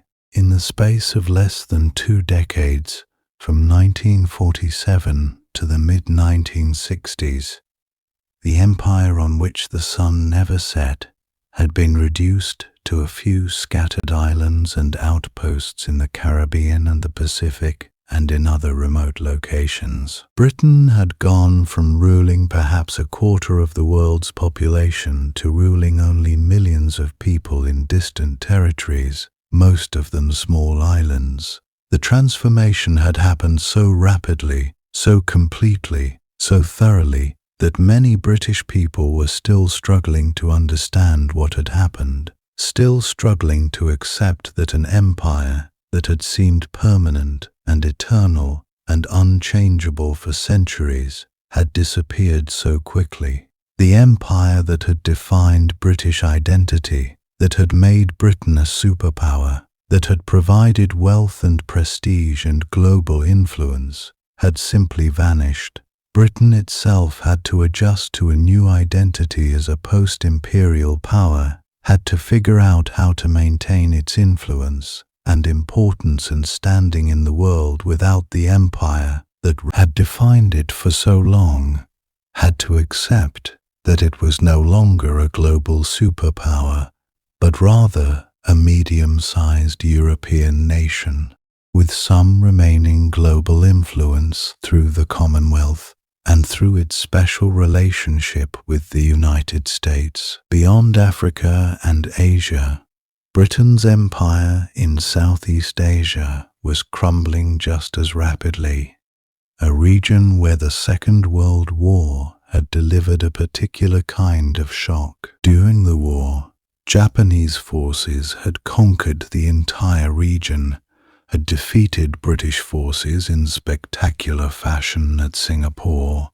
had conquered Burma and Malaya, and had humiliated British military power in ways that could never be forgotten or undone. When British forces returned to the region after the war, they tried to pick up where they had left off, tried to reimpose colonial control as if nothing had changed, as if the war hadn't revealed the vulnerability of European imperial power to Asian military forces.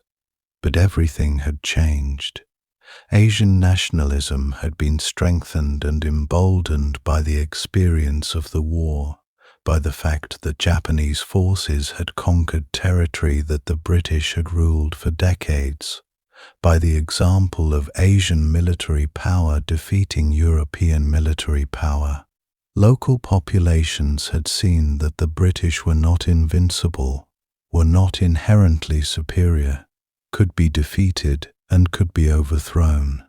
The colonial order that had seemed permanent and unchangeable before the war now seemed fragile and temporary, vulnerable to organized resistance. In Malaya, guerrilla forces conducted an insurgency that would last for many years, killing British soldiers and disrupting the colonial economy. The British responded with military force and with counter-insurgency campaigns, eventually declaring an emergency in 1948 and mobilizing large military forces to suppress the rebellion. The counter-insurgency campaign lasted for nearly a decade and required the commitment of tens of thousands of British troops and colonial soldiers. Villages were relocated, food supplies were restricted to deny sustenance to the rebels, and populations were confined to controlled areas. After years of conflict and enormous expenditure of resources, the British decided that independence was preferable to indefinite warfare and extensive military commitment. The financial and human costs of maintaining control were simply too high. In 1957, Malaya was granted independence with the understanding that Malaya would remain within the Commonwealth and would maintain economic and military ties to Britain. The newly independent nation faced significant challenges with its diverse population, including Malay Muslims, Chinese merchants, and Indian laborers, many of whom harbored their own political ambitions and grievances. But it managed to create a functioning nation-state, even as Britain withdrew. Britain's military bases were allowed to remain in Malaya, and British military influence continued even after formal independence was granted. Singapore, which had been the military and economic hub of British power in Southeast Asia, was initially kept as a separate crown colony and military base, even after Malaya achieved independence, Britain maintained a major military base in Singapore, was determined to hold on to the territory as a strategic asset in the region, saw it as vital to Britain's ability to project power across Asia and the Indian Ocean, but the political situation in Singapore made this increasingly difficult. The island had a predominantly Chinese population that was growing increasingly nationalist and increasingly hostile to British rule.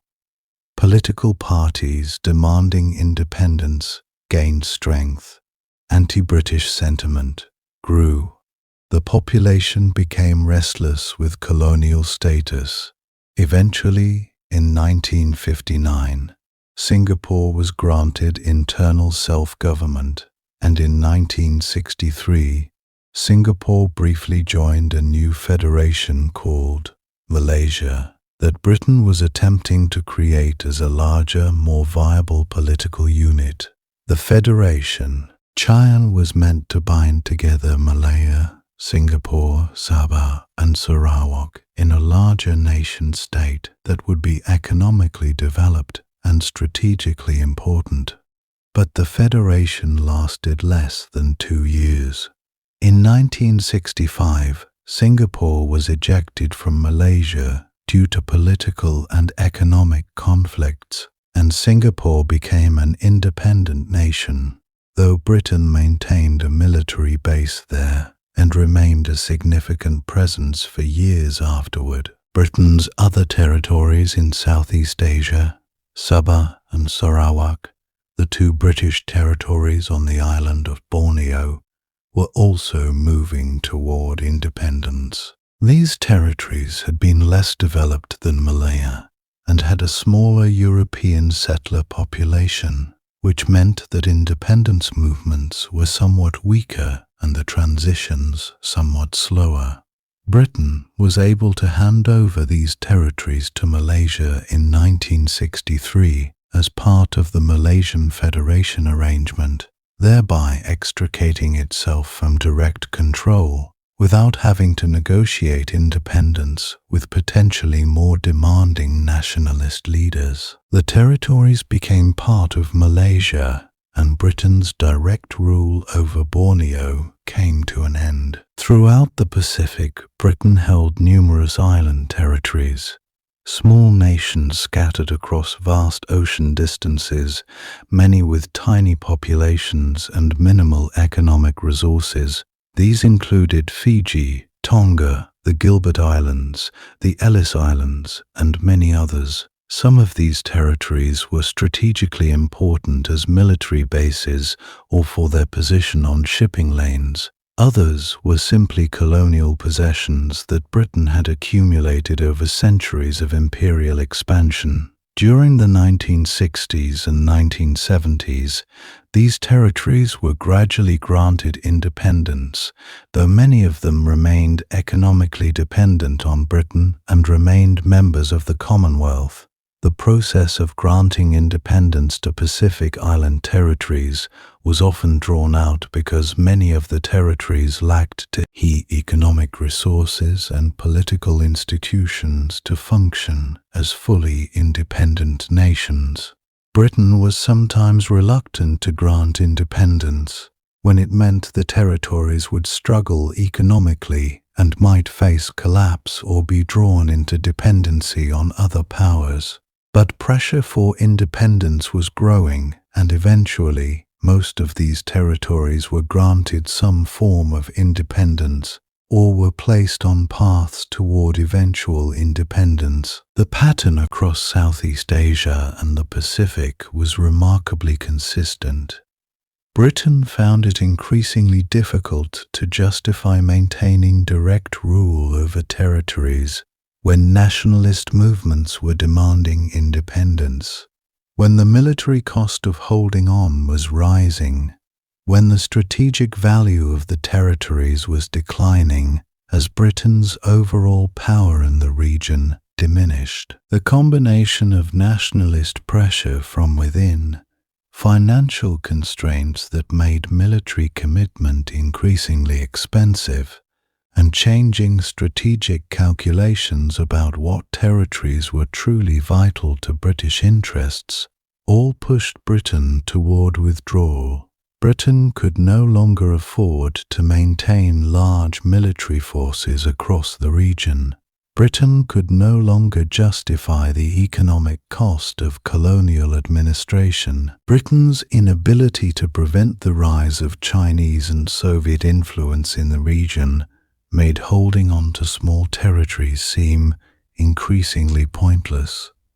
The empire in Southeast Asia and the Pacific simply collapsed under the weight of these forces, leaving behind independent nations that remained tied to Britain through the Commonwealth, but were now free to make their own decisions and pursue their own interests. The economic reality underlying all of these political decisions was stark and unforgiving.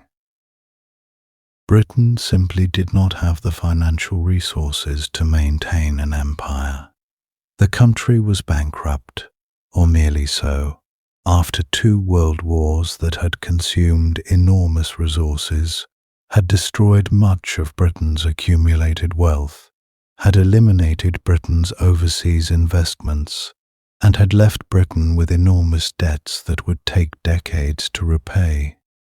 The pound sterling, which had been the currency of international trade and commerce, the currency in which the world's trade was denominated and the world's savings were kept, was weak and vulnerable, losing value year after year, requiring Britain to devalue it multiple times during the post-war period. In 1949, just 4 years after the war ended, Britain was forced to devalue the pound from $4.03 to $2.80 per pound, an enormous blow to Britain's prestige and to the pound's status as a reserve currency. Inflation ate away at Britain's wealth and purchasing power. The economy could not generate enough surplus to support the military forces needed to maintain empire, could not generate enough resources to invest in colonial development, could not afford the cost of fighting colonial insurgencies and suppressing nationalist movements. The simple arithmetic of imperial maintenance became impossible.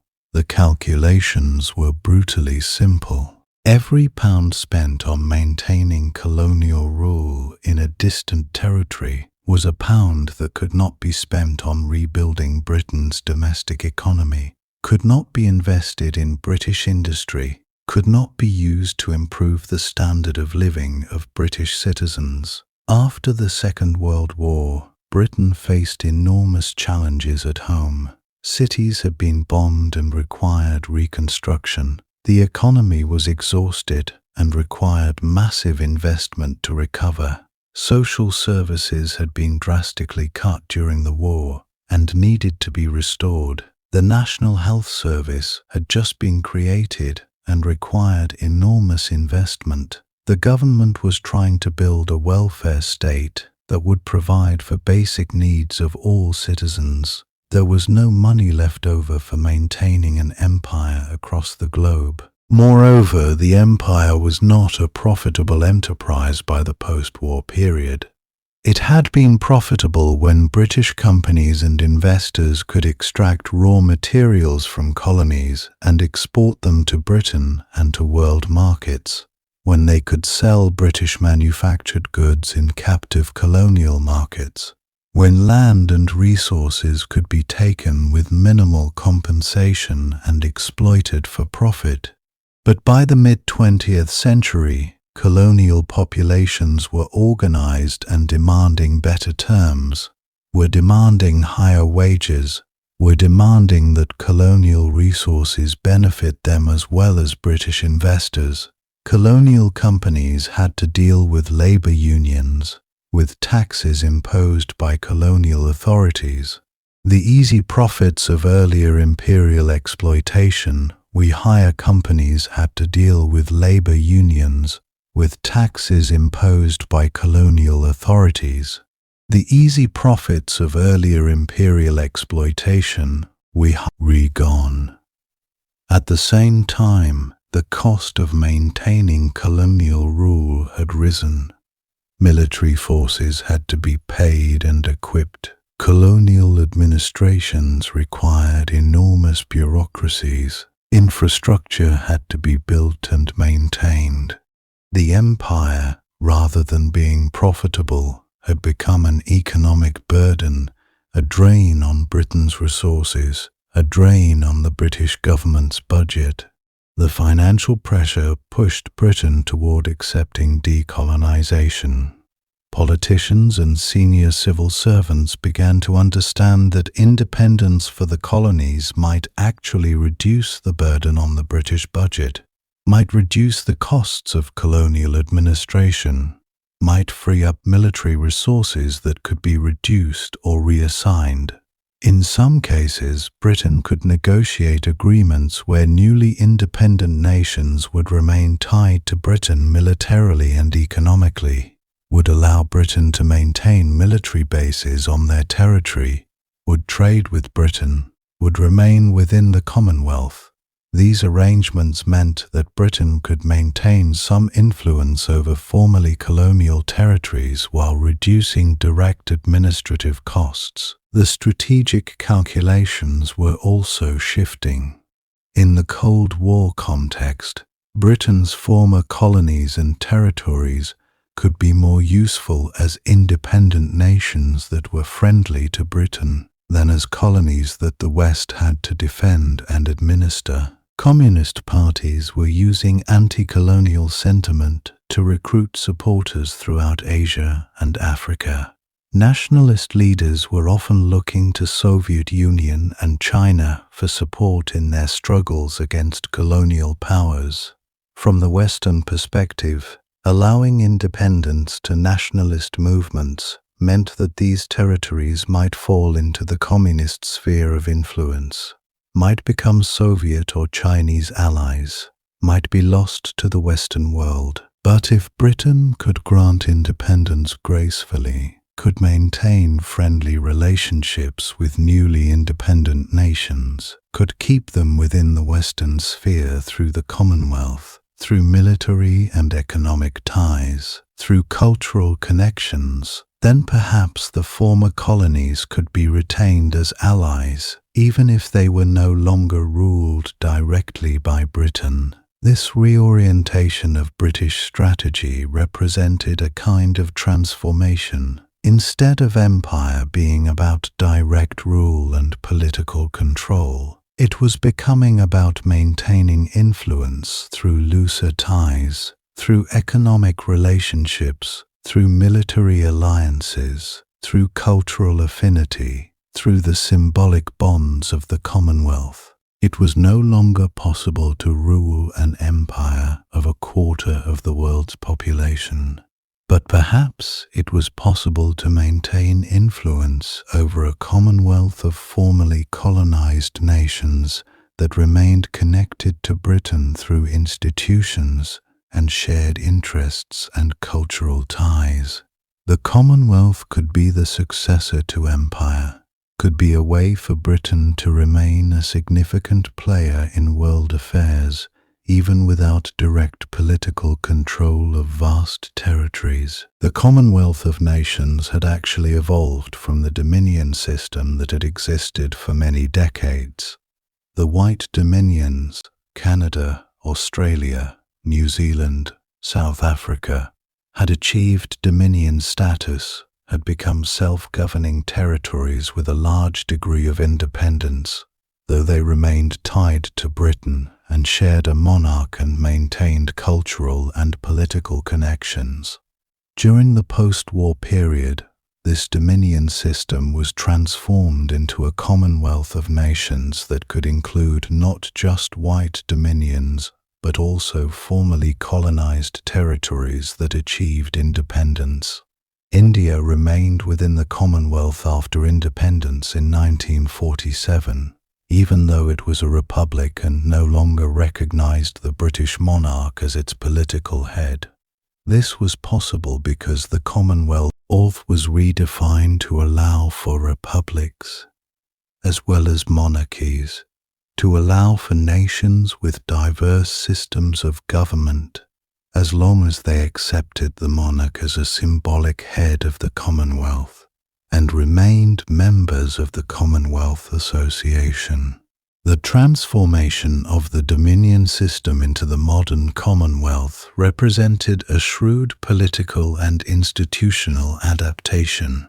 Rather than lose all connection with formerly colonized territories, Britain created an institution through which it could maintain symbolic ties, could maintain some degree of cultural and political influence, could meet with other Commonwealth nations for coordination and cooperation. The Commonwealth became a kind of club of formerly colonized nations and dominions, all connected to Britain through history and the monarchy, but each fully independent and sovereign. When India's Jawaharlal Nehru agreed that India would remain in the Commonwealth after independence, it was a remarkable achievement for British diplomacy. India, which had fought so hard for independence, which had suffered under colonial rule, which could have cut all ties with Britain in a gesture of complete repudiation, instead remained connected through the Commonwealth. This gave Britain and the Commonwealth enormous credibility. If India, the jewel of the crown, the centerpiece of the empire, could agree to Commonwealth membership, then other former colonies might do so as well. Over the following decades, most of Britain's former colonies chose to remain in the Commonwealth. They did so for a variety of reasons. Some remained because they valued the economic and military ties to Britain and saw benefit in Commonwealth membership. Some remained for cultural reasons because they had been educated in British schools, because English was spoken, because their legal systems were based on British common law, because there were countless connections to British culture and institutions. Some remained because they saw the Commonwealth as a useful forum for cooperation among developing nations, as a way to give them a voice in world affairs. The Commonwealth, rather than being the remnant of empire, became something new, something different, an association of independent nations united by common history, and often by common culture and institutions, but each free to pursue its own interests and its own foreign policies. The transformation was formalized in 1949 with the London Declaration, which established the basic principles of the modern Commonwealth. Member nations would recognize the British monarch as a symbolic head of the Commonwealth, but would not necessarily recognize the monarch as their own head of state. Republics could be members as well as monarchies. All member nations were equal, and the Commonwealth was not a hierarchical organization with Britain at the top, dominating other members. Rather, it was an association of equals meeting together for consultation and cooperation. This revolutionary transformation allowed Britain to maintain ties with former colonies, even as they became fully independent and sovereign. It also allowed Britain to exercise some degree of influence and maintain some degree of connection with a vast network of nations spread across the world. Hong Kong represented the final chapter in Britain's imperial story, the last major colony that Britain held, and the territory that symbolized both the reach of empire and the final impossibility of holding on. Hong Kong had been conquered by Britain during the Opium Wars of the 19th century, had been established as a crown colony, had become one of the most important trading centers in the world, had been a symbol of British commercial power and military might in Asia. The colony consisted of Hong Kong Island, which had been ceded to Britain in perpetuity after the First Opium War, the Kowloon Peninsula, which was ceded for 99 years after another conflict, and the New Territories, which were leased for 99 years from China. For more than 100 years, Hong Kong had been a jewel in the British Crown, a territory that had become incredibly wealthy and important. A place where British merchants and bankers had accumulated vast fortunes, a colony that had seemed permanent and eternal. By the 1980s, the 99-year lease on the New Territories was approaching its expiration date. The lease would expire in 1997. Hong Kong Island and Kowloon could theoretically have been held indefinitely, but they depended on the New Territories for their water supply and for their economic hinterland. Without the New Territories, Hong Kong could not survive as a viable territory. By the 1980s, the government of the People's Republic of China had become strong and confident, had unified most of mainland China under communist control, had achieved a significant level of economic and military development, and was making clear that it would not accept the indefinite continuation of a British colonial territory on Chinese soil. The government of China began to demand that Britain return Hong Kong, argued that the treaties under which Britain held Hong Kong were unequal treaties imposed on China when China was weak, argued that China had every right to reclaim Chinese territory that had been taken by foreign powers. Britain faced a situation where it could not hold on. Britain had no longer the military power to defend Hong Kong against China's military forces if China decided to take the territory by force. Britain could not count on international support for holding on to a colony in the age of decolonization. Britain itself was no longer certain that holding Hong Kong was worth the effort and the expense. The government of Britain engaged in negotiations with China about the future of Hong Kong. In 1984, Britain signed the Sino-British Joint Declaration, an agreement that provided that Britain would hand over Hong Kong to China in 1997, that Hong Kong would become a special administrative region of China with a high degree of autonomy, that Hong Kong would maintain its capitalist economic system and its freedoms for 50 years under a system called One Country, Two Systems. The agreement was meant to ease the fears of the people of Hong Kong, who were fearful about what would happen to them if they became part of Communist China. The handover of Hong Kong in 1997 was a symbolic moment, marking the final end of the British Empire.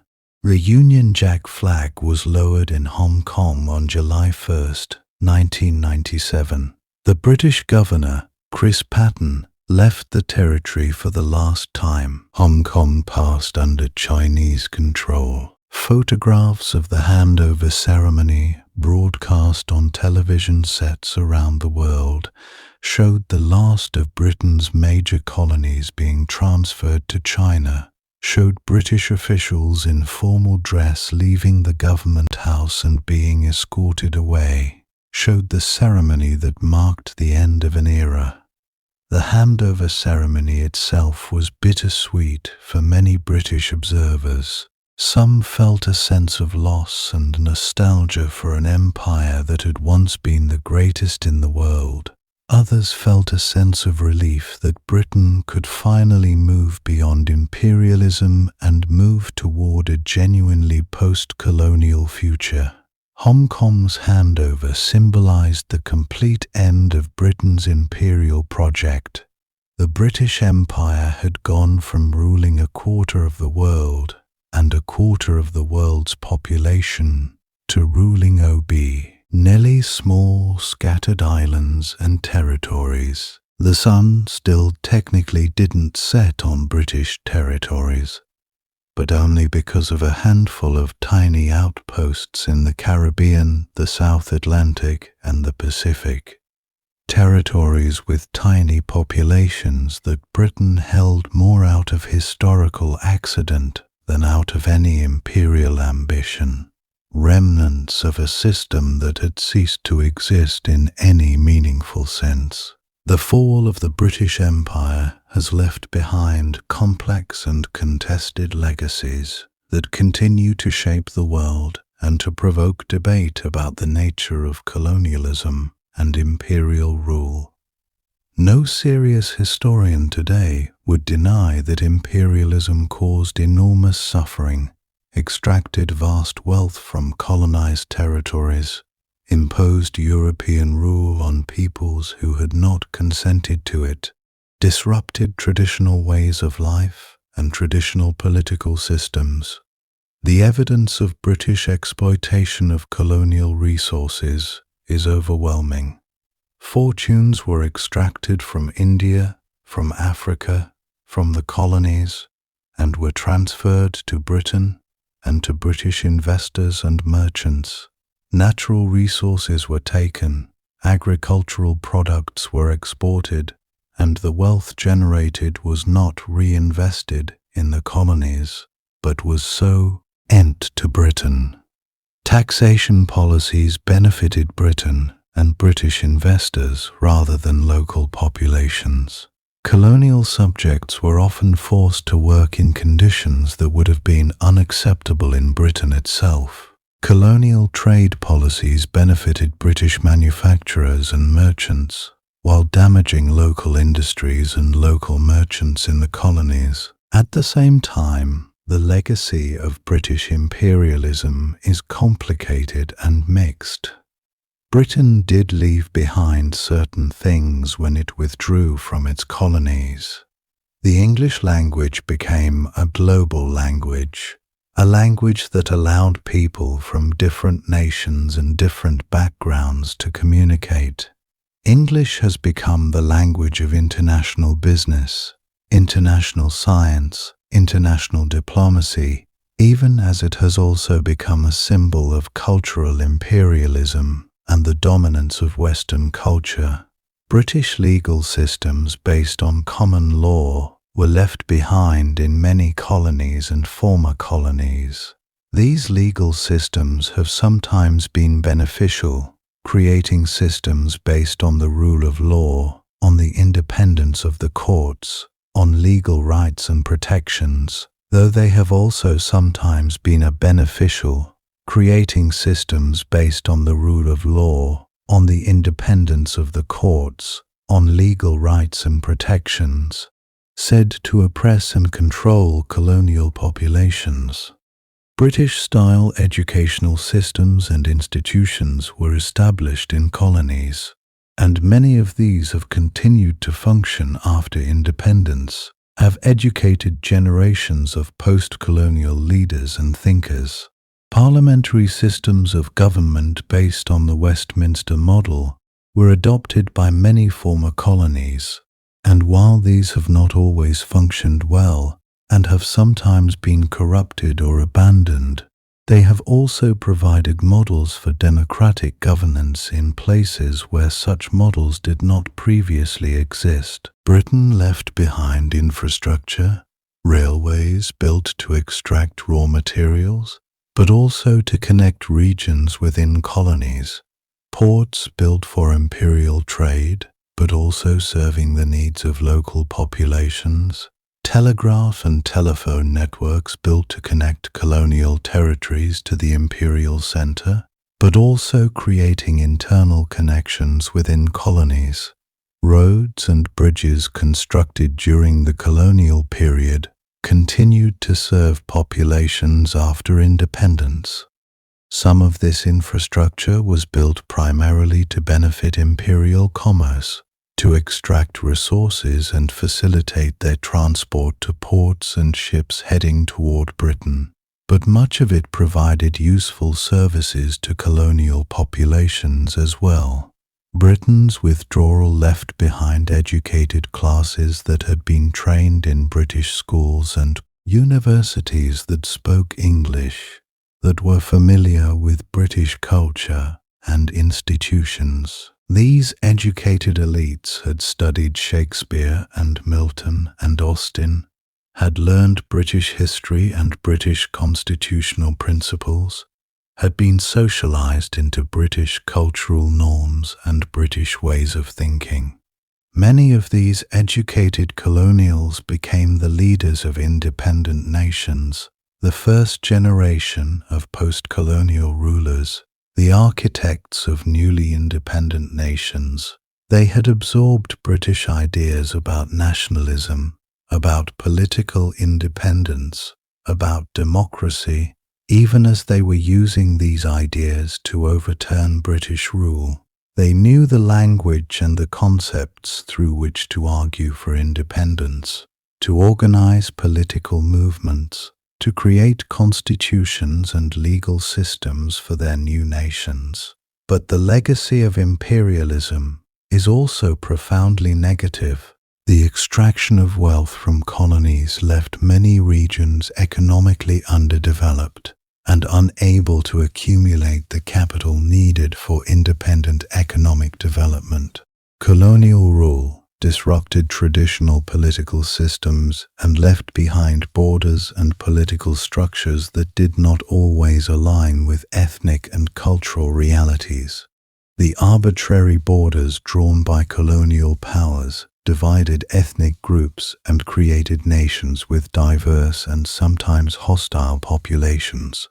The colonial experience created deep grievances, created psychological wounds, created distrust of Western powers and Western institutions that persists to this day.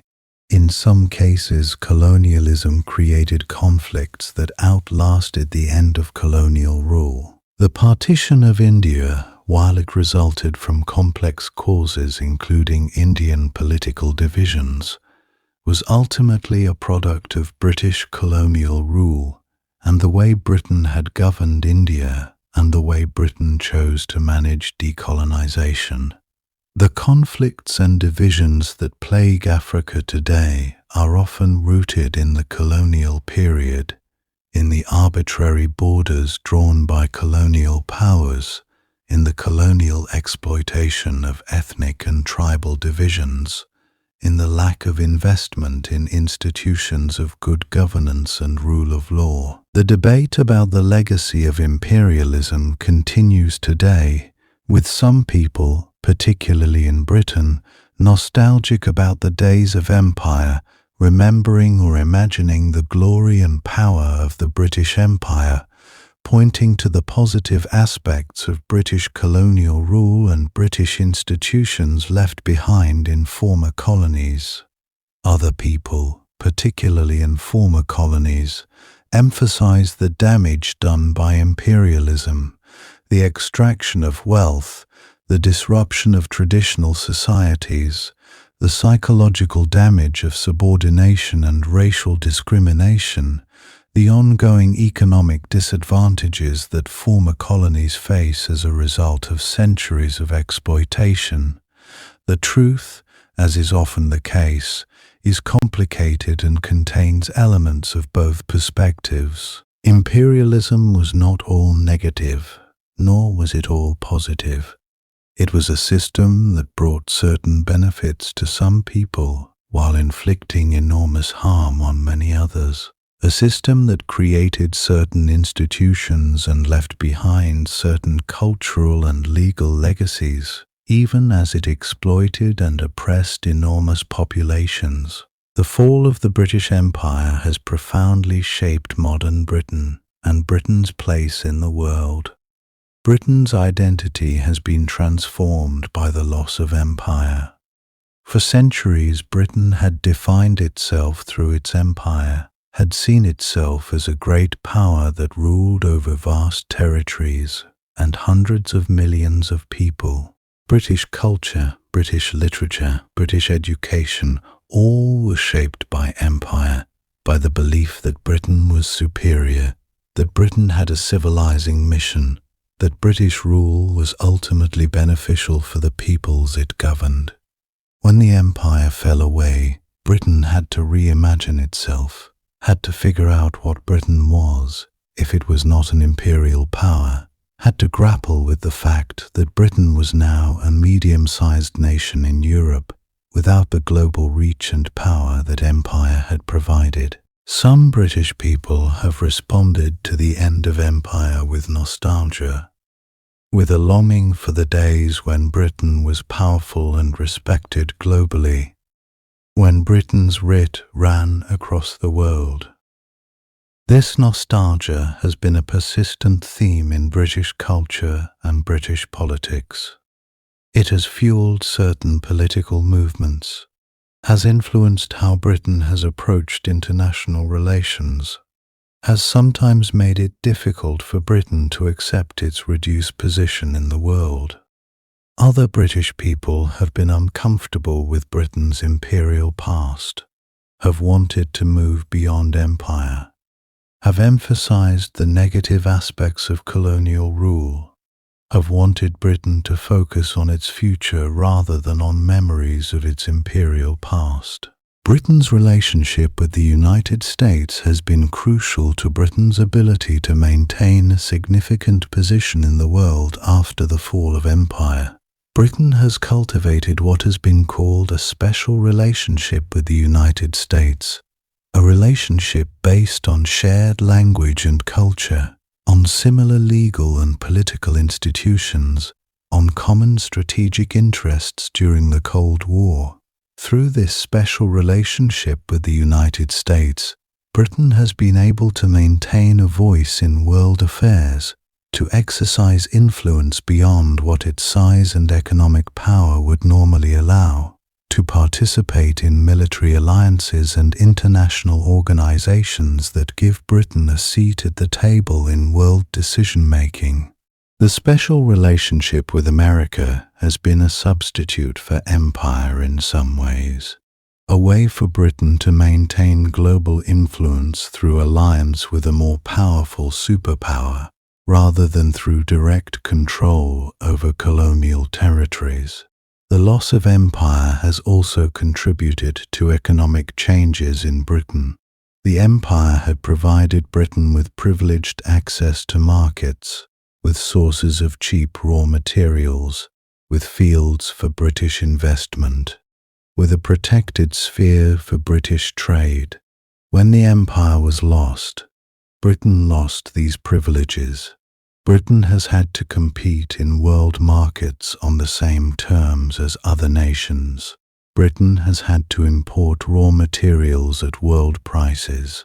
British companies have had to invest in economies that do not favor British investors. These economic changes have contributed to Britain's relative economic decline in the second half of the 20th century, have made it harder for Britain to maintain the living standards and the economic dominance that it had enjoyed when it was the center of a global empire. Britain today is a post-imperial nation, a nation that has adjusted to a very different position in the world from the one it held a century ago. Britain is no longer a superpower. Britain is no longer the center of a global empire. Britain is a medium-sized nation in Western Europe, a member of the European Union, a nuclear-armed power with a permanent seat on the United Nations Security Council, a nation with significant economic and cultural influence in the world, but a nation without the global domination that empire provided. This transformation from imperial power to post-imperial nation has been difficult and is still not fully complete. Debates about empire, about Britain's imperial legacy, about whether empire was ultimately beneficial or harmful, continue to shape British culture, and British politics. How Britain understands its imperial past, how it comes to terms with the loss of empire, how it reimagines its identity and its role in the world. will continue to be central questions for Britain's future.